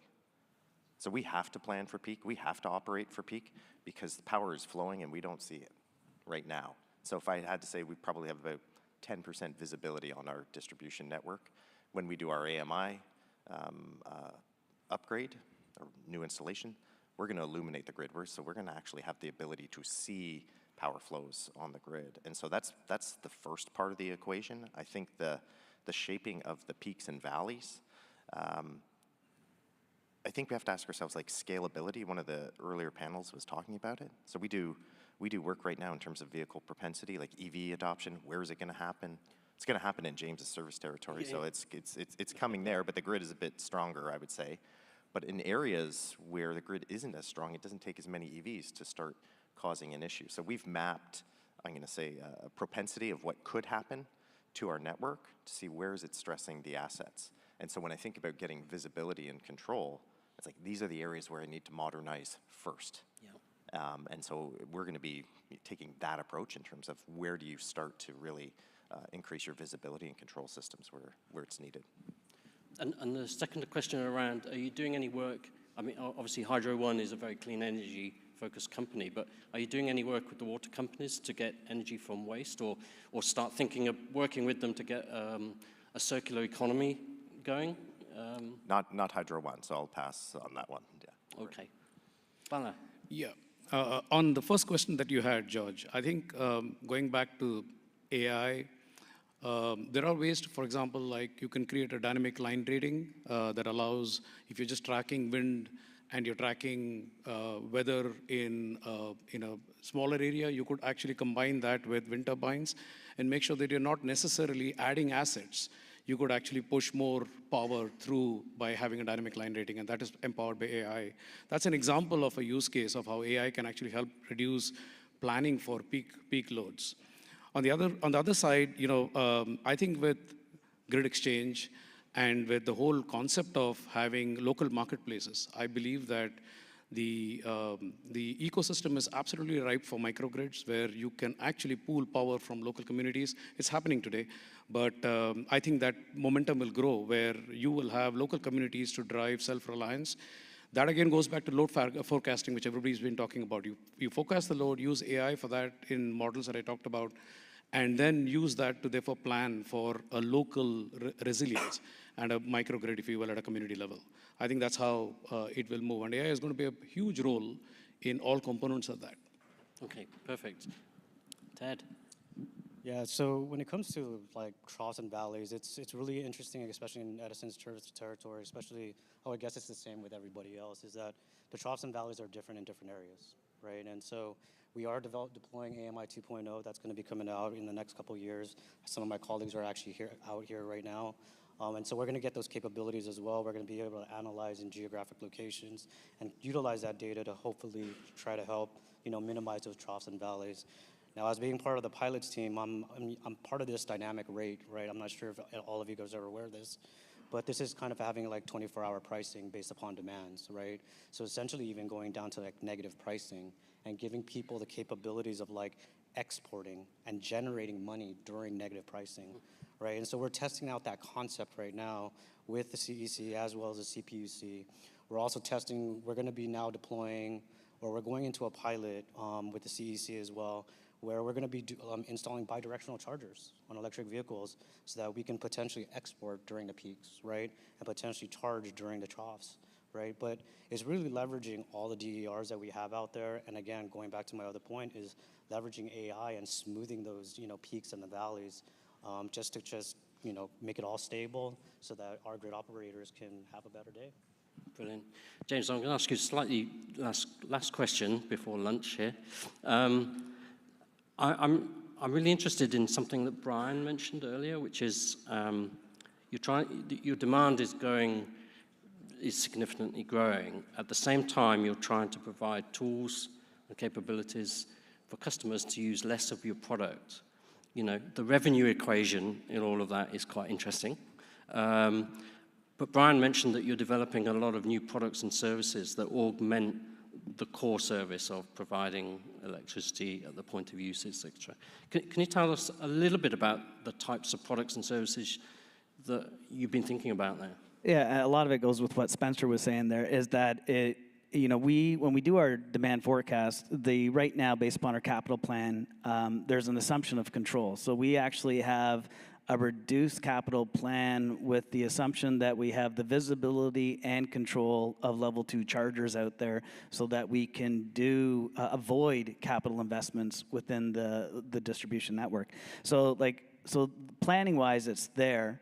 But I think one of the key elements for us is that, we have to give trust in the control room of the data. So if we're trying to do all this monitoring and control, the AMI2 is going to give that, virtual RTUs. It's going to have visibility to the control room that they never had before at the grid edge, and it's going to give them a little bit better understanding of what's happening in real time. But the other side of it is that if we're truly trying to produce an event, the control room's going to want to understand how much they can trust that the customers are going to respond. So that's where those AI algorithms are huge on understanding the trust score of the customer based upon the time of day and event, duration of event. So what can you truly bank on? So that's where we need stronger AI, and that's where in the transactive energy platforms, you create those trust scores based upon the time of day and the event type so that you can aggregate that up and let the control room see of truly what's available to them based upon what they're trying to enact. Thank you. Thank you for that. And just one very last question. The water companies, do you have any conversations with the water companies about circular economies, about getting energy from waste, helping them reduce their water bill? Because water's really heavy, of course. Is there any discussion on that level? So our shareholders are municipalities, so water's obviously very important to them. The maturity level of those conversations aren't to what you're asking there, right? But I think it's a part of our radar. Our shareholders, it will be important for them. So, and it's making sure that whether it's our regulated side or our competitive side, engaging them to optimize the services we provide to them and achieve affordability. Fantastic. Thank you, guys. Really appreciate the experience that you shared. Really appreciate your participation here. Can we just say thanks to the guys, if that's okay?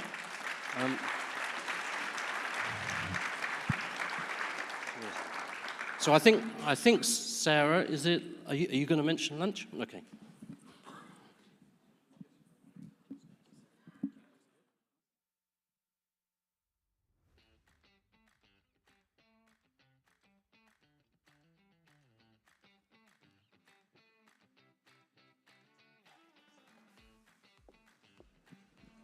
All right, so we've had an awesome morning. Thank you, everybody, for your participation.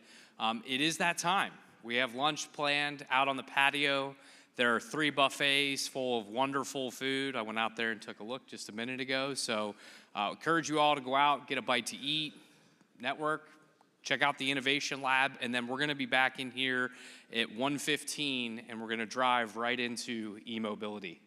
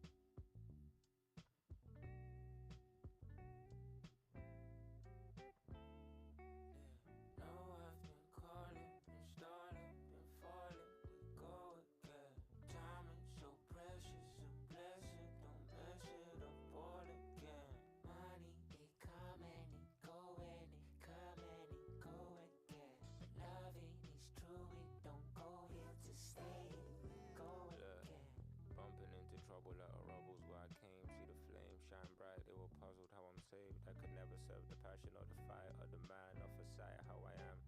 Ain't nobody asking, I'll be basking in my liberty, cause slavery is real. Doesn't mean the shackles gotta be revealed. Fighting with my pen, that's the closest thing to steal, and it's what they wanna steal. There's value in the word, gotta figure out the real. We're juggling and wrestling thoughts in my mind. The influence was heavy, or the faults even mine. They were still persuading like I'm needing a dime. Like my people ain't be dying over gold in the mines. It's funny, right? I'm still numb to the trauma. I couldn't tell if my joy was out of love or what would haunt me when I needed me a hug. That's the realest. Yeah, that's the closest thing to feeling. Yeah, it's the only thing revealing. Trying to get me closer to the Lord, cause maybe he can open up some doors while these words get to show you all my flaws. There's poetry in pain, blessing in the change, pictures I could paint. Yeah, there's poetry in pain, blessings in the chain, pictures I could paint. Yeah, there's poetry in pain, blessing in the chain, pictures I could paint. Yeah, there's poetry in pain, blessings in the chain, pictures I could paint. Now I've been calling, been stalling, been falling, we go again.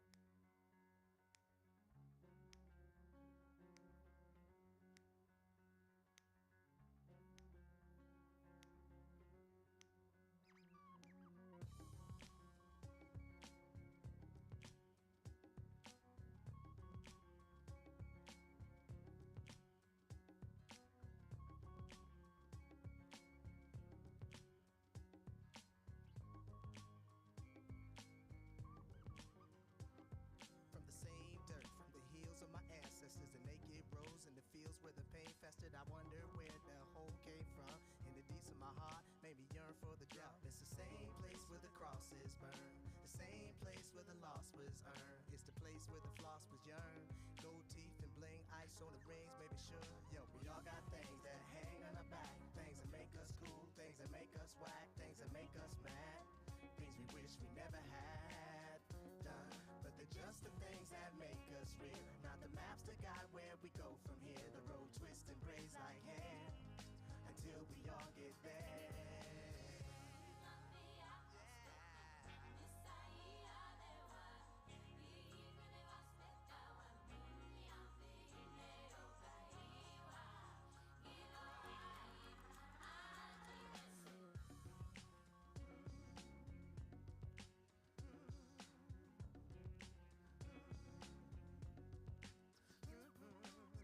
I don't know some mysteries, ancient things and beginnings. Excited about the day when I don't have to hear all the theories.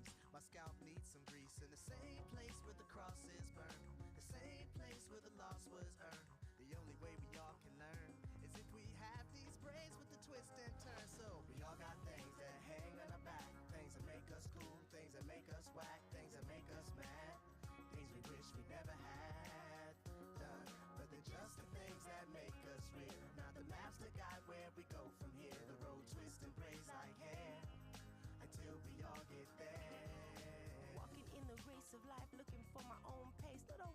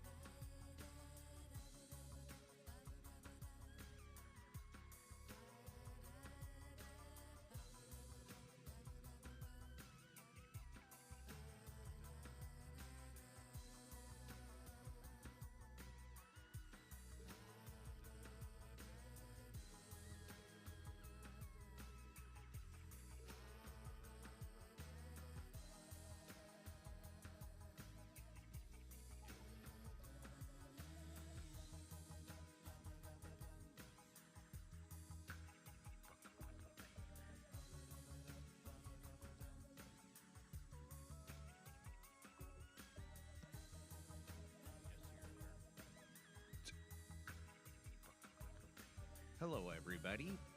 We hope you enjoyed lunch. We're going to ask everyone to start joining us inside the ballroom. Our session will be starting in 5 minutes. Once again, we hope you enjoyed lunch, but we're going to ask everyone to join us in the ballroom as our program will be starting shortly. Thank you.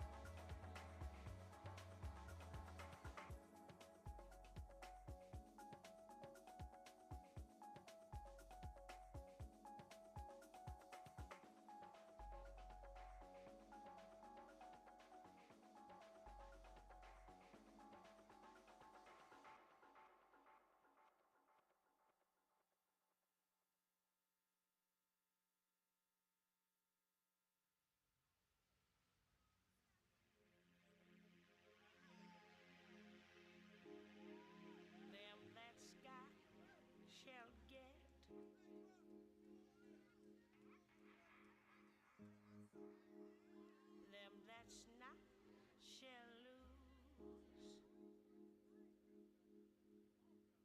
That's got his own.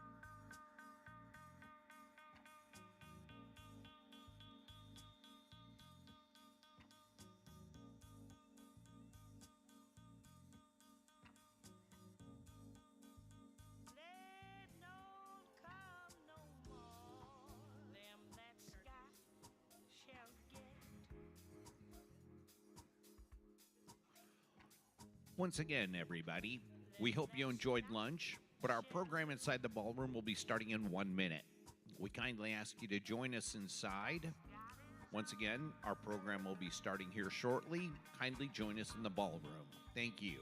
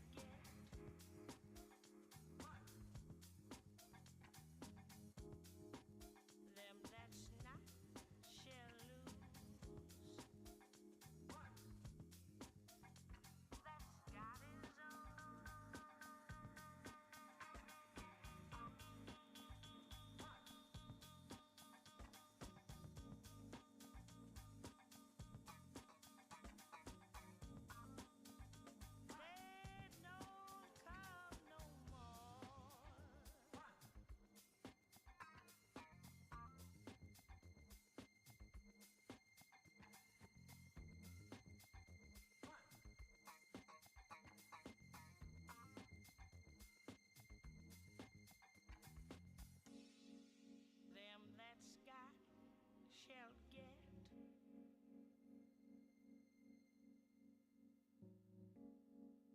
Them that's not shall lose. That's got his own. They don't come no more. Them that's got shall get. Them that's not shall lose. That's got his own. They don't come no more.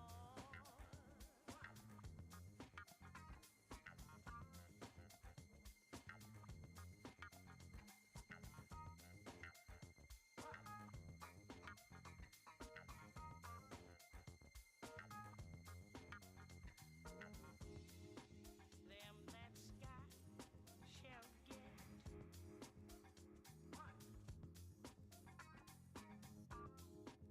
Them that's not shall lose. That's got his own.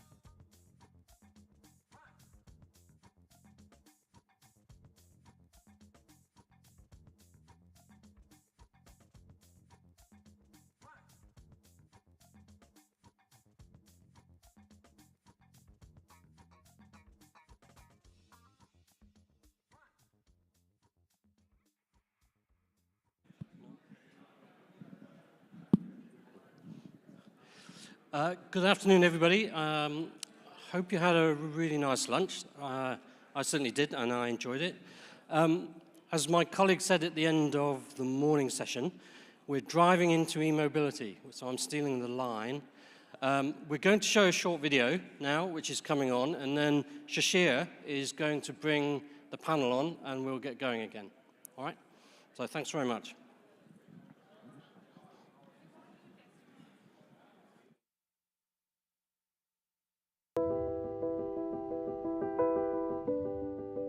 Twinkle, twinkle, little cars, how I wonder what you are.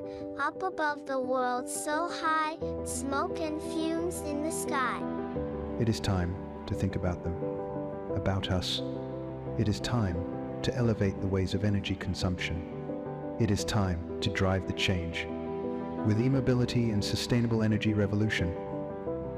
Twinkle, twinkle, little cars, now I love what you are. Now I see the world so bright, with clean energy and EV lights.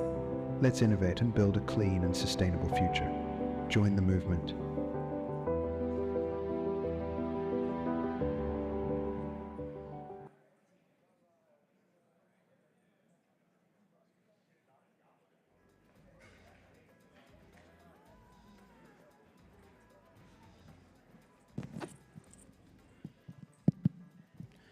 Good afternoon, everyone.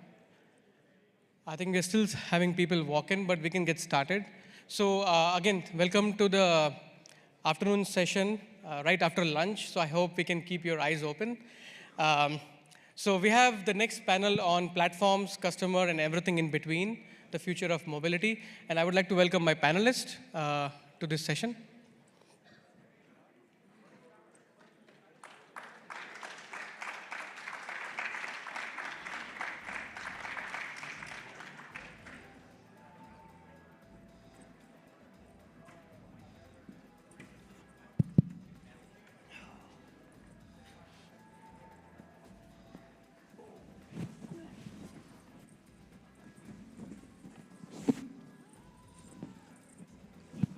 Is there enough space?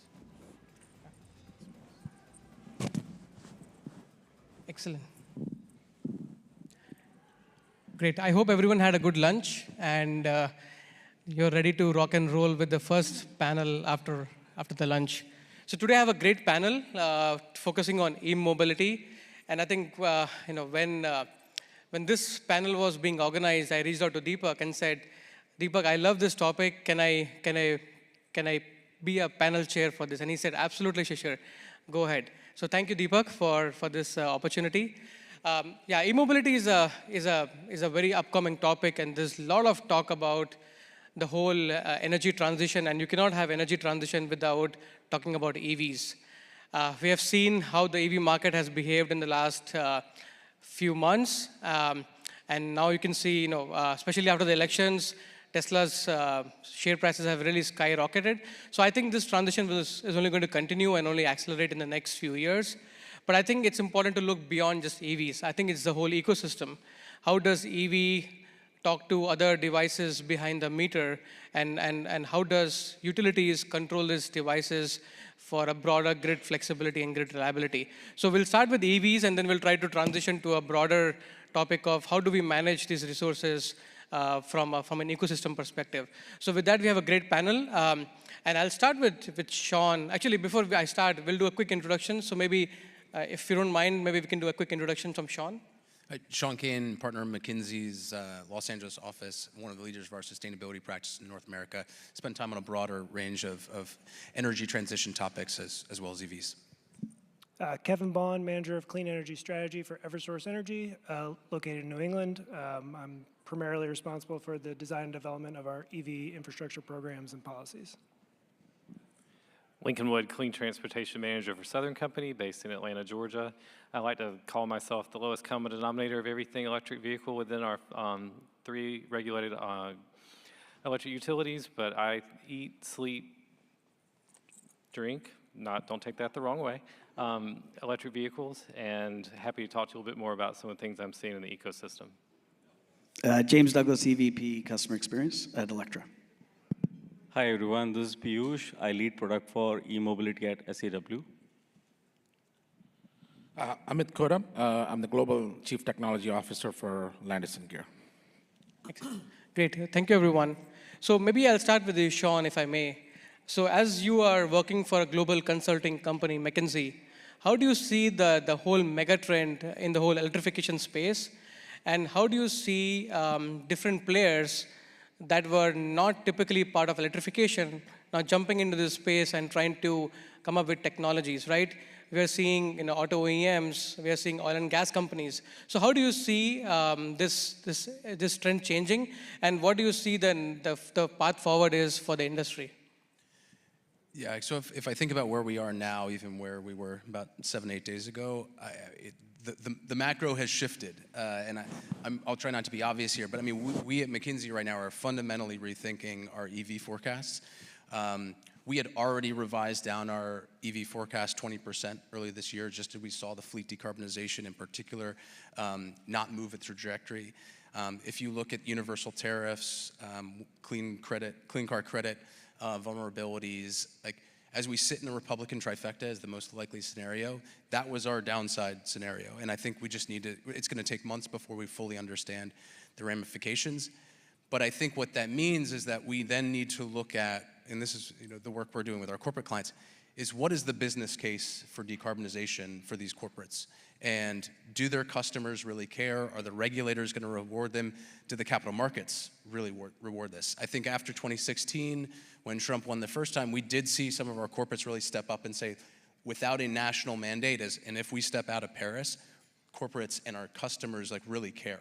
And I do want to see if there is a willingness to pay. But you then need to look, and we have the marginal abatement cost curve, is where does fleet electrification, other forms of electrification fit within there, basically the techno-economic priorities. Is fleet electrification really the most cost-effective lever? It will be in some duty cycles, in some vehicle classes, but I think the vehicle mix will look very different than if we had all of these credits persisting. And then I do think then this battle over control points is something I would reemphasize. Is we do talk about the automotive OEMs, the battle over their infotainment systems, even with CarPlay and Apple and others, how does that also span into the app ecosystem? And the charge point operators, the hardware providers are also pushing into this, trying to fight for relevance beyond just a gross margin plus hardware sale. You then get into the DER aggregators, the DERMS providers. You all know them well in this audience, but how do they start to play into this VPP system? Because ultimately, and this is in the context of all this load growth, is significant changes in the cost and value of capacity as the AI and data center load is fundamentally increasing load 3 to 5x what we had seen. So I do think as you look at this battle, everyone focusing on the customer eyeballs, the customer bandwidth, I do think there's also this overlay of if AI can enable an Amazon Alexa, the Apple AI home screen that they just announced, if they can simplify and automate the user experience across not just my home energy, but my EV charging and my media, my security, does that start to then relegate some of the other more point-specific use cases, including the utilities?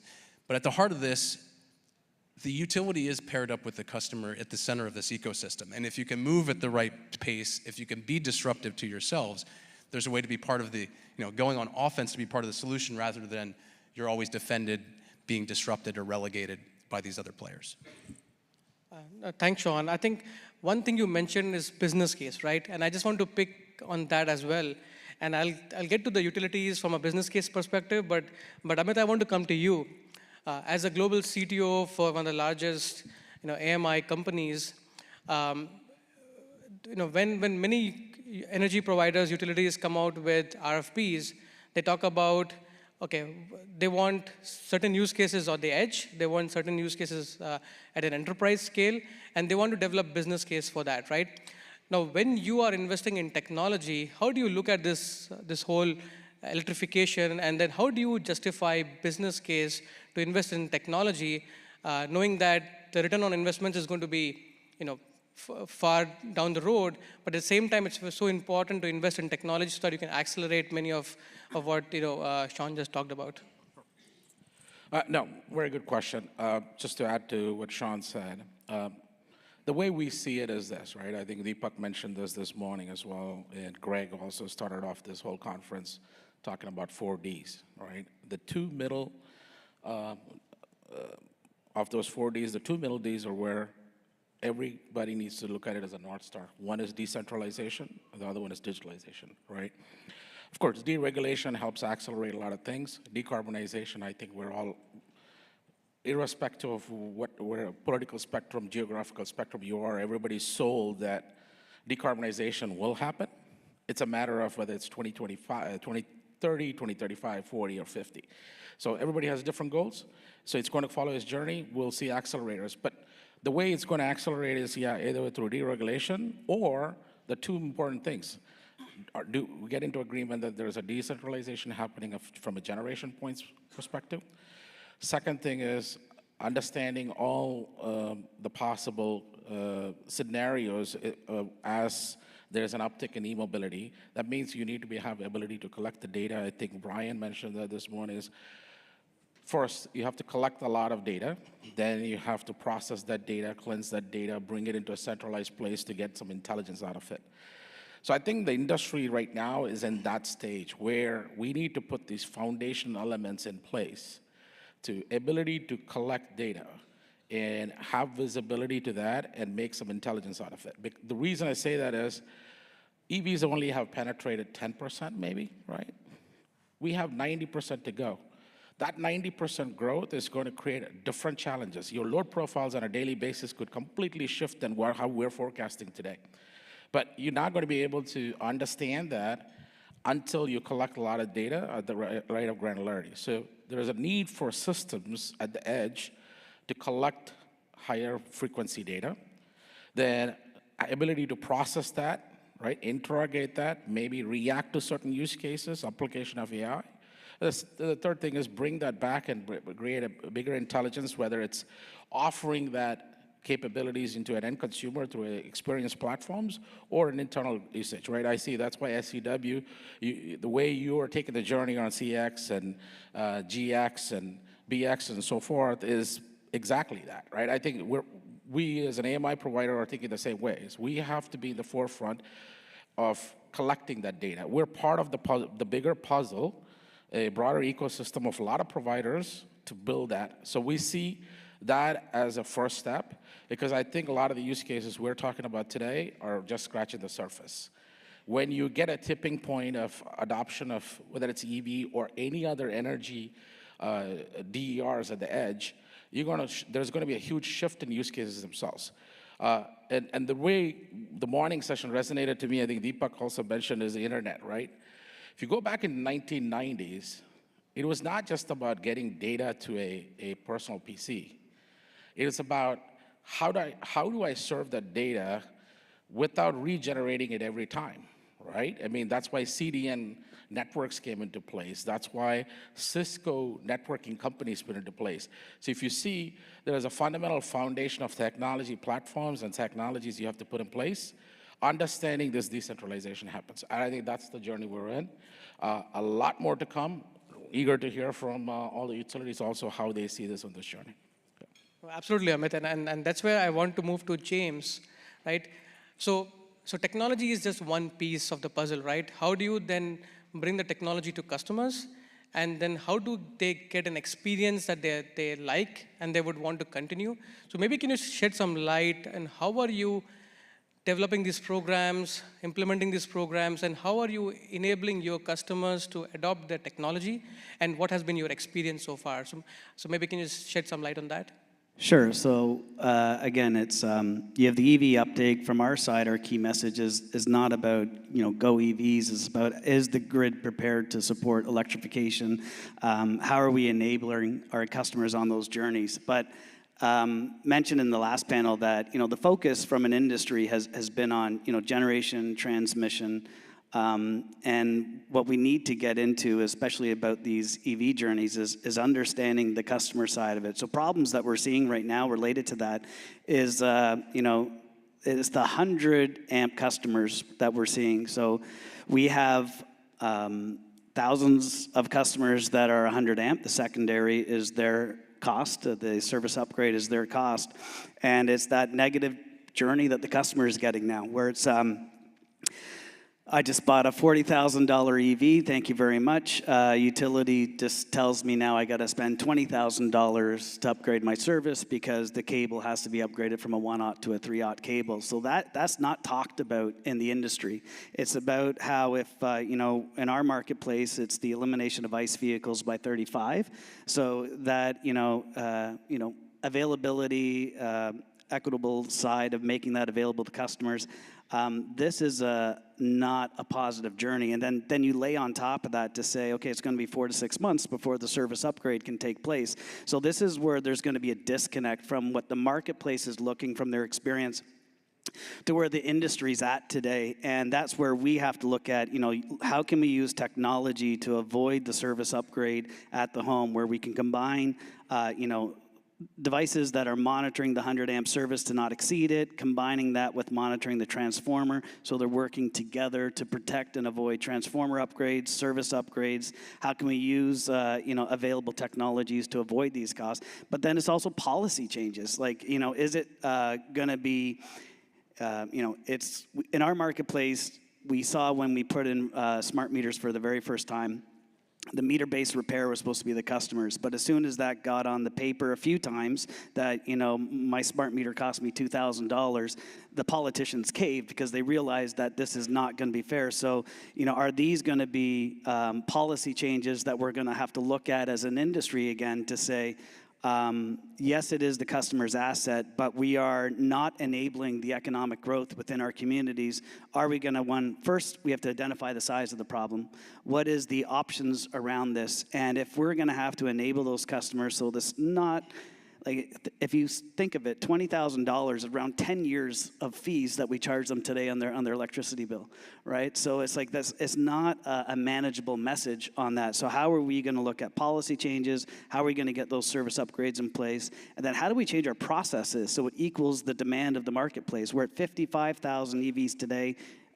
Brian's presentation showed we're going up to 1.7 by 2040. So there's major process changes we have to do. There's policy changes we have to do. And in the end, it's going to be the customer's voice that will determine the success of this initiative. Thanks, James. And I think one important point that you brought up is the policy piece.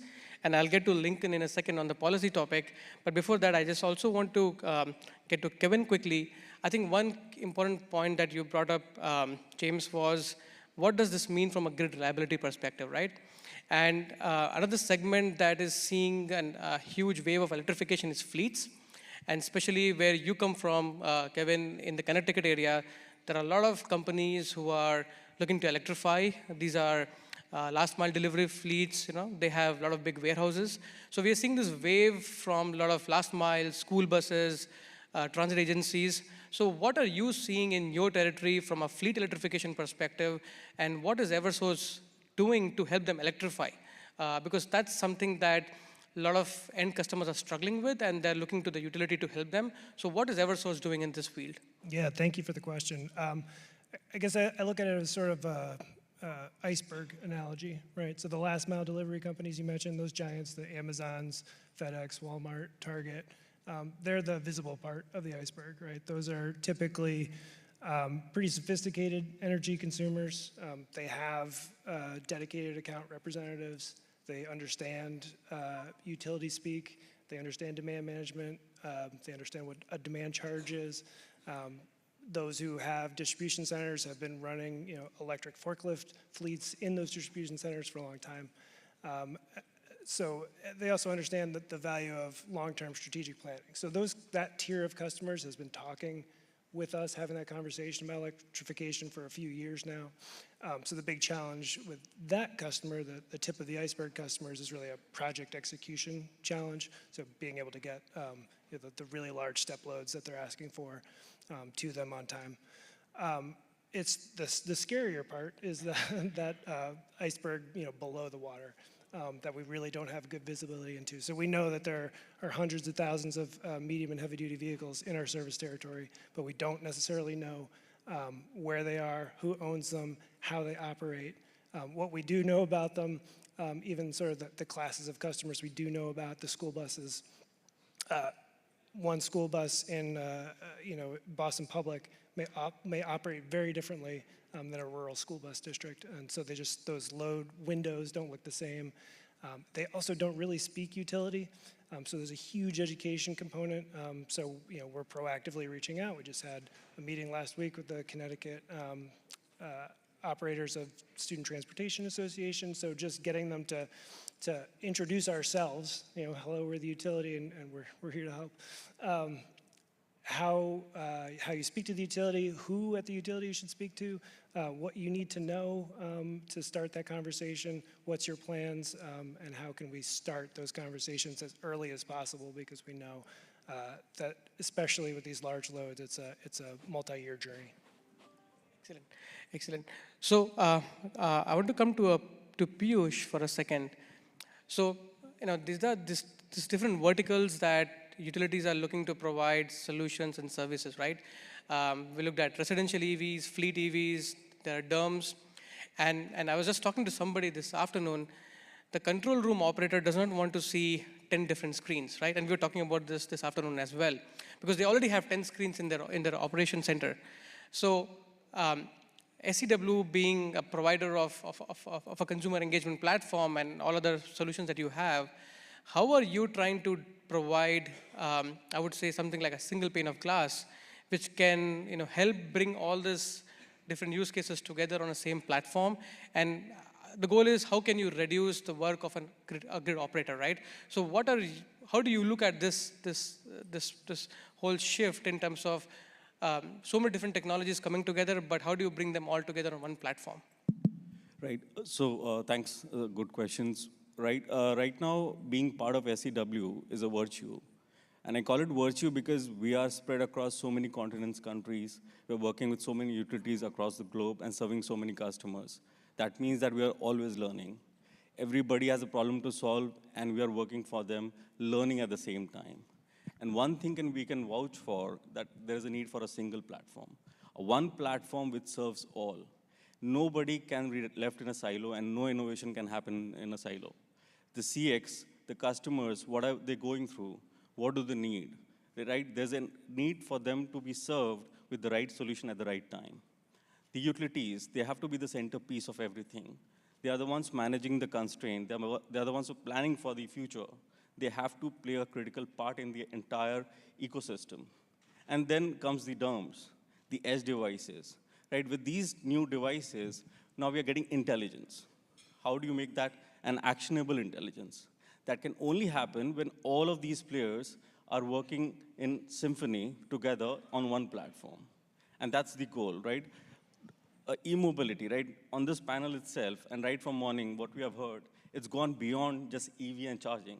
We are talking about managing energy, managing grid. And that can only happen when you're listening to the right devices, understanding your grid assets, understanding your planning, looking at the customer, looking at the behavior, and bring that into an actionable work which you can deliver at the right time. And that's where one platform is the real need of the hour. And that's where we are planning to innovate and put our all AI algorithms in place with all the data that we are getting from across the globe, bringing the right solution wherever we are learning, which part of the globe we are learning, we're bringing that problem to the center table, solving it, and getting to the right customers. That's the point. And that's how we are trying to achieve one platform, one goal. Excellent. Thanks, Piyush. I would like to come to Lincoln on the policy topic. I think that's an important topic. How do you see this policies being impacted with the new government that may come in a couple of months' time? And also, when at least from my experience, when I talk to a lot of utilities, they always say the policy is still not there yet where I can go and procure these technologies and help the pace of electrification, right?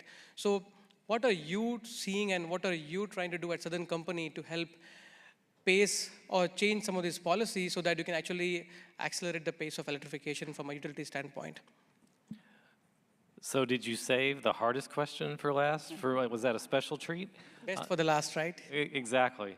So there's a couple things I want to cover. First off, I think there's an assumption, given the outcome of the presidential election and maybe what's happening in the House and the Senate, that electrification will follow a certain path if the election will go on one way, or a different path if the election went a different way. So there are 4 words I want you to remember, if you remember nothing else, when we leave today: corporate average fuel economy. The automakers are held to a standard that increases over time, that their entire fleet of vehicles that they sell has to hit a certain average fuel economy that ramps up over time, and EVs are a way to get to that particular compliance. Not the only way, but a way to get there.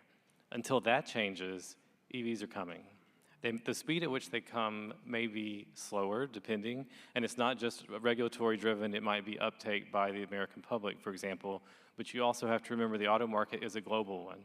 So other jurisdictions around the world are moving down the electric pathway In order to stay competitive, our own automakers and what's sold in the US will also have to be electric.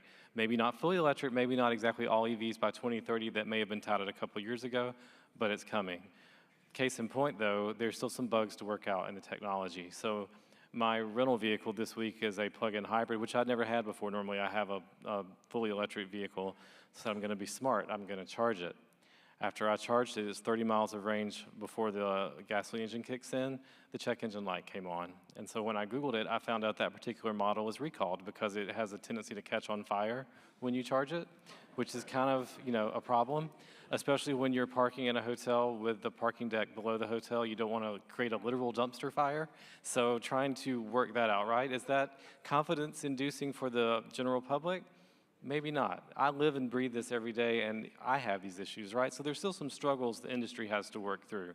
But now wrapping this back around to a conversation you've probably heard earlier in the day, themes around how do utilities prepare for this? What does this mean? A couple things. One, you hear about things like vehicle to grid, vehicle to home. That doesn't happen with a plug-in hybrid with a 15 kilowatt hour battery, right? You're talking 90 kilowatt hours, 200 kilowatt hours for the Chevy Silverado EV, right? Then that makes sense. So it matters at what speed these vehicles come to market so utilities can plan for that. And it also matters in generally just the adoption. I think we will see, Lincoln's opinion, over time. Automakers have dropped billions into this technology, so again, it's coming, but you may see more plug-in hybrids once the kinks get worked out. 2027, 2028, 2029 model years is like the gateway drug, so to speak. But from a utility standpoint, to your question, I have to know what's out there. I have to know what's coming. It doesn't mean that I got to go adopt every new program that's coming out because I can't, because they change. Case in point, there's something called OVGIP, Open Vehicle Integration Grid Protocol, something close to that. I may not hit that exactly right, but I'm close. But that was a industry-developed kind of open source platform. Not all the automakers have adopted it. So if we're thinking about a vehicle-to-grid program, there's not a common platform yet from a utility standpoint. So which one do I choose? That's a question that is still open. Do we have managed charging pilots at Southern? Absolutely. May those change over time? Sure. But I think the key point is we know that over time this technology is still coming. I still have to prepare for it, and it's doable. So, but how we get there in a medium to heavy duty, that's a whole other conversation. But again, some of this is TBD, depending on what we see happens in the administration. I think there are some things that could happen through executive action, for example, where programs may be funded, but the money just doesn't show up. There could be some things that we see, sure. Over time, though, is the technology coming? Absolutely. I think that's a great point, and I think I want to just go beyond these topics because the topic for this panel is the future of e-mobility, right? And from a future perspective, I also want to bring up an important concern that a lot of end customers have. And I remember when I was working many years back in the Northeast, working for a utility there, and we were hit by different snowstorms. I remember Superstorm Sandy. Kevin, you might know that, and the October snowstorm of Northeast. And I was asking many of my colleagues, why don't you change your vehicle and take an electric vehicle? And one thing they told me is, Shishir, if I'm going to be hit by another storm, I don't know if I'll have an EV ready. And if I need to go to a hospital, if I need to go to any other services, I won't have a vehicle, right? And that's where they started looking into, can I put a battery storage in my home? Can I look at PVs? So, and what we recently saw with multiple storms hitting the coast of Florida, I think that's a big concern for a lot of customers that if I'm going to transition to an EV, what if I get impacted by a storm, right? So how are these natural calamities impacting this industry? And what do you see from a utility perspective of this, this change that we are seeing? How do you see this, changing the industry as a whole? That's one question, and again, this is not specific to any panelist here. Please jump in, feel free to jump in. And then again, from a utility perspective, how do you tell your customers to adopt these programs, move to an electric vehicle when they have these concerns? And on the broader mega trend, Shane, how do you see the impact of these changes, which is not like for example, weather changes or storm changes impacting the growth of the industry going forward? So somebody who wants to take this question? Sure. So what we're doing right now on it is a responsibility on the education to the customer. So using the CX platform to educate the customer based upon where they're at in their evaluation process. So, you know, if you look in the past, a lot of the education was basically what's the definition of a level 1 charger, definition level 2, and so forth. So what we're putting in place with SEW is more engagement questions to the customer around, you know, how far do you travel to work? You know, what type of highways do you travel on? Here's the impact on range that you need to look at. Here's the types of vehicles that will meet those requirements. Then based upon your charging habits of a level 2 charger, what's the impact of that going to be on your bill? So like diving in and layering in their profile data with the impact of those, a 30 amp charger, a 40 amp charger, or an 80 amp charger, what is it going to do to them? And then what's the optimal rate plan based upon those decisions? So it's before they engage in the purchase, how can we be at the table to allow them to understand, you know, not just what the vehicle that they're going to buy, but what does it mean to them from the rate options available, charging habits they have, the hardware choice on charging that's to them, and then layer that into, do you need a service upgrade? Can we engage you before you purchase so your experience is better? So that education side, it was a gap in the past, so then we're working with SEW right now to how do we bridge that and put more advanced education in place to help customers through this. And Sean, again, just from a megatrend perspective, right? How does somebody talked about business case, right? So when you see this changes on the customer side, or their expectations are changing, right? And a lot of the technology companies are still trying to figure out how do they develop a technology, and also on the utilities side, how do they implement these technologies, right?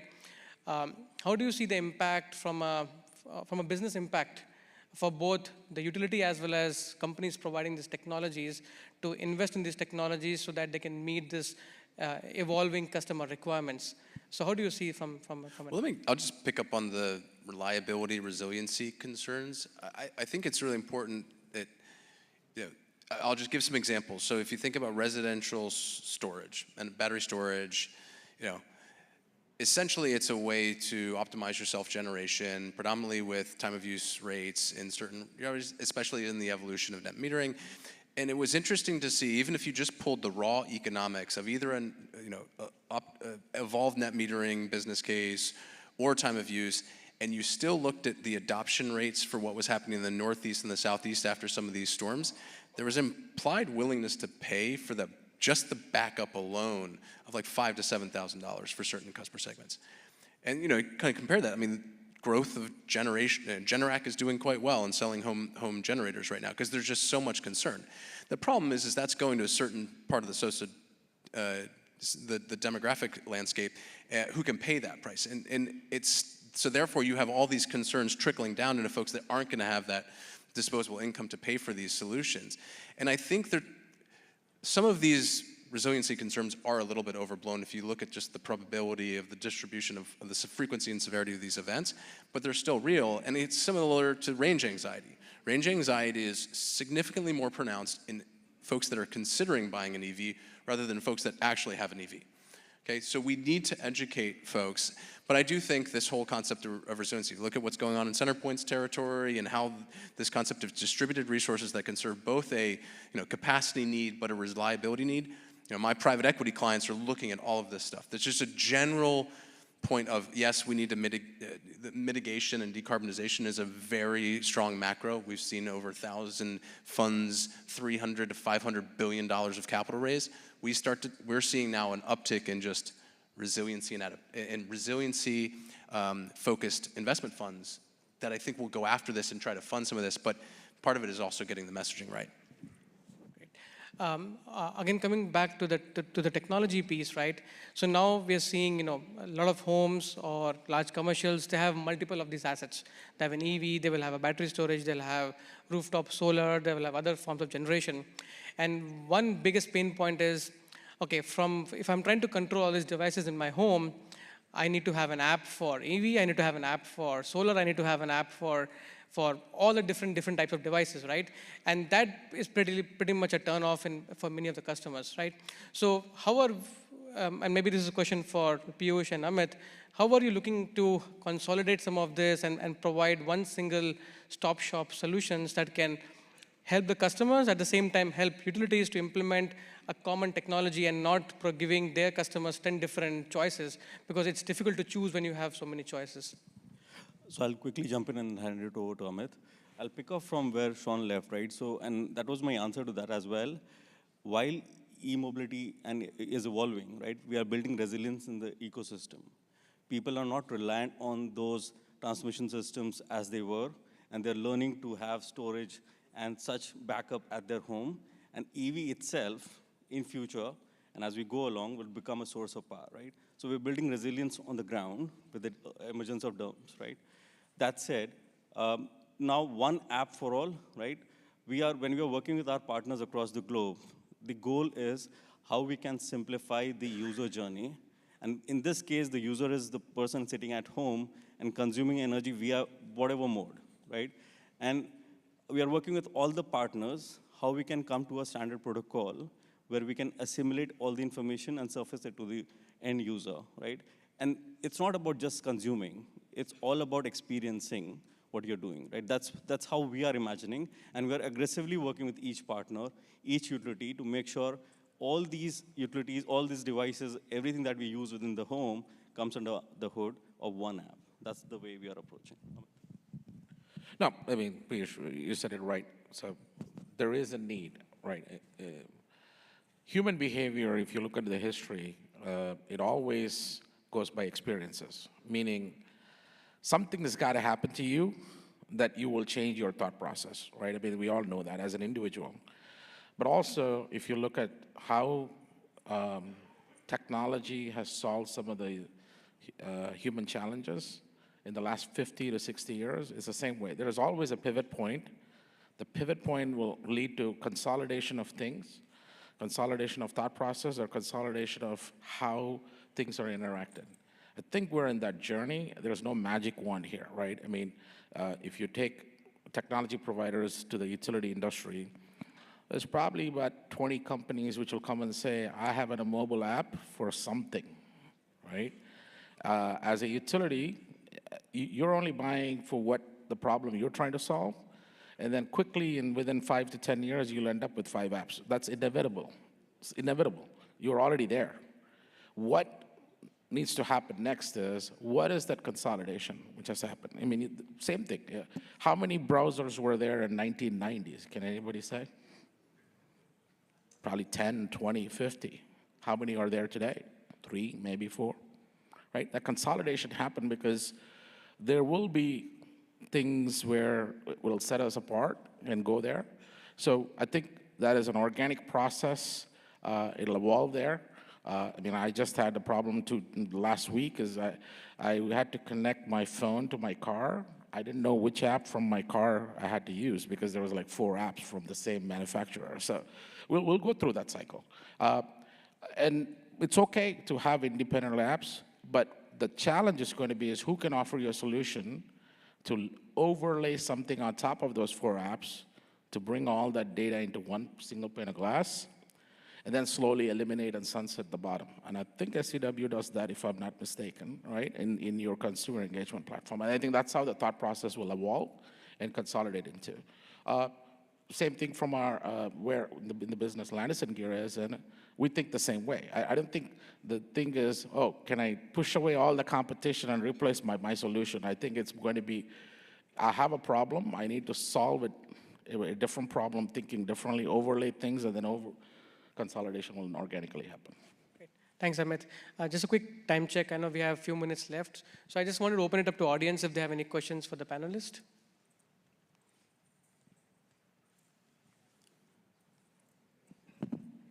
Yes, please.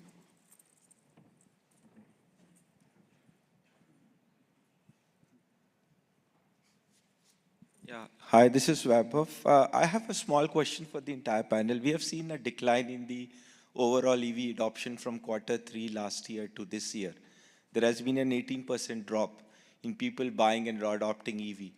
And the major reason what we see is that this is because of the EV infrastructure, which is not there. So where do you see the utilities playing a part in that? So that it's not just about EV adoption, but also clean energy is taken into account. So I can just comment that, like, well, from our forecast to where we're actually at, it is our adoption is higher than what our forecast was. Will that continue? Still to be determined, but it is, you hear on the marketplace the slowdown, but our actual uptake of EVs in our service territory is higher than what our forecast was for this year.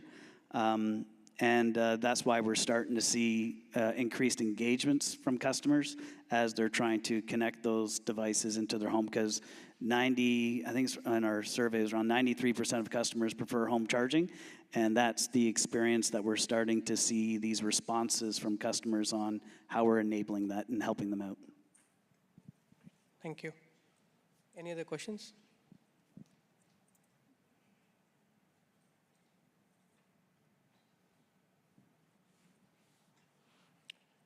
Okay, so if there are no more questions, maybe we can conclude the panel. Again, thank you everyone for the great insights, and thank you everyone.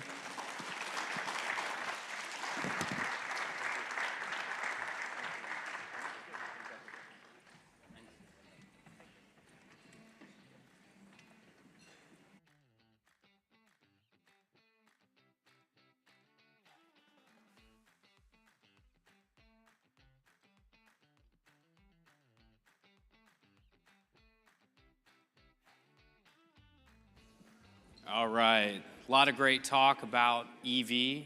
Makes me want to go buy one. I do say I miss my EV. I recently moved and are living in a rental property right now, so the infrastructure situation was very real and relevant. So I ended up having to get rid of one of our cars, and I can honestly say I do miss it. Awesome experience, and was great from a power bill perspective. So. Coming up next, we have one of our esteemed partners, Manish, is going to come up and talk to us for the PwC Spotlight.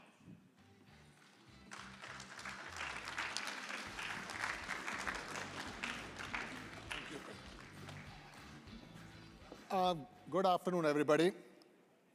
My name is Manish Anand. I think most of you I have worked personally, whether you're on the utility side or on the partner side. I lead the SEW Global Alliance for PwC within the power and utilities vertical. So I've had the privilege of working with SEW for the last 6 years very closely across multiple implementations of the platform across North America and Asia. And what I would like to emphasize in the last 6 years, what we have done in terms of standardizing the delivery model across these implementations. So what we have done, maybe the next slide, please. What we have done is, in terms of, if you can see the highlights here, in the last 6 years, we have done 11 plus implementations. We now have a dedicated SEW practice within PwC with almost 100 resources, professionals who are trained and who specialize in implementation of SEW platform. It's critical because it's very critical to train these resources, and as most of you heard today, it's a complex platform to implement. It's not something you can move it in the cloud, configure it. It requires integrations. It requires data mapping. It requires automation, testing, the full suite in terms of making it real, or making it real for the utilities so that they can get those outcomes. So what we have invested in the last 6 years working with SEW is primarily stabilize this delivery model. We started on the CX side, we went onto the WX side, we continue to do that on the other platform, other modules of the platform as the product continues to mature. That's one aspect of it. And other thing which is very important is from an SI perspective working with SEW has been, we have brought in some of the business and the industry domain knowledge. So as we continue to work with the utilities in the implementation of the platform, we were able to look at some of those use cases which were not present in the platform today, and how do we actually understand the basic business case around those use cases so that the SEW product engineering team can prioritize those within the product itself as a part of the base product.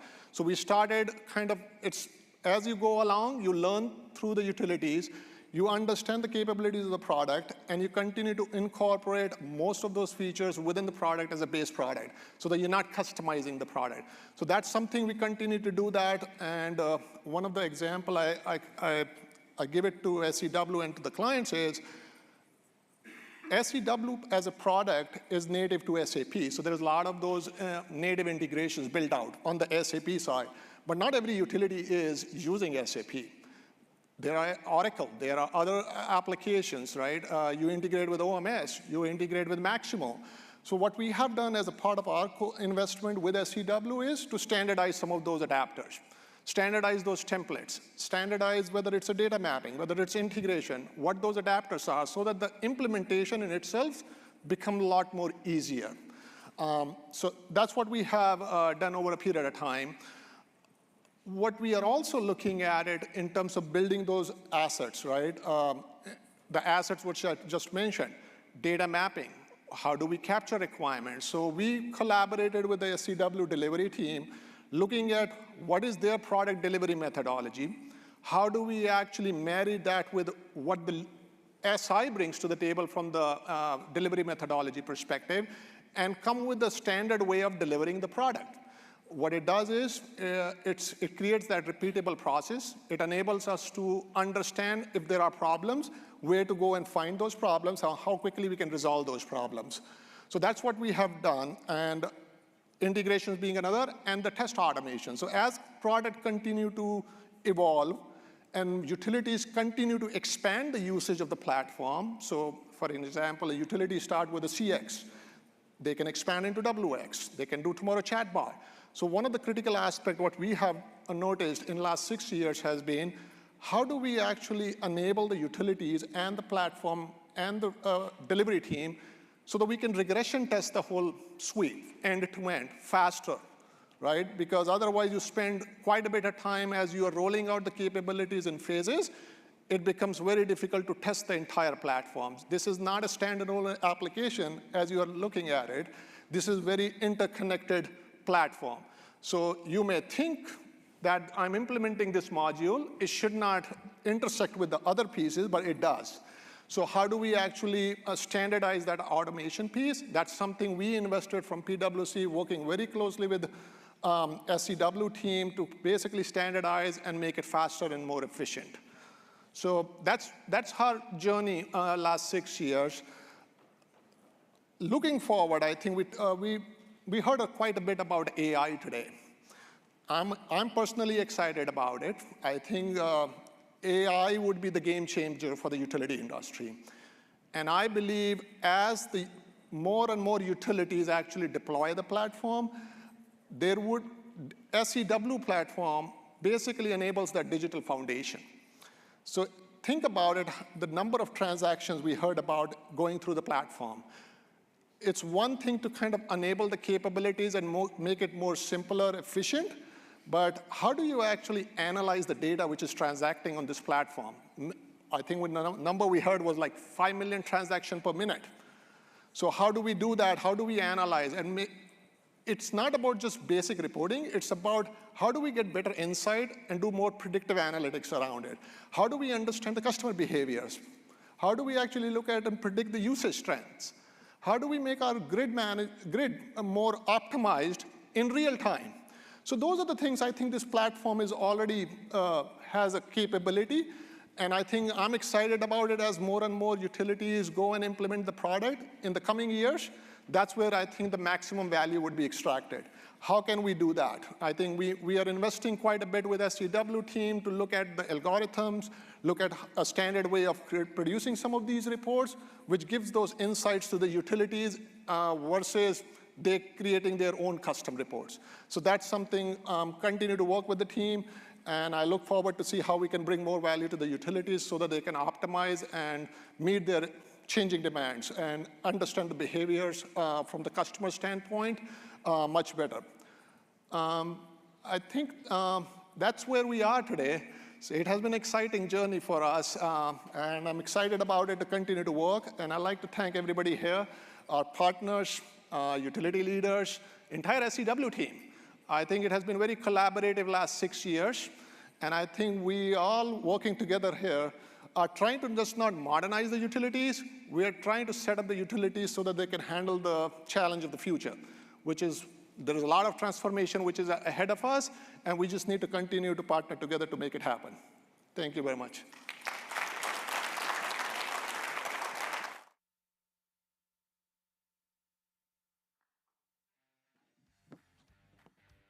What a great example of co-innovation. Platforms, products, partnerships, that's what it's all about. And I was thinking as Manish was talking, this is really a step towards becoming the operating system for utilities. We talked about this a little bit last year, and we said, what does that mean, operating system for utilities? But it's a platform that actually orchestrates all the moving parts. You know, if you think about MS-DOS back in, those old enough to remember, it really brought together the hardware, the software, the interaction with the users through the keyboard and the mouse and all those things. So that's the direction this is going, is it's going to bring them all together. So thank you, Manish. It's a great privilege to introduce Deepak and Manoj, who are really our pioneers around product engineering, the heart and soul of what we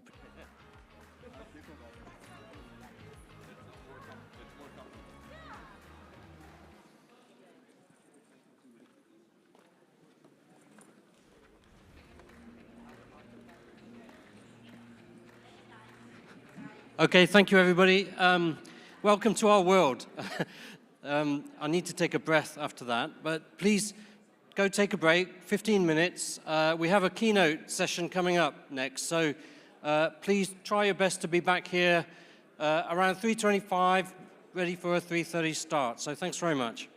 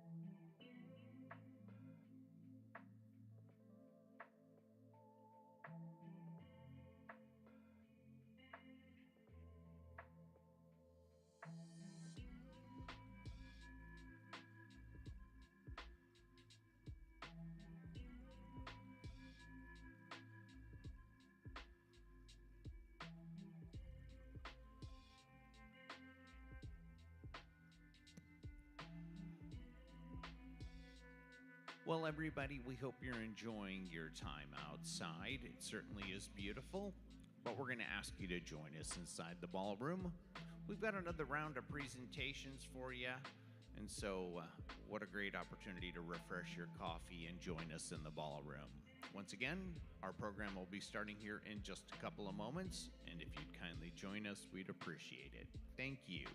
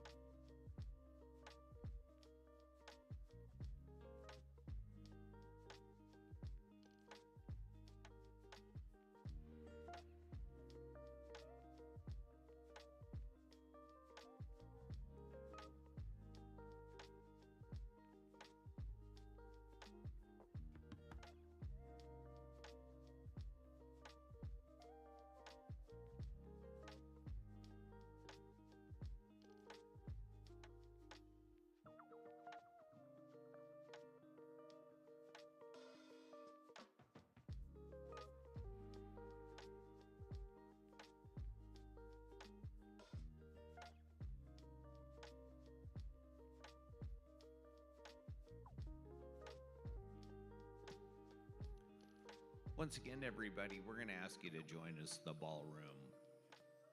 Our presentations will be starting here momentarily.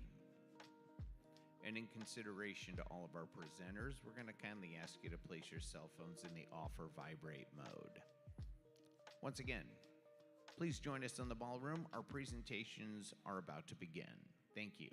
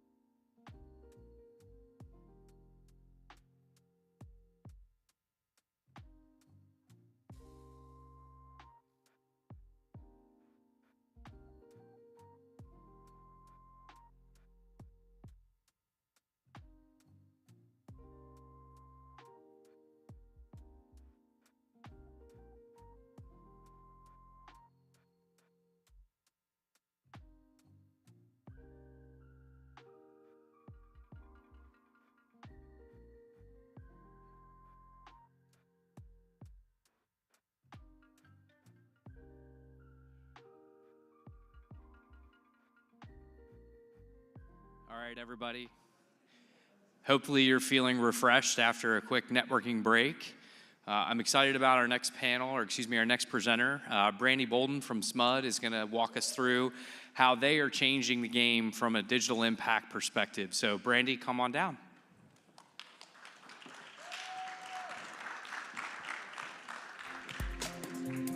A leader who is deeply empathetic by nature, with a steadfast focus on her community.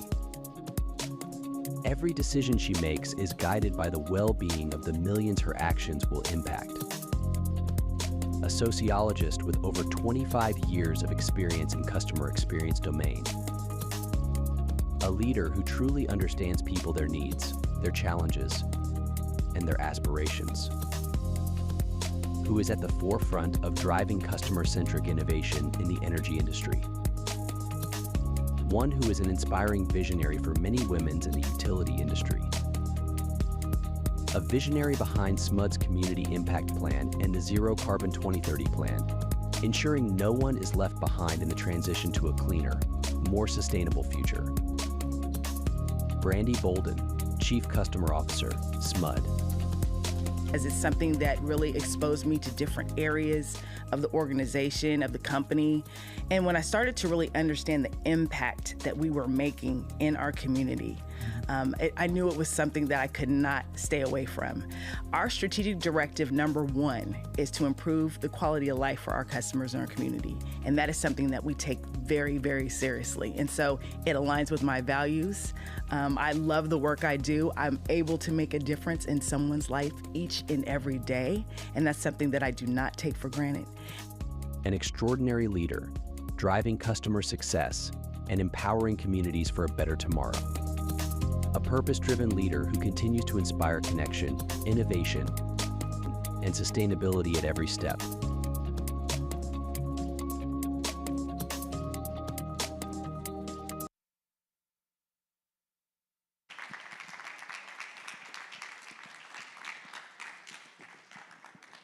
Good afternoon, everyone.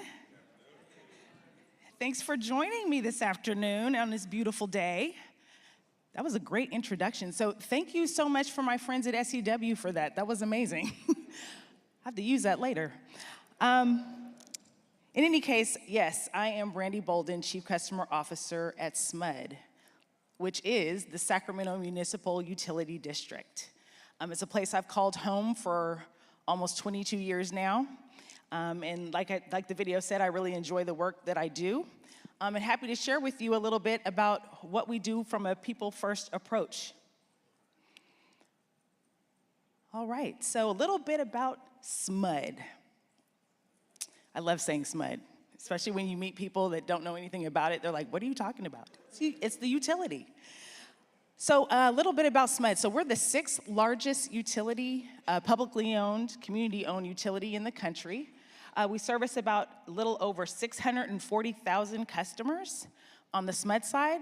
But what's a little known fact is we also service another 1.2 million customers through our community energy services, which is our data management, billing, and programs support that we provide to our community choice aggregators up and down the state of California. So very, very proud of the work that we do there. What's unique about SMUD, well, there's many things that are unique about SMUD, but one of the main things that's super unique about SMUD is that we're governed by a 7-member elected board of directors that represent the 7 wards throughout the Sacramento area. So what that means is SMUD is in a unique place, and our customers in our community are in a very unique place to have their voices heard through who they elect to our board of directors. Our board governs what we do at SMUD through policy governance. So again, the customers have a voice.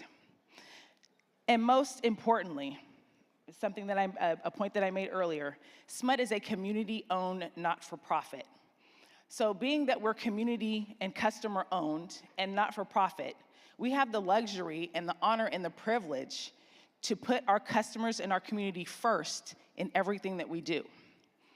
So we're talking about the digital transformation and how we can take a people-first approach.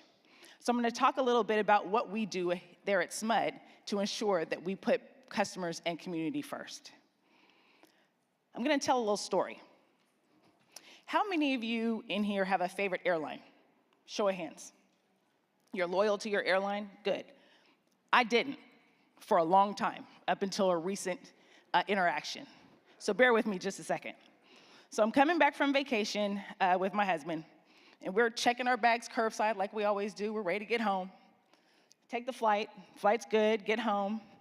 We start unpacking, and we notice both of our suitcases have been completely ran through. Clothes are everywhere. Stuff is missing.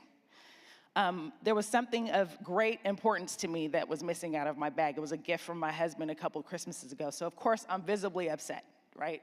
And I'm like, oh my God, somebody took my stuff. What is going on? All the things. Didn't know if it was TSA or the airline, just trying to figure it out. So the first thing I do is I pick up the phone, of course, and I call the airline. I get on the phone with the airline, and basically the IVR, natural language IVR. Hi, Brandy, thank you for calling. Are you calling about the flight that you just completed? And I said, why, yes. They said, great. Was there a problem with the flight? Well, yes. Was there a problem with timely departure? Was it baggage? Was it, baggage? Okay. And then it says, enter in tell us briefly what your issue was. And I'm like, somebody ran through my bag and my stuff is missing. I'm just rambling to the IVR. Okay, thank you. Please hold while we get an agent for you, right? And so I'm thinking okay, I'm gonna be on the phone for another half an hour. Literally 5 seconds later, IVR comes back on and says, we're busy time, it'll be about 20 minutes. Would you like to hold or would you like us to call you back? Call me back, because now I'm gonna go take inventory of all the stuff that's missing. Meanwhile, it tells me to go check on the website. Go to the website, there's additional information there, and maybe that can help you while you're waiting. So I go to the website, it very easily takes me right to the baggage claim area, right, where I get to enter in all the information. My bag wasn't damaged, but there's things missing. Yes, I have receipts, because everything's digital now. They make it easy for you. Enter in all my receipts, get the confirmation. Okay, I'm feeling pretty good. I'm like, okay, I got that out of my system. 5 minutes later, I get a phone call. It's the airline. Hi, we've seen that you've already filled out the information. We're so sorry for this incident. We will need to investigate. I'm glad that you got your receipts and everything. Could be up to 30 days, but we're gonna try to get this resolved as soon as possible. I say thank you, I get off the phone. And I'm thinking to myself, they've completely diffused me, right? I was up here when I found out my stuff was missing. But through the experience, they made it very easy for me to do business with them. They were very responsive to my needs, and they responded with empathy when I finally got someone on the phone.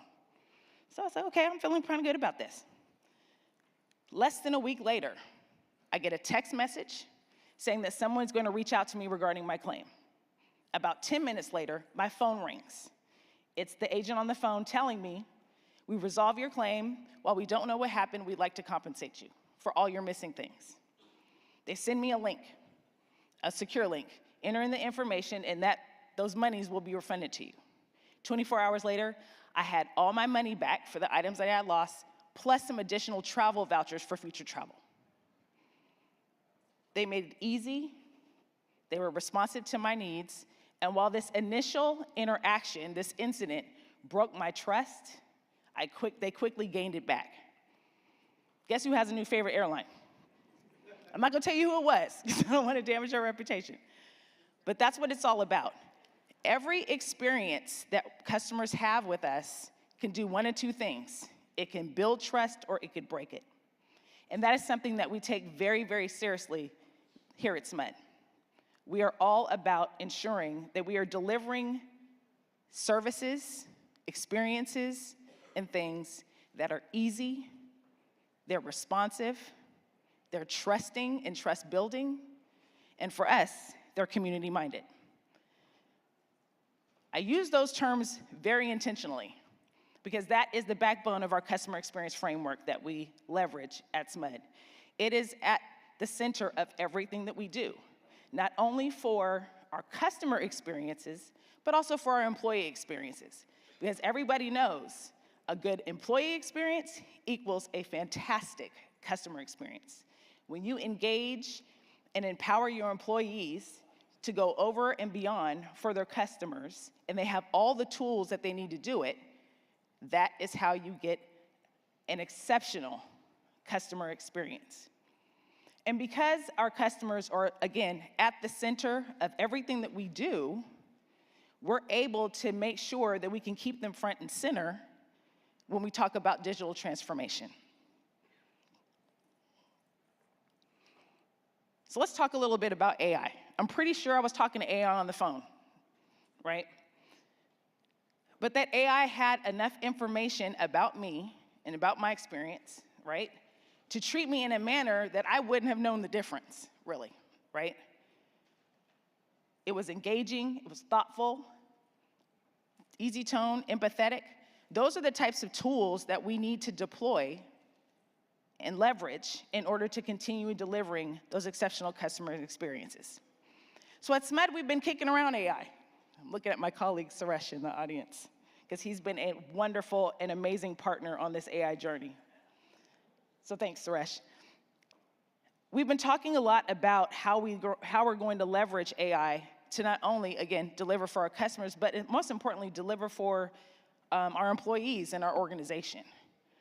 We all know that AI is fueled by data. And SMED was at the forefront of implementing our smart meters back in 2012. So we were kind of one of the first to get out there. And there's tons of data, I don't have to tell you, that's available based on having these meters out in the field, right? So we've got 15 years worth of data to go on. We've made a really great effort in working in cooperation with our IT partners to leverage that data for all types of uses. We know more about our customers than we ever have before, and most utilities are in the same spaces. One of the things we did a few years back is we developed an algorithm that allows us to identify inefficient homes or homes with inefficient heating and cooling. So we're able to be proactive in our outreach to our customers, in particular neighborhoods, that we can get them to help, get them the help that they need and also electrify their homes, right? So those are the ways that we leverage the data. Also, leveraging the data for our internal operational efficiencies. Those are things that we're laser focused on doing right now. Because when you're more efficient and you're able to provide that support to your employees, again, by helping them be more efficient and better at their jobs, you get an exceptional employee experience, which again leads to an exceptional customer experience. But with the advent of AI, I don't have to tell you this, there is a responsibility that everyone has to use that information in an ethical and responsible way. And so I am proud to say that early on last year, we developed an AI task force because we wanted to make sure that whatever we did to leverage AI internally was going to be beneficial to our employees. We have a large represented staff, and we wanted to make sure that they had opportunities to learn and grow in this new AI space and not consider it something that's going to replace them, because, right, that's a fear. That's a fear that a lot of companies and employees are having right now. So getting that task force in place, developing AI governance, a robust governance structure so we know how we're gonna use it and how we're not gonna use it, help build confidence amongst the staff to really trust the tools that were coming their way. Again, we're early on in our journey, but with those foundational aspects, I have no doubt that we're going to work together to deliver an exceptional employee experience that's been unmatched in our entire history. So looking forward to that.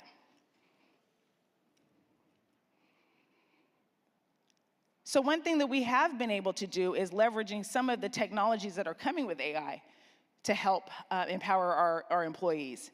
Most notably, we implemented Genesis platform in our contact center earlier this year, and we're looking at ways to leverage the listening functionalities and capabilities to improve how our CSRs who are on the phone service their customers with real-time feedback on sentiment, recommendations on programs and services that their customers can take advantage of, so they can feel empowered to answer all the questions without having to search for things or escalate anything.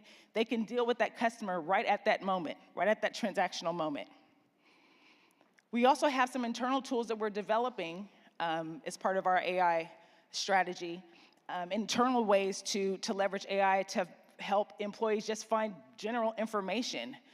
It's called the SMUD GPT. We've come with our own GPT, right? Because, utilities and folks, so we've got a lot of new people coming in and they want to be able to find information quickly without having to ask or search through endless websites, right? So you go to your SMUD GPT, enter in your question, and you can get that information instantly. We're also leveraging the power of AI to better service our customers during storms, to anticipate duration of outages, and where we should concentrate on our restoral efforts. How severe an outage is, so that we can start to prioritize those things and those locations for customers, so we can minimize the impact during storms. Because as we know, the climate isn't getting any better right now. And the storms that are hitting California are unprecedented. And we don't see that that's gonna stop anytime soon, so we wanna be prepared. Most importantly, one of our biggest investments that we've made is in our partnership with SEW and bringing on our engagement tools for our commercial and residential customers. We're essentially going to be providing a more robust experience for those customers through the platform approach and a mobile app that will hopefully go live here in April of next year. So we're really looking forward to that. It's also gonna allow us to become more operational efficient because we're reducing our technical debt, right? So that allows our resources to be free to innovate while we let the SaaS solution take care of itself, right? Those are the ways that we want to empower. Again, we want to design experiences for our customers that are easy, responsive, trusting, and community-minded. So last but not least, I do want to spend a little bit of time talking about our 2030 plan. So SMUD has undertaken the huge task of eliminating carbon from our power supply by the year 2030, and we're well on our way. Part of doing this is centering what we do around improving our customers and our communities' life. Again, improving the quality of life is job one for us at SMUD, and we take that job very, very seriously. Eliminating carbon from our power supply will do just that. It will build and raise communities, improve and guarantee healthy outcomes for communities. And so, in closing, I just want to share this information with you. At cleanpowercity.org, sign up, join the charge with us. Empower your communities, improve healthy outcomes for everyone. Again, keeping a people-centered approach to everything we do. So thank you.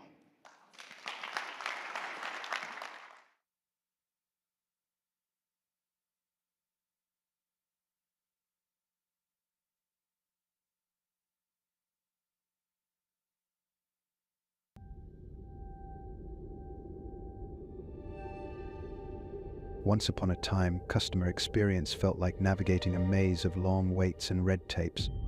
But now, as a new dawn rises, we're witnessing the transformation of digital customer experiences into a seamless journey. Welcome to the age of AI customer experience, where AI is helping energy and utilities anticipate growing customer needs, offer 24/7 customer service, deliver personalized experiences, drive responsible consumption, and promote energy-water equity. A world where AI is reshaping customer experience, where data is driving efficiency, satisfaction, and trust at scale for all people. We are here to set the foundations towards a smarter, AI-driven future.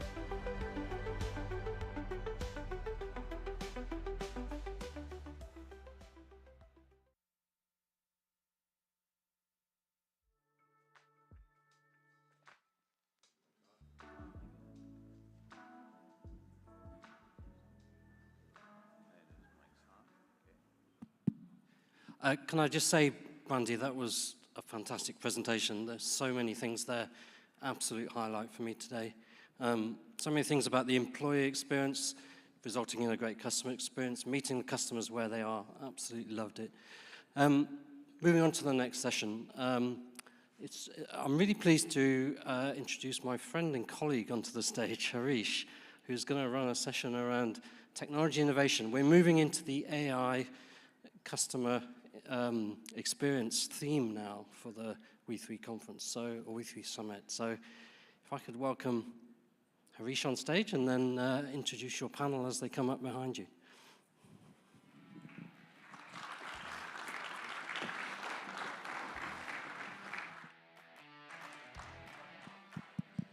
Hello, can you hear me? Yeah. By the way, Brandy, I did sign up and I do have the sticker as well. So it's just wonderful to be part of the journey. I'm actually still recovering from Deepak's session. I hope all of you have been able to digest all of the great information that Deepak shared. But again, I'm really honored actually and humbled to be actually selected as to be a panelist for this next session. So we heard a lot about AI, but I would like to really invite the leaders in the industry to come and speak about how they are leveraging and building off all of the innovation. So if I may kindly request the panel to please come on stage. We have, go ahead. We have Jenny from CPS Energy, who's the chairman of the panel. We have, yeah, you can just.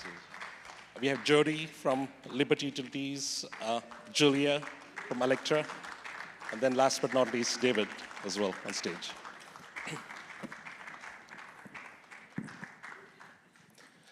So as we get into the conversation here, I kindly requested the panel to kind of give a quick introduction about themselves, kind of share some of their current roles and also some of their recent initiatives as well. So Jenny, if you can kindly start. So good afternoon. I'm glad we have an audience. For there, I was a little bit worried. It's kind of hard to get people back after 4 o'clock. So thank you for those of you who are here. Again, my name is Jenny Martinez Gonzalez, and I serve a couple of roles. First of all, I'm the CEO of Webhead Technologies. We've been in business 30 years. We're obviously a web development pioneer at the time, and today we're taking a quantum leap, and we have a startup called Quantum Realm Computing. And so my other role, which I love the most, is that being affiliated with CPS Energy and the current chairwoman for CPS. And so it was the perfect timing. Not only was I part of disrupting what the typical trustee looks like, I happen to have a background in technology, so the timing was perfect. Not only were we disrupted by weather in Texas, we actually had extreme weather event where we had snow, and if you know anything about San Antonio in Texas, it doesn't really snow over there. And so that disruption, in addition to COVID, again, provided the platform to have one of the first committees focused on technology and resiliency. So that's a little bit about me. I don't want to hog it all. I'm sure there's some great panelists here, and I'm going to pass it on to Jody. Hi, everybody. How we doing? Good? Yeah, let's hear it. We've got a lot of energy in the room. So Jody Allison, I'm the Vice President of Transformation for Liberty Utilities. Very excited about my role. Our company has spent a lot of time pulling together a lot of different utilities. And so really we've had an opportunity, and I'll talk a little bit more about that later, but we had an opportunity to really look at how we could continue to evolve and grow the businesses and really improve the experiences for our customers. So many opportunities. I have been very focused on our customers and recently have been working on procurement and supply chain as well. So I'll pass it along. Good afternoon. When I have mic, I like to sing. I think this is the best panel today. We all have talents. Going to be the most lively. So my name is Julia, and I serve as a Chief Digital and Innovation Officer at Electra. You heard a lot of speaking keynotes from Electra today, and my role actually is 2.5 years old, and shaped it by the vision of our CEO, and who sees the power of integrate digital and innovation. My background is retail, and when I come to the utility sector, I thought I got all the digital transformation all figured out, because, you know, after all, if I can sell consumer goods on the internet, and how hard it's to, you know, sell the utilities. And I would tell you I got it all wrong. And digital transformation is not just about the customer centricity, but also, very importantly, how we balance these complex systems and to make sure that we keep the lights on. because we often are taking utility as granted. So I would say every day that I am learning this industry and learning from, the leaders, and so very exciting. And I think I'm also empowered with a lot of great tool. I use ChatGPT every day. When James Douglas talking about submeter, what is submeter? Well, let's find out. So very happy to be in the WE3. This is my third time on the WE3. Always got inspired, like many of you, the vision, the energy in the room. So, and looking forward to learn from you. Well, thank you, and I'm glad there's energy in the room. I know it's late, but because there's energy, I get to talk about my grandkids just a bit. I'm David Etheridge. I'm on the Independent Advisory Board for SAP and for SEW. In addition, I work with a number of technology startup companies in the AI strategy area through my venture capital role with Energy Impact Partners. Now, we've talked a lot about the digital journey and how it creates the opportunity for enhanced connectivity. Well, a quick story about my grandkids, and I hope some in here have grandkids. It really it changes your life. So my grandkids will come to me and say, Papa, Mom and Dad are mean, and they're wrong. And I say to them, you're right, and I got your back. And so as I look at these talented executives that are doing God's work, this is changing the world, what is happening with their digital journey. It, in fact, is going to make these companies a different resource than they are today. And it's the hardest industry to do this in. I call it the hardest last mile. It is much more difficult than the healthcare industry, much more difficult than the telecom industry. Anyone that tells you the digitization of telecom is similar to the digitization of this industry, they're simply wrong, and we'll talk some more about that. I'm excited to tell you some of my stories, but I'm even more excited to hear these executives that are doing it real time. Thanks, David, and thank you, all of you, for that great introduction. And that's a good segue, right? I believe, right, and again, we're part of the industry. There's a once-in-a-century disruption that's going on in our industry, and it's only going to get more complex. So really, I would like to hear from all of you. We can go around. Basically, some of the changes that you're seeing in terms of the culture, the business and technology models to adapt to all of this disruption, and also the increasing presence of AI as well, and how that's impacting your operations and some of your other initiatives as well, please. I'll start from the perspective first of, obviously my role as a chairwoman. I think for at CPS, we've always, we're one of the largest munis, and so our board governance has the mayor and then 3 other trustees. And so I can tell you I'm the youngest trustee right now. I could tell you at the beginning, I was the first one, like for example, to have a tablet. Everybody else still like those thick, trustee books being delivered. And so for me, it became, at the onset of becoming a trustee, there was a cultural difference in how we use technology, right? And so I think part of what she just described earlier, where you're like, okay, I come from retail, well, I came from commercial industry, so for me it was like so very antiquated. But I will tell you, under the current leadership that we have, which is Rudy Garza, our CEO, and Evan, who's here, our CIO, and even customer service leadership here, Deanna, that they were very open to change. What it required, frankly, wasn't necessarily technology disrupting change, but it was leadership disruption.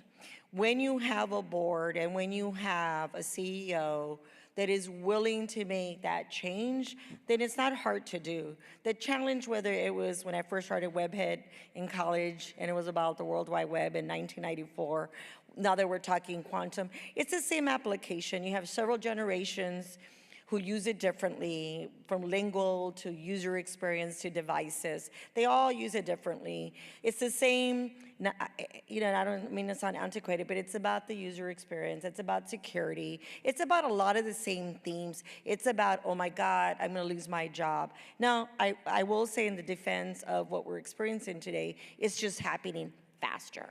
I would say when I look at at it 30 years. I've been at it for 30 years. So for CPS, I think the cultural change and the adoption is happening faster only because we have the right leadership in place. So leadership is key to disruption and how you respond to disruption.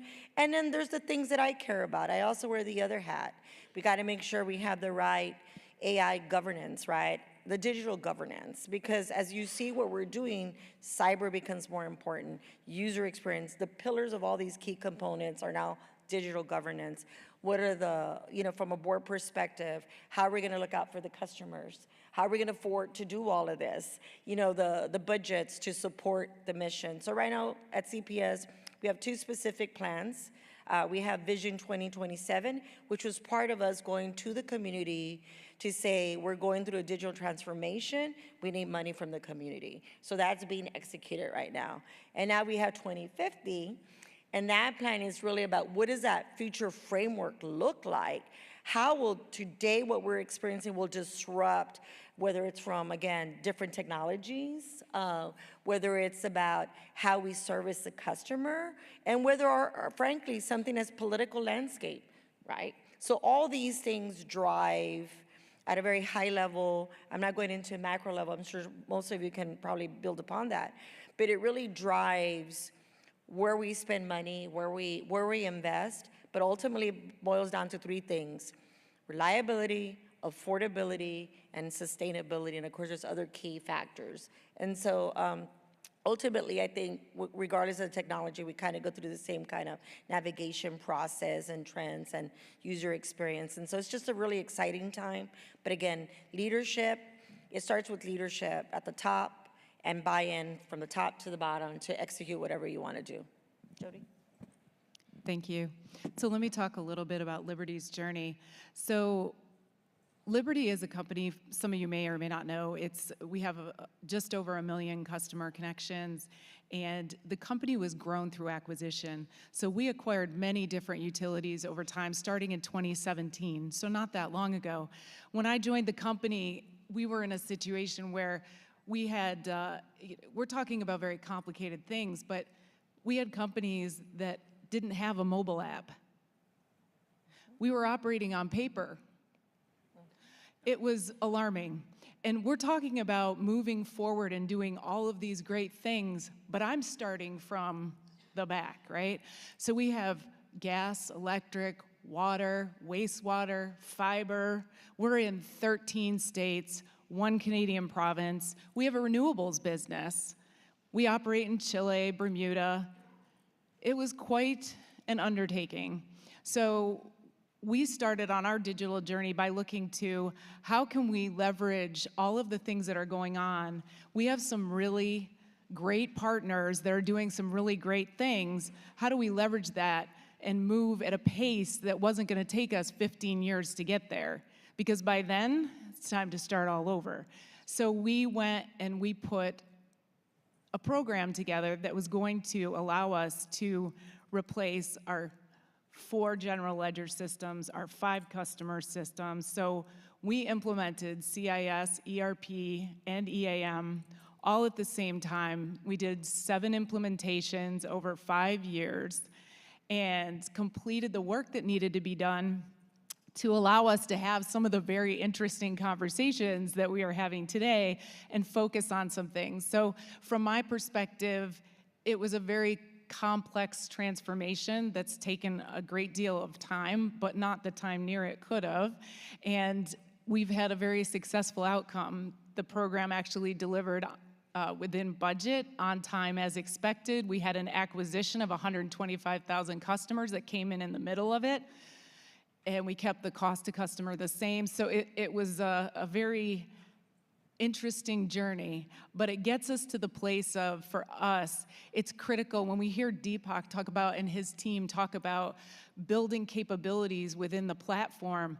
That's great, because I had to implement 7 times and make sure that we were rolling out all of the technology. I need them to keep building the capabilities so that I can take those next big steps.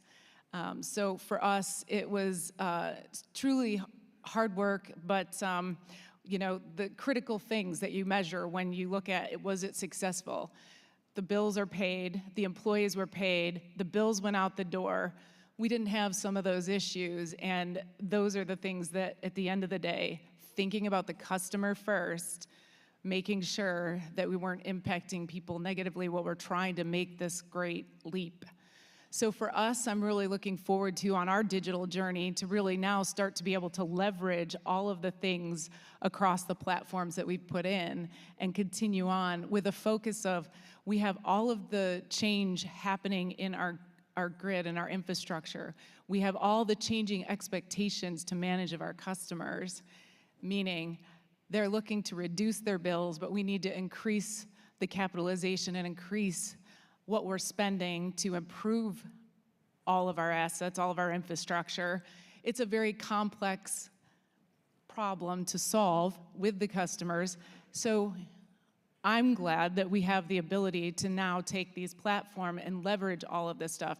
We have the responsibility to make sure we have the right governance in place, but when we put the right governance in place, as we've been doing so, that allows us to continue to roll out a lot of these tools and leverage everything that we've got going on. Thanks, Jody.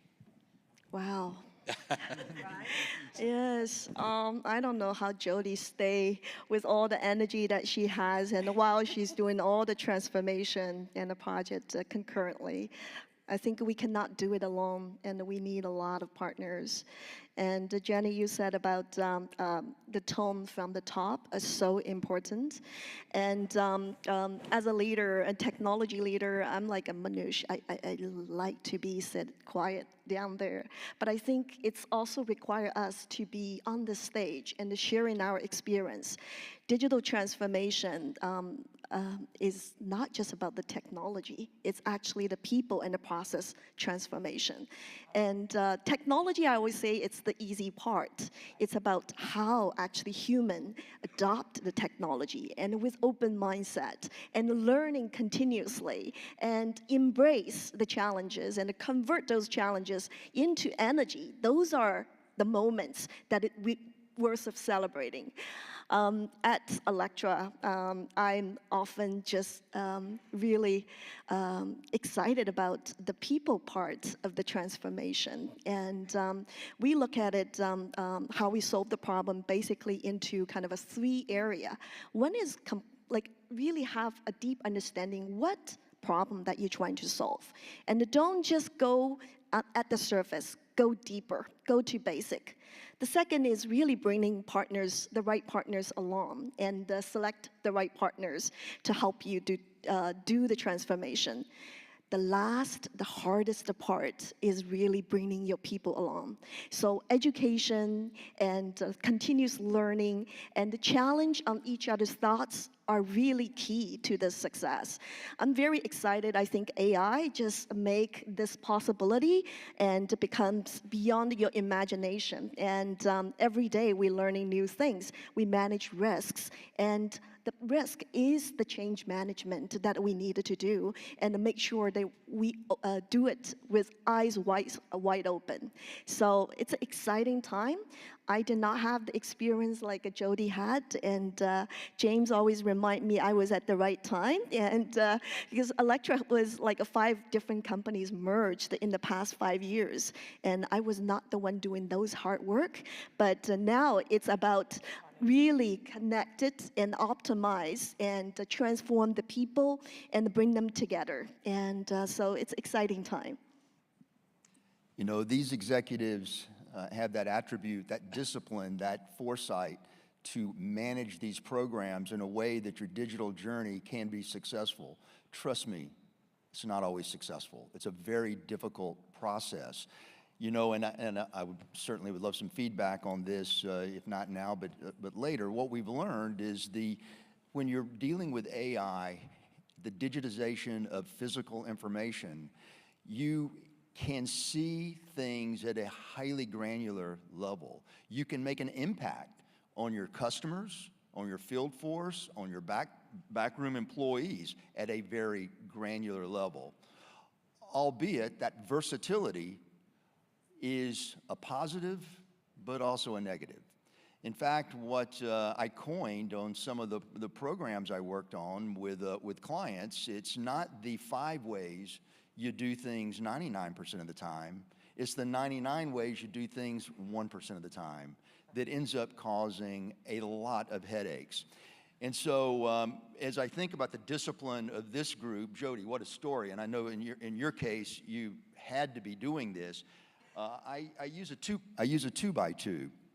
And in that 2x2, if the vertical axis is the impact on the enterprise value of the company and the importance to the CEO's agenda, top of the vertical axis. The horizontal axis is customization, technology enablement, and complexity. If you can manage, because these programs definitely will impact the value of the company, because your customer, your field force, and your back office will all work in a more connected way and be more effective in their speed to value. If you can be in the top left-hand box, you can actually achieve those objectives in a highly sustainable way. So many times, though, you end up in the top right-hand box, where there's a tremendous amount of customization, a lot of complexity, and it requires a ton of work. And so the thing with our industry that I said earlier that makes us different than many others, it's impossible to be at the far left. You're looking to be somewhere around the middle of the top box. If you can do that, you have a greater chance for success. And I know I'm not supposed to be asking questions, but I think, Jody, I'm curious, with so much you were doing, how did you stay in the top left-hand box? Well, I think one of the things is technology. We can do a lot of things, right? But the reality is we can only move as fast as the people will, right? So one of the things that we did was to make sure we stayed very grounded was make sure that we were aligned. So the first thing we did is we got all the leaders together and stayed aligned in purpose. Here's what we're going to do. We also agreed that we were going to focus forward and not try to rebuild what we had. So the processes needed to be viewed from where we were going to and use technology to help ingrain folks in those new processes. So for us, it was really important to also build that into our scorecard and make sure that everybody was incented and motivated to be working towards the same objective. It is not easy. I don't want to make it sound like it's easy. It is not. During this, our company was also evolving from what I would call a company of investments to what we're trying to achieve today, which is a regulated pure play utility. We had, in the 5 years that we were doing this, we had we had 3 CEOs, 2 CIOs, 2 chief HR officers, 2 heads of customer, and it was a lot of change because the company's makeup was changing at the same time. So keeping all of that aligned is very difficult. And so I think keeping the outcomes and your customer at the focus and making sure that you keep everybody aligned to that is critically important. Without that, they will fall off the rails and fail fast. No, by the way, that was a masterclass on how to run agility. So thank you, panel, for sharing that. But no, this is fantastic, right? But along the same lines, right, if you really think about it in terms of future direction, right, the complexity within our industry, devices behind the meter, devices in front of the meter, and complex use cases, now you have customer centricity as well. If you can shed some light on some of the initiatives and some of the options that you're looking at leading into the future, next 12 months, 24 months, to help lower costs, improve efficiencies, operations. It'll be really nice, I think, for all of us to hear from your perspective as well. Sure. So at CPS, obviously, we talked a little about the leadership that we have in the room. So at the last board meeting before I flew out here, it was presented. Evan did a great job of presenting what were the 5 or 6 projects where AI was going to be applied. So specifically, one that I'm really excited about, it's not sexy, but vegetation, for example, management. Why is that important? Again, you have an extreme weather event. tree trimming, as basic as it sounds, is important to recovery time, right? So using, applying it to something as basic, well, it's not basic, but sounds very simple, is really important to us, because believe it or not, when again you have two extreme, when I say communities, obviously San Antonio is broken into 10 districts, but if you take district 2, 3, 4, 5, those are the poorest districts in San Antonio, where the average salary is between 30 and 40,000, which means that they have old infrastructure. When you take district 8, 9, 10, the average salary is about 90,000, which means they're leveraging battery storage already, they're leveraging solar. And so a project like this and applying to it is really important, because it can make a difference in someone's life, right? Especially when you talk about, and so one of the things that I really love about, and it's the plan that we pass and how we leverage technology, is making sure that the investments are made to make different needs per community.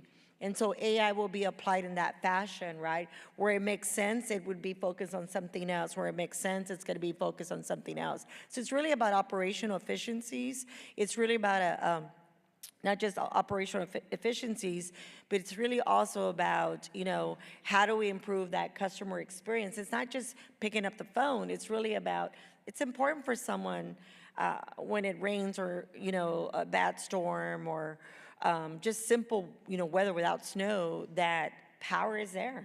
And so this is how one specific example. The other thing too is for us, and I'm gonna pivot a little bit, and I kind of wanna leave this here, and I don't wanna go too much into it. I have a heavy background in Department of Defense work, but what we're not talking about, that really energy is about national security. There's a shortage of it, and so where technologies plays a big part of it is, how do we meet the demands? In San Antonio, we're talking about right now, a resident is competing with another data center that's moving into San Antonio, right? So then how do we meet, and how do we again leverage AI to be able to make good decisions on, again, where do we use it? How do we detect patterns? And then how do we, again, meet the demands of generation? And all of us in the industry are trying to figure out, there's just not enough for how dependent we are. And I think, again, that's the beauty of what we're going through is, again, how do we use data for mission? And that mission is, again, national security, protect the systems, empower communities, make it affordable. I mean, it's a lot to do, but we could have too much data.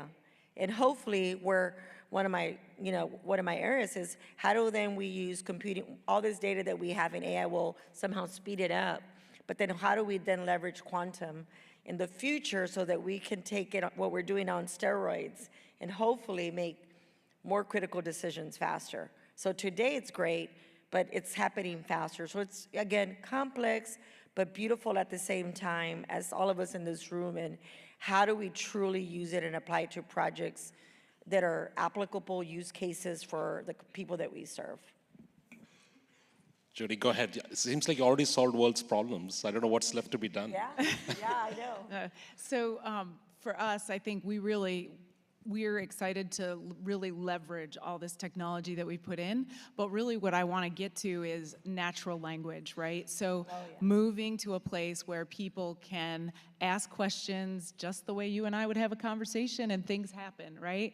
And so I think we have a lot of opportunity in that space, and making sure that we're fully leveraging all of the, if I think about when we started implementing SCW back in the day versus the capabilities that exist now, I can tell you we're not fully utilizing all of that. So to me, fully utilizing the systems that we've just deployed and then looking for natural language, I think opportunities is really important for both our customers and our employees.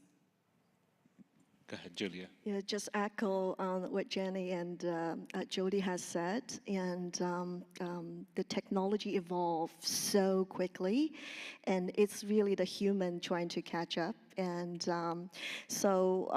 used to be digital first, mobile first, and wireless first, or customer first. Now it's actually chat first. And opportunity is like beyond our imagination. And how can we focus in bringing people along and partners along and to solve one problem at a time and to celebrate all the outcome and the values that we have done and making that meaningful connection and involve the next generation. So those are kind of the things that are giving me energy. We actually do a lot of partnership with tech giant, like Brian mentioned about Microsoft and also Google. And we are looking at the world is not going to be just the traditional SI, the system integrator. It's about the co-creation, right? And as the industry leader, we know what problem to solve, and we are facing everyday's challenges. And with the advanced technology, the answer is in your questions. So, and we love to co-create, and we have like a partnership program, and who's our partner is the person who will look at it, understand our challenges, and teach us how to solve the problem and solving the problem together. So the WE3 and the SEW and the co-creation, co-innovation, that really resonated very well with Electra. And I always say the future of the energy demands innovation and the collaboration. We cannot do it alone, and we are not just talking about it because there's like 165 use cases, and the power is do it and to change your process and to make that happen and generating the value. Just to add a couple of comments and ditto to the rest of the panel. I've had the opportunity to work with many of you that's in the audience, and it really is an honor for me to get the chance to work with you. So many brilliant people. I am retired except for these board roles, but it keeps me fresh because I get to see the ingenuity, the innovation come from each of you. But there's three learnings we've had in watching companies successfully do these digital journeys, and I mentioned the discipline needing to be much greater than a traditional deployment. But there is something else. Once you've got this powerful tool, you need to understand who it's going to serve, how they consume information, and what information they actually want. If you don't, you're not going to get the adoption you need. And an example is we've learned, and I say we, I learned it from some of you out there, that your field force, they consume information visually. If you say to them, we give them a green sheet, they will say, let me go out and check it out. But if you can hand them something highly visual, up to date, they can know the tools they need to have on their truck, when they need to do the work, the kind of safety procedures they need to do, so they can do one truck roll instead of three. You're the people in the back room doing work in managing your finances. They want to do better analysis. They don't want something that gives them the same thing they had. They want to be able to consume that data in a way that they can provide information for decision making that they couldn't do in the past. And then finally, each of your customers are saying to themselves, I want you to send something that matters to me and how I manage my life, not just my energy. Can you provide me insight on how I can be connected to you because you understand my world? I have a pool, I have a battery storage, or by the way, electricity is a real issue for me. I can't even pay my bill because we have a duty to serve in our industry. I can't even pay my bill. Can you help me be a customer that's not continually reminded of that? Go ahead, Jody. I would just add, it's the voice of the customer. Whether it's your employee or your customer, you need to understand who you're serving. And we can do a lot of cool stuff, right? Like lots of cool stuff. But the reality is if it doesn't suit the need, they don't recognize that it has value, it's not going to work. And so it's spending time on something that's not going to be very useful at the end of the day. I think Eastman Kodak many, many years ago learned that very hard lesson. And so I think if I wouldn't be me if I didn't talk about the voice of the customer. It's very important that we just ask the right open-ended questions to get the answers and make sure that we really understand the problems that we're trying to solve. No, thank you, Jody. And again, I'm sure, Sarah, you can give us extra time, right? But in closing, right, just wanted to highlight some of the key takeaways that I heard today on the panel. Definitely, Jenny, when you talked about the importance of reliability, safety, sustainability, so important, and affordability, of course, right? That I think is really going to be foundational as we start on this journey as well. And Jody, of course, all of the complex things that you did is truly, inspirational, actually. And I think there's a lot to learn. And again, I would like to say to folks, if they're not aware, there's a great center at Electra, which is like this amazing partnership and innovation center where it is actually an incubator for many new ideas. So it's been a pleasure working with Electra on that. And again, David, thank you for all of your thought leadership and the stewardship of the industry as well. With that, we can probably, do you have time for questions or we are over time? Maybe we can take a few questions. We were a great panel. We deserve one or two questions. I mean, look at the powerhouses that are up here. I'm going to pick on Mark. Mark's going to ask a question. Mark, ask a question. I'm serious. I'm not joking. Is Jason in the audience? I'm going to pick on Jason next. Go ahead, Jason, ask the question. He needs a mic.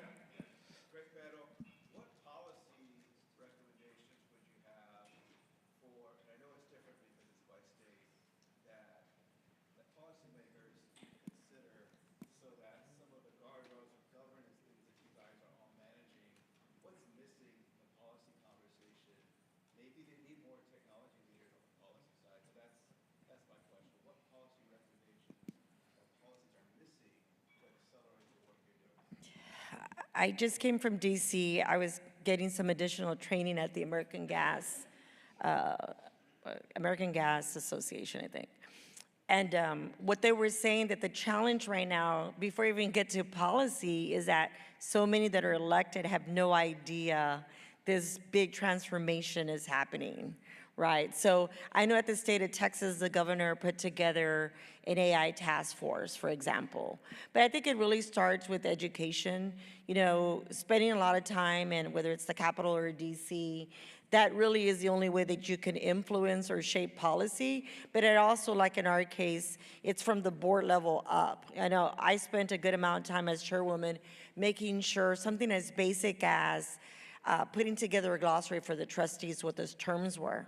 Something as basic as getting the big companies who hold our insurances and talk about what cyber coverage we had. It really is a lot of education component to it at all different levels.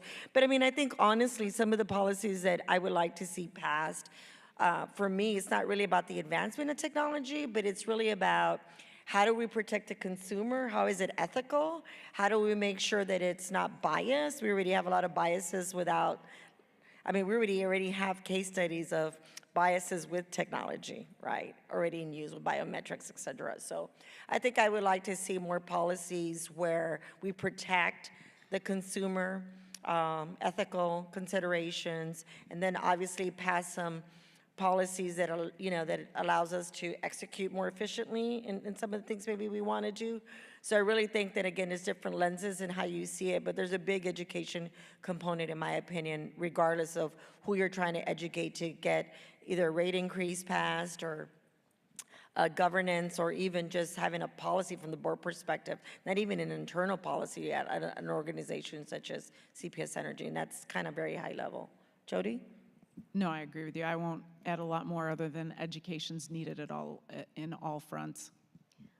I would only add one, and don't create those policies your people don't understand and they cannot be compliant. So keep it simple, and we recently created AI use policy. We really trying to simplify the language that every employee who use those technology, whether at work or at personal, things that they needed to avoid, things they can do, and encourage them doing more. So don't create a policy that people cannot understand and comply. Ditto. I think it's summarized well. Yeah, I think the only thing I would add, Jason, to that is people don't want to adopt something not because they don't think they need it, it's because they fear it. So I think, again, just to add, the education portion is important, and that we don't overcomplicate it. It always boils down to what is the value proposition to get this done? And I think that that's but education. I just wanted to add that. Again, thank you all, and look forward to many further conversations in the future. Thank you. Appreciate it.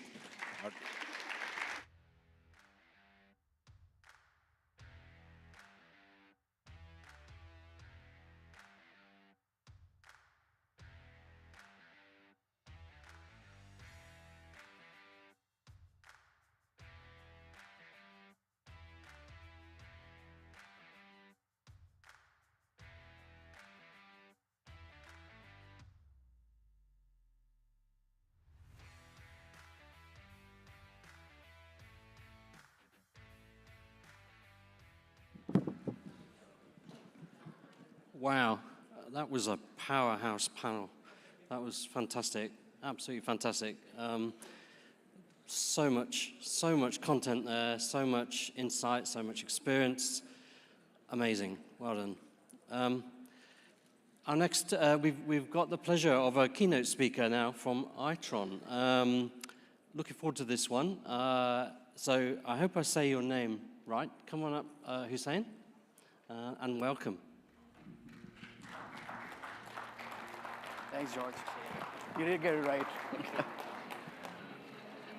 All right, good afternoon. Thanks for hanging in there.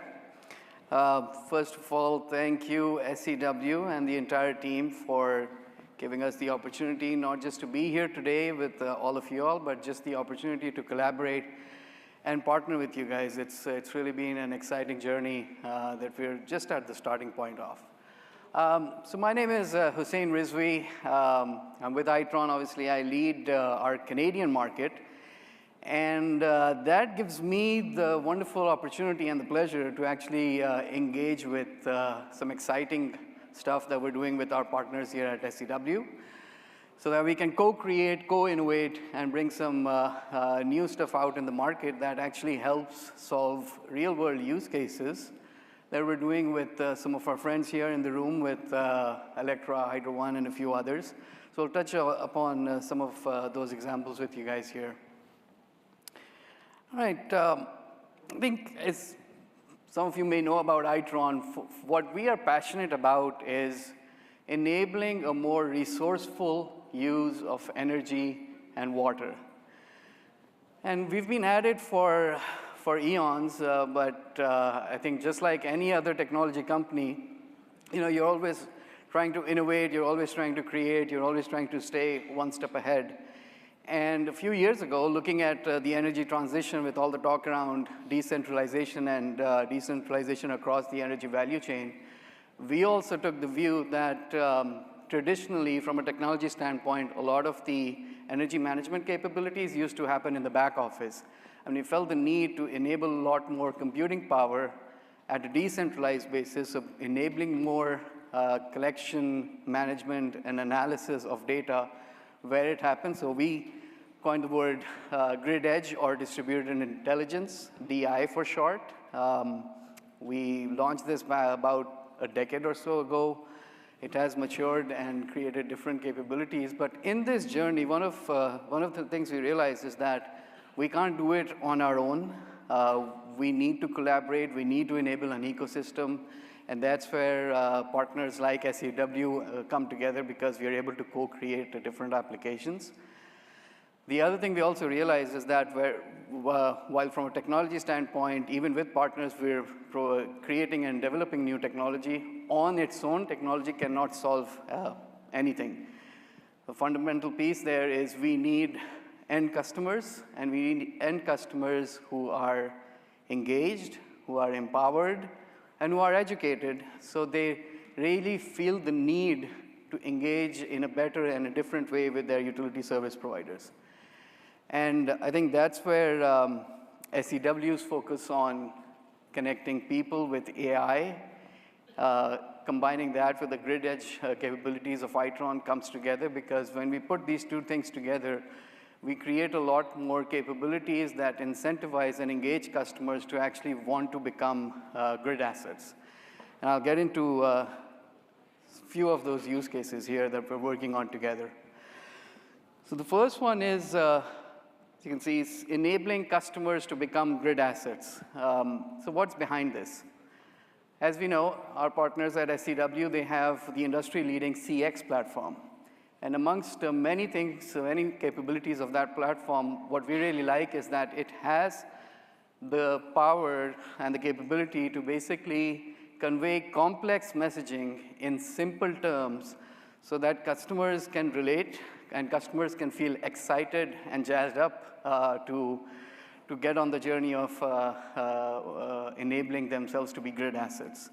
So we have been integrating the SEW CX platform with some of our data management and our data collection capabilities, and we've been doing that so that holistically we can provide a more end-to-end CX offering to our joint customers.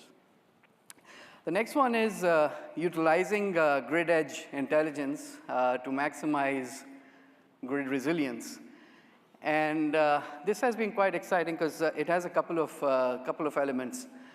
So from a distributed intelligence or a grid edge perspective, Itron's capabilities are geared towards fundamentally enabling distribution utilities to have a lot more visibility, primarily in the low voltage network, more visibility perhaps than they used to have in the past. While we do that through a bunch of different applications on our side, we also enable partners like SEW to provide applications on our platform on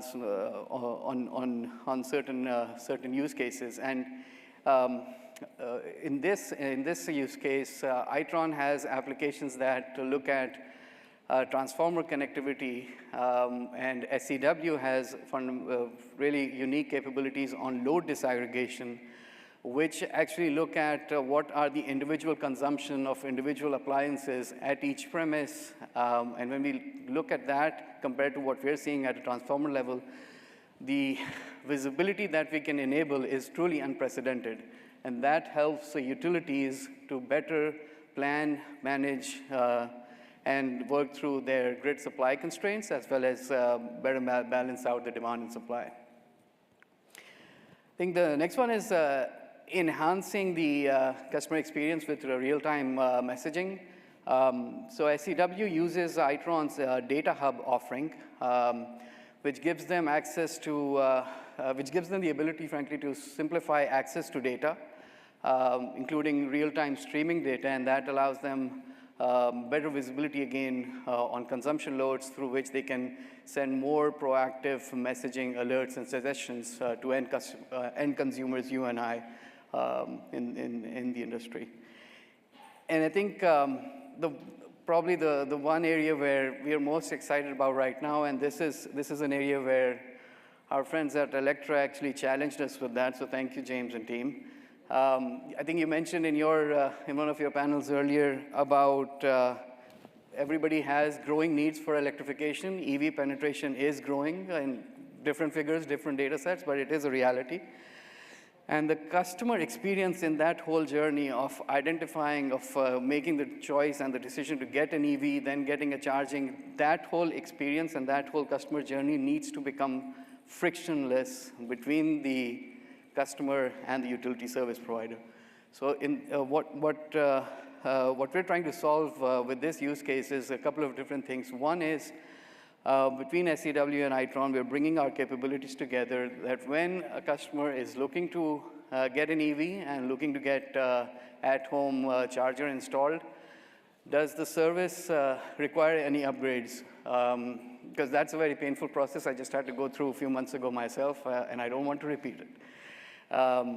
So the application that we're developing would allow utilities, first of all, to proactively engage with customers, to give them the right signals and right incentives to actually think about coming to the EV world, but also see and assess that, hey, is there capacity at the premise right now, or is a service upgrade required? And if a service upgrade is required, then through SEW's CX platform, there will be a whole stream of engagement use cases that the utility can enable with the customers. The other side is, if you do get the charging installed, then how do you manage that whole experience seamlessly? How do you provide the right incentives? How do you encourage customers to come up with charging at the right time so the utility can manage the constraints on the grid, and customers can also obviously charge their car when they need it. So it's a way of managing the transaction between the utility and us as consumers, so that there's nobody's feeling not so happy with their service provider, and the utility is also able to manage all these assets on an aggregate level. So this is one area that we're pretty excited about. I think we're going to be innovating this, starting with our friends in Canada, and hope to bring it out to the rest of the marketplace soon. So I think in closing, again, it's been Deepak and the team, on behalf of the Itron team, it's been really wonderful to partner with you, to collaborate with you. I think we're just at the starting point, as I mentioned. There's truly a lot more magic to be created, and we just look forward to doing that together with you guys. So thank you again for the opportunity, and we'll be doing more.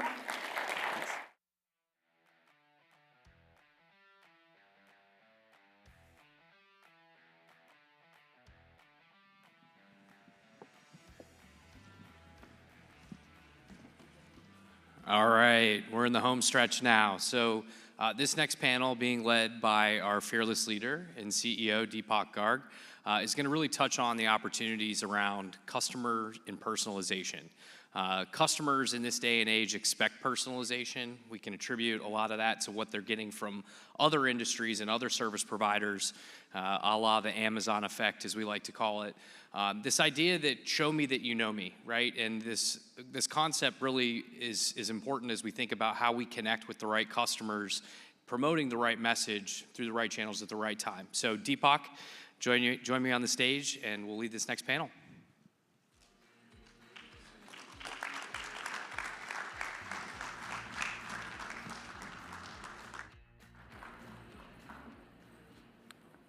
How are we doing, guys?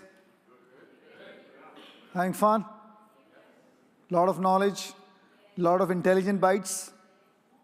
Cool. No, I think, guys, this is one of my favorite topic, the Grid 360, Customer 360, because we feel that a lot of time sometimes we think only too much about the customer, and then we don't think about the grid, and sometimes we think too much about the grid, not about the customer. And I have to say that 4 or 5 years back, when this discussion was happening with multiple utilities leaders, and when we start realizing how we connect every dot, doesn't matter when we produce, and I'm giving a context of a little bit of math on this, every electron being generated from a generation standpoint get consumed at the customer. If we are able to connect the dots, we can drive efficiency, we can drive experience, because this is all going to be real time. So I'm going to invite the 2 big industry leaders here, with me to have a great conversation. One completely come with a customer focus. Whenever I talk to Diana, she's always focused about the customer. And Suresh, who's CIO of Smart, who run the technology from the technology standpoint to the customer. So please, guys, please join us.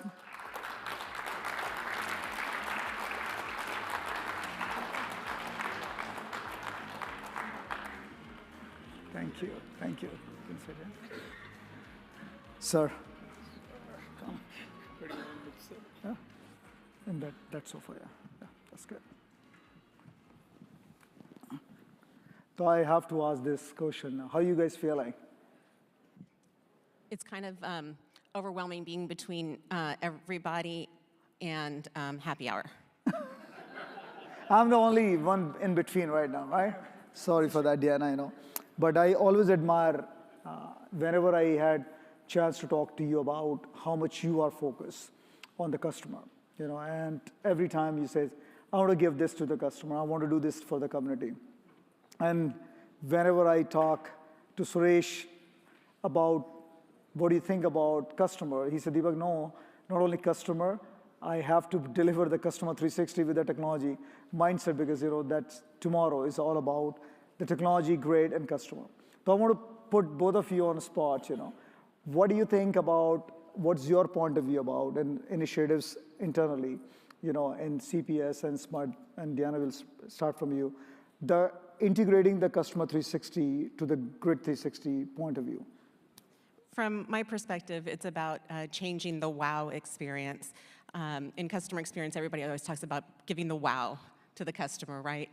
But nobody ever talks about what kind of wow that we give the customer. And so, when I came to the utility industry, I got a lot of wow. And that's not the type of wow experience you want from your customers. And by having the right integration with customers, it should be more of a wow. But we just say wow and expect everybody to know. But I think the integration with Grid and Customer 360 gives you the opportunity to just better connect with your customers. So much in the utility industry is about seeing how we can fit customers into our perspective instead of seeing how we fit into customers' lives and where customers expect us to be and how we can be better at that. So the convergence of these two allows us to put that customer in focus and provide the right services that they're paying us for. Great. So, of course, you heard about, we have a very aggressive goal from a decarbonization perspective. So traditionally, if you look at the Customer 360, it's a holistic approach to understanding and managing or engaging the customers. And the grid side is being like a platform or approach to manage all your grid assets so that it is from a grid resiliency perspective and integration of the renewables perspective. But with the bidirectional flow, especially with the two-way distribution grid and the distributed energy resources behind the meter, whether that's like EV, PV, battery storage, sure. It's really customer is no longer a consumer. I'm sure I heard earlier also someone is saying the prosumer. Sure. So how do you bring that into the equation so that you make that grid resilience at the same time make the customer as a partner, not just as a consumer, as a part of the producer. Now they are at the table also at the stakes. They're not just receiving because they're giving it back also. So that's how I see there is a great opportunity with earlier from the iTrans presentation also, the whole grid edge intelligence and the distributed intelligence that's happening with edge computing. It's an exciting time. So it's a win-win situation for customers as well as for the utility, as well as for all the players that are in the ecosystem. That's so true. And I think you touch on a point is now the customer is also heavy generating assets, the grid assets for good reasons, which make the grid rather than one-way down up to from one-way street to the two-way street, and which is greater complexity. And when the complex things come, is a all challenge for all of us, but the same great opportunity. So I know that we talk about people and AI, and technology is going to be taking and helping all of us. And AI is being the core of the backbone, how we'll supplement the human intelligence along with the AI. So those, what kind of the different initiatives you have, if anything's going on, which you want to highlight that, in your utilities, relate to the bringing the grid asset or grid management to the customer engagement and customer experience. Anything you want to highlight from the data or AI standpoint, you're doing something which is really, everybody would like to know. So for us, it starts with knowing the customer, so customer segmentation, and then appending customer usage patterns that we get from Itron, and with other information that we can aggregate for the customer. It's not just about how they use their energy, it's also who they are, what their income levels are, and figuring out what is the right way to engage with them. So it really is about starting with I think they said it at the introduction, right? It's about know me. And so that's, customers want you to know them, and the only way you're gonna do that is data is available for you, leveraging that data and being able to identify. For us, we are a very, we're one of the fastest growing communities in San Antonio, Texas. At the same time, we have the highest level of poverty, people living at or below the poverty level. And because of that, our segmentation needed to incorporate customers with a severe energy burden. That's customers whose energy burden is 10% or higher. And so being able to say, how do we what do we need to do? Who are these customers? And then where do we need to go? So customers want you to know me. They say, anticipate my needs. So it's about having the right products and services that I think all of us typically have. But it's not just about that products and service. It's about the right information that the customer needs. So it's about their usage, but it's also about stuff that they don't really know that they need. We've now become the weather app for customers. We're sending out messages using our mass communication tools to say, hey, weather's coming. They don't believe it whenever they get the Apple notification. Whenever they get the email or text from us, they're like, oh, weather's coming, CPS said so, we better take shelter, or whatever the message is. And so it's know me, and then it goes to anticipate my needs, and the next one is be where I expect you to be. And for us, everybody knows your community. Well, we should be here, we should be there. But with the right data, we are able to say, you know what, this might be what we think is a higher end customer base, but right in the middle of that customer base, there are senior citizens that need our assistance. So we need to go there. Without that data, we never would have been there before. Now for us, we're in, with our community engagement, we're in 10 places in the community, Monday through Saturday, every day of the year. I mean, every week of the year. And we're going to the right places, which is important to our customers. The next piece is be there when I do need you. And so it's 2 moments of truth that customers have. My energy bill's high or the power's off. And for us, it's about when you understand the customer, you know what the right payment plan is to offer them. And so through that work, we've been able to set customers up on a good payment plan and see 80% success rate. That's one of the highest in the industries. And it's because we know who they are and we know what is the most reasonable thing that they can pay to get back on track. And then when power is out, it's having knowledge at your fingertips for not just proactive communications, but it's coming back. So some of it is making sure that each different parts of the business, from the call center to your managed accounts, your local government relations, that they all have the information about the outage that's important to them so they can send that out to their stakeholders and their customers. And then it's also in giving value where they don't really expect it. And that's kind of that, oh, wow. And for us, it's about leveraging data and doing data shares. So having agreements with multiple partners across our community to do data share and offer what we call bundled care. And what that means is when we're out in these 10 different parts in the community every single day, we're able to target specific customers and say, you know what, we know that if you qualify for services through us based on the data, you probably qualify for services through the food bank, through hospitals, through so many different other resources. So we're helping them, connecting them with resources that they didn't even know existed, but we're also freeing up their wallet share so that they can get more current on their bills, and then we're going through the product identification. So it really helps connect customers with the solutions that fit them best and gives them that surprise that they don't really expect from their energy company. Great. Wow. So as Deanna talked about more on the customer, I'll a little bit touch maybe on the technology initiatives that we are working on to make them enable or to make it happen.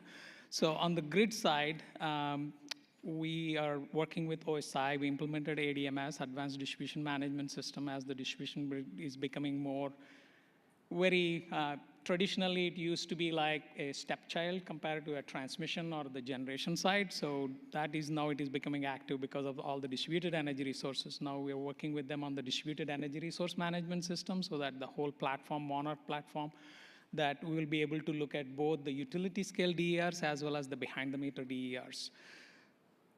The next one is, this is the middle of the bridge, really the glue that is going to connect to both the customer and the grid is we are just embarking on the journey of the next generation AMI 2.0, where the meters, like the smartphones, it's like a marketplace, you can develop the apps.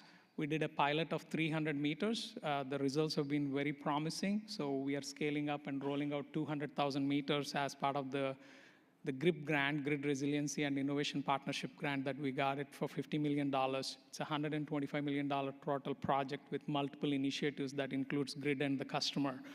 So with that, At the same time, we are moving from an hourly interval reads for the residential customers and 15-minute interval read for the commercial customers to 5-minute interval reads across, so that we can get the deep insights a little bit more, what Deanna talking about, the data in terms of, so that we can develop more programs that are targeted for based on the customer segmentation. At the same time, it helps tremendously the DSO, distribution system operators, because they will have the visibility to better do the load forecasting, et cetera, because now they'll have more granular data in the 5-minute interval data.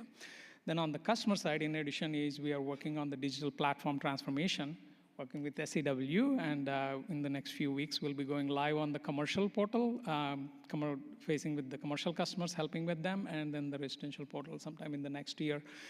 Today, it is a homegrown application where we have like 40+ applications, and the initiative for this digital platform transformation with the SEW journey is consolidating, minimizing the footprint of the number of applications, because from an agility, scalability, flexibility perspective, that's what we are doing the journey, which will greatly improve the services that we can offer and reach out to the customers, even including the outbound communications that like Deanna talking about it.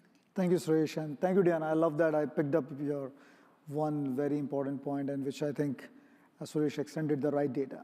You know, the right data will pick up the right intelligence, which can give the whole grid. Because ultimately, the customer, if they get the right information, they trust us, they will definitely follow. You know, and doesn't matter we ask them energy efficiency program, doesn't matter we ask them, hey, please accept the behavioral DR or device control DR, which is going to be part of the major transformation for AMI 2.0, where we have definitely granular data. And for us, all of us, that right data is very important, and right integrations to get the right data is important. So I will come up that, which is like very heart-touching stuff, and industry, everybody claim differently, but I think I know that it's a very utilities goes, every big transformation or small transformation, the integration within the systems. Just share with us, you know, like Deanna, from your standpoint, to achieve that customer 360, for sure, you are anticipating, you know, a lot of so-called integration issue, because we are talking about multiple systems, third-party, enterprise, and all in all. What's your point of view on that? You know, how you think that will be, or how you're going to handle those challenges? Yeah, I think the biggest thing, and Evan talked about it earlier, is, you know, we've got to do a lot of things, and you saw our chair as well. Data quality is where we need to go. Data governance. I buy a lot of data. If someone says they have data, I will buy it. I will do open records requests. It doesn't matter what it takes. I'm going to get data for our customers. But cleaning it up and making it usable is such a challenge. At the same time, you know, you talked about the SCADA work that you're doing. We're redoing our SCADA system, redoing our ERP system, trying to change the mindset of our community, trying to be in the right place at right time. So there's change saturation. Yes, so you get people fatigue, and you know, we have an aging workforce. We've turned over 30% of our employees at the same time. So we have the knowledge gap that I think every utility has been facing. But we also have young, energetic folks who want to make that transition with us and be a part of the work that we're talking about, but it's a heavy lift. And so it's making sure that we stay focused, that we have a plan, and then that we're open to when is the right time to do the right thing, because we can't do it all at once. We don't have the money to. Sure. So I'll do a little bit of a double click on the data. So when you look at it, traditional ERP systems, they have typical customer data or the premise information and all right, but now you need to go beyond that one. What is the data model that includes what type of a DERs that customer is having? Because that's very critical, the mapping of those DERs to that transformer for the DSO, as well as, so that, again, as in this equation of the prosumer market space, really we need to know so that we can help customers at the same time, whether they have an EV, when are they charging it, again, load disaggregation, looking into, or hey, do you know you may want to charge it at this time, or give us the control from a managed EV charging perspective. Those are the type of the aspects from a customer 360 really we need to have. Even the systems needs to have the data model to be expanded to include the DERs. Otherwise, they will become a customization on top of those ERP systems. So, one thing I want to add is I talked about our customer segment that are living at or below the poverty level, but we also have a high penetration of data centers in San Antonio too. And it's all the names of the people that we're talking about that are doing the AI. Sure. And so they are not just a provider, they are our customer.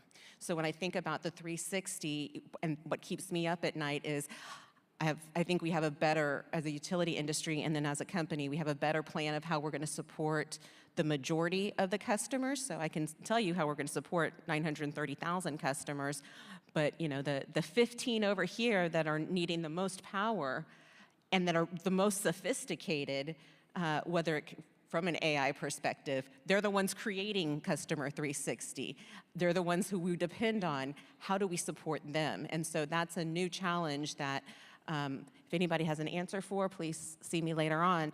But you know, it's trying to figure out what that balance is, not just for your residential customer or your grocery stores or school districts, but it's also for the data centers that we are saying you need to do your Google AI search takes 5 times more power, right, than what it did before. It's true. How are we supporting that and using that at the exact same time? It's a chicken and the egg situation, and then also providing them a 360 customer experience that, again, I'd love an answer for if anybody has it.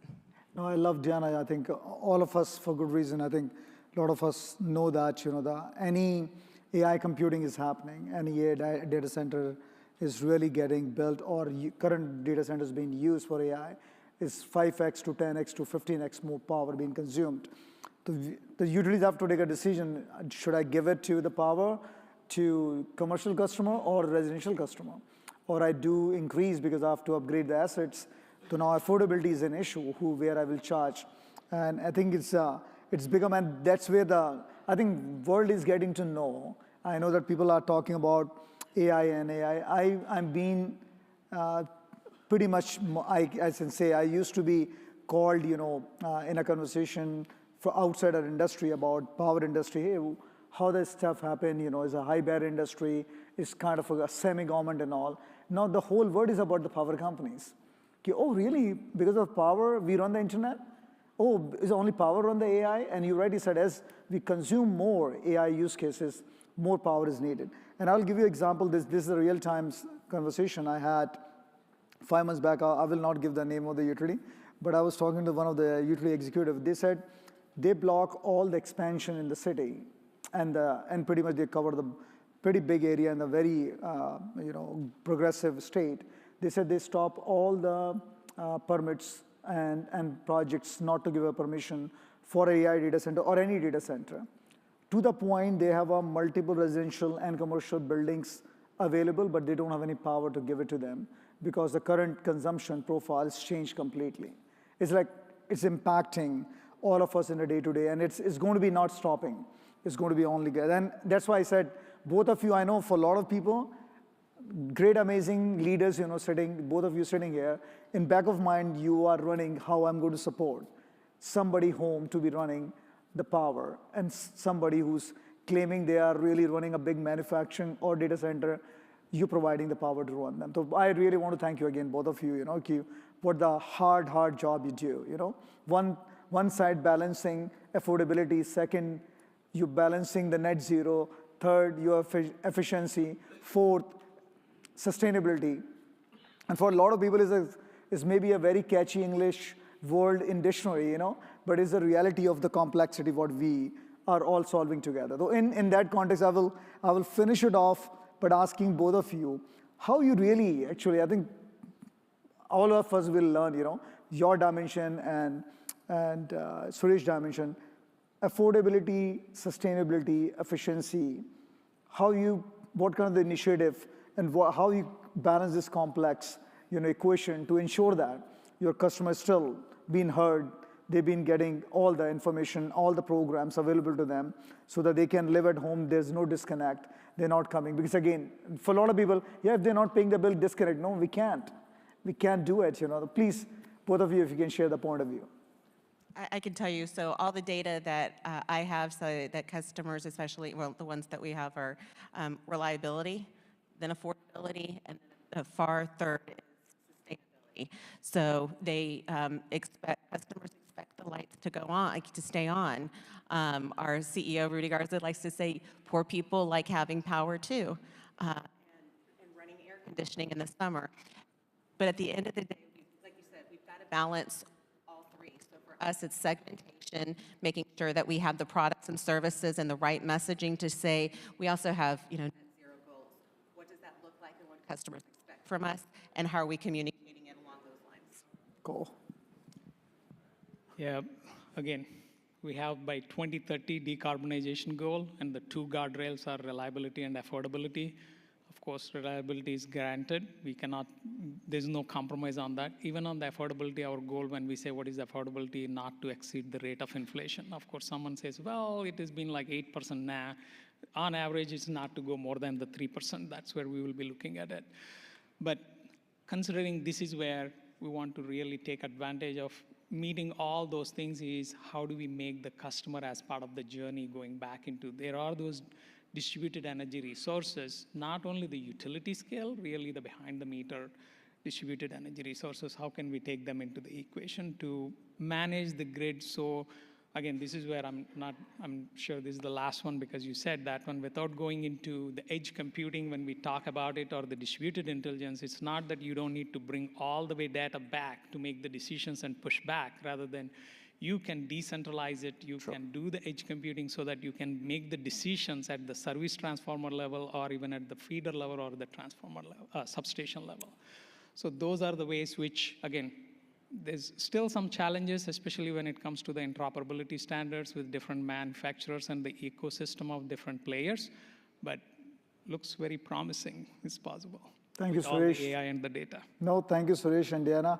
I know we'll be sitting here and talking the whole night if you want to solve all the problems, and I really love to listen, both of you, but I know that we have a limitation of time. We are already running a little bit late, and Sarah is giving all the indicators over here, and now, okay, please. But I really want to thank you, and everybody, thanks to both of their leaders, for their time. Thank you, sir. I want both of you to stay here. We're going to be doing the pledging. We'll take the group picture for a lot of people. We'll play one quick video. Is that good, Sarah?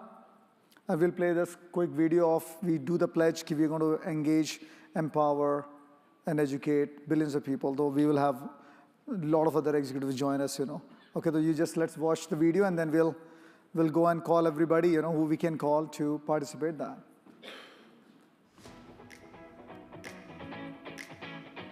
I am a part of a special generation. That's changing how we think. That's changing how we do things. For a thriving living world. It's up to us to act today. We have to question everything. How we see ourselves and the world around us. I am a part of such generation. I am generation regeneration. Every step that we take today leaves a footprint for tomorrow. We need to move forward with a sense of purpose. Without empathy, collaboration, and concrete action. Without humanity and technology. Progress seems incomplete. أنا أنتمي لهذا الجيل. And it's my duty to save energy. It's my duty to conserve water. So when I pledge to engage, empower, and educate. So we are not going to take anything for granted or to wait and see what's around the corner. It's our duty to inspire teams, communities, and ourselves to drive sustainability forward. I will actively seek new knowledge to adopt the latest sustainable practices and technologies. And integrate them into everything I do. As leaders, we commit to lead by example. To reduce our carbon footprint, to empower employees. Sorry guys, we have a little bit technical glitch on the video, We're going to put it back, it's a buffering issue.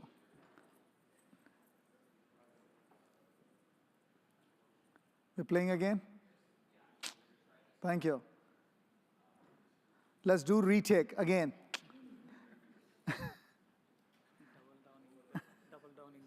Yeah. I am a part of a special generation. That's changing how we think. That's changing how we do things. For a thriving living world. It's up to us to act today. We have to question everything. How we see ourselves and the world around us.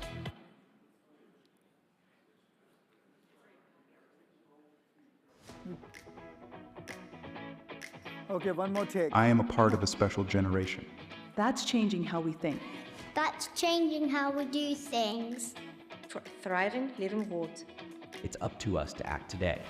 We have to question everything. How we see ourselves and the world around us. I am a part of such generation. I am generation regenerations. Every step that we take today leaves a footprint for tomorrow. We need to move forward with a sense of purpose. Without empathy, Cool. We good? Don't worry. I think we have a slide or something? No? We good? Okay. Cool, guys. So we will just call the maybe front 2 rows to come, and we'll just do this pledge every W3 so that we don't only talk, but we kind of put ourselves. Come on, guys, on the stage. And where's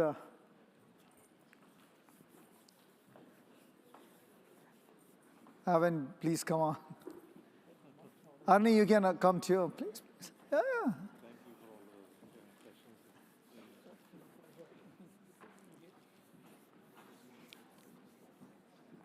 The video should be doing that but guys, we'll just take the good picture so that, we pretend we'll play the video later on. Cool, guys. So let's pledge for empowering, educating, and engaging 8 billion people, 8 billion people to save water and energy. We good? Thank you, guys. Take care. Thank you. I'm sorry. No, you're good. Thank you, guys.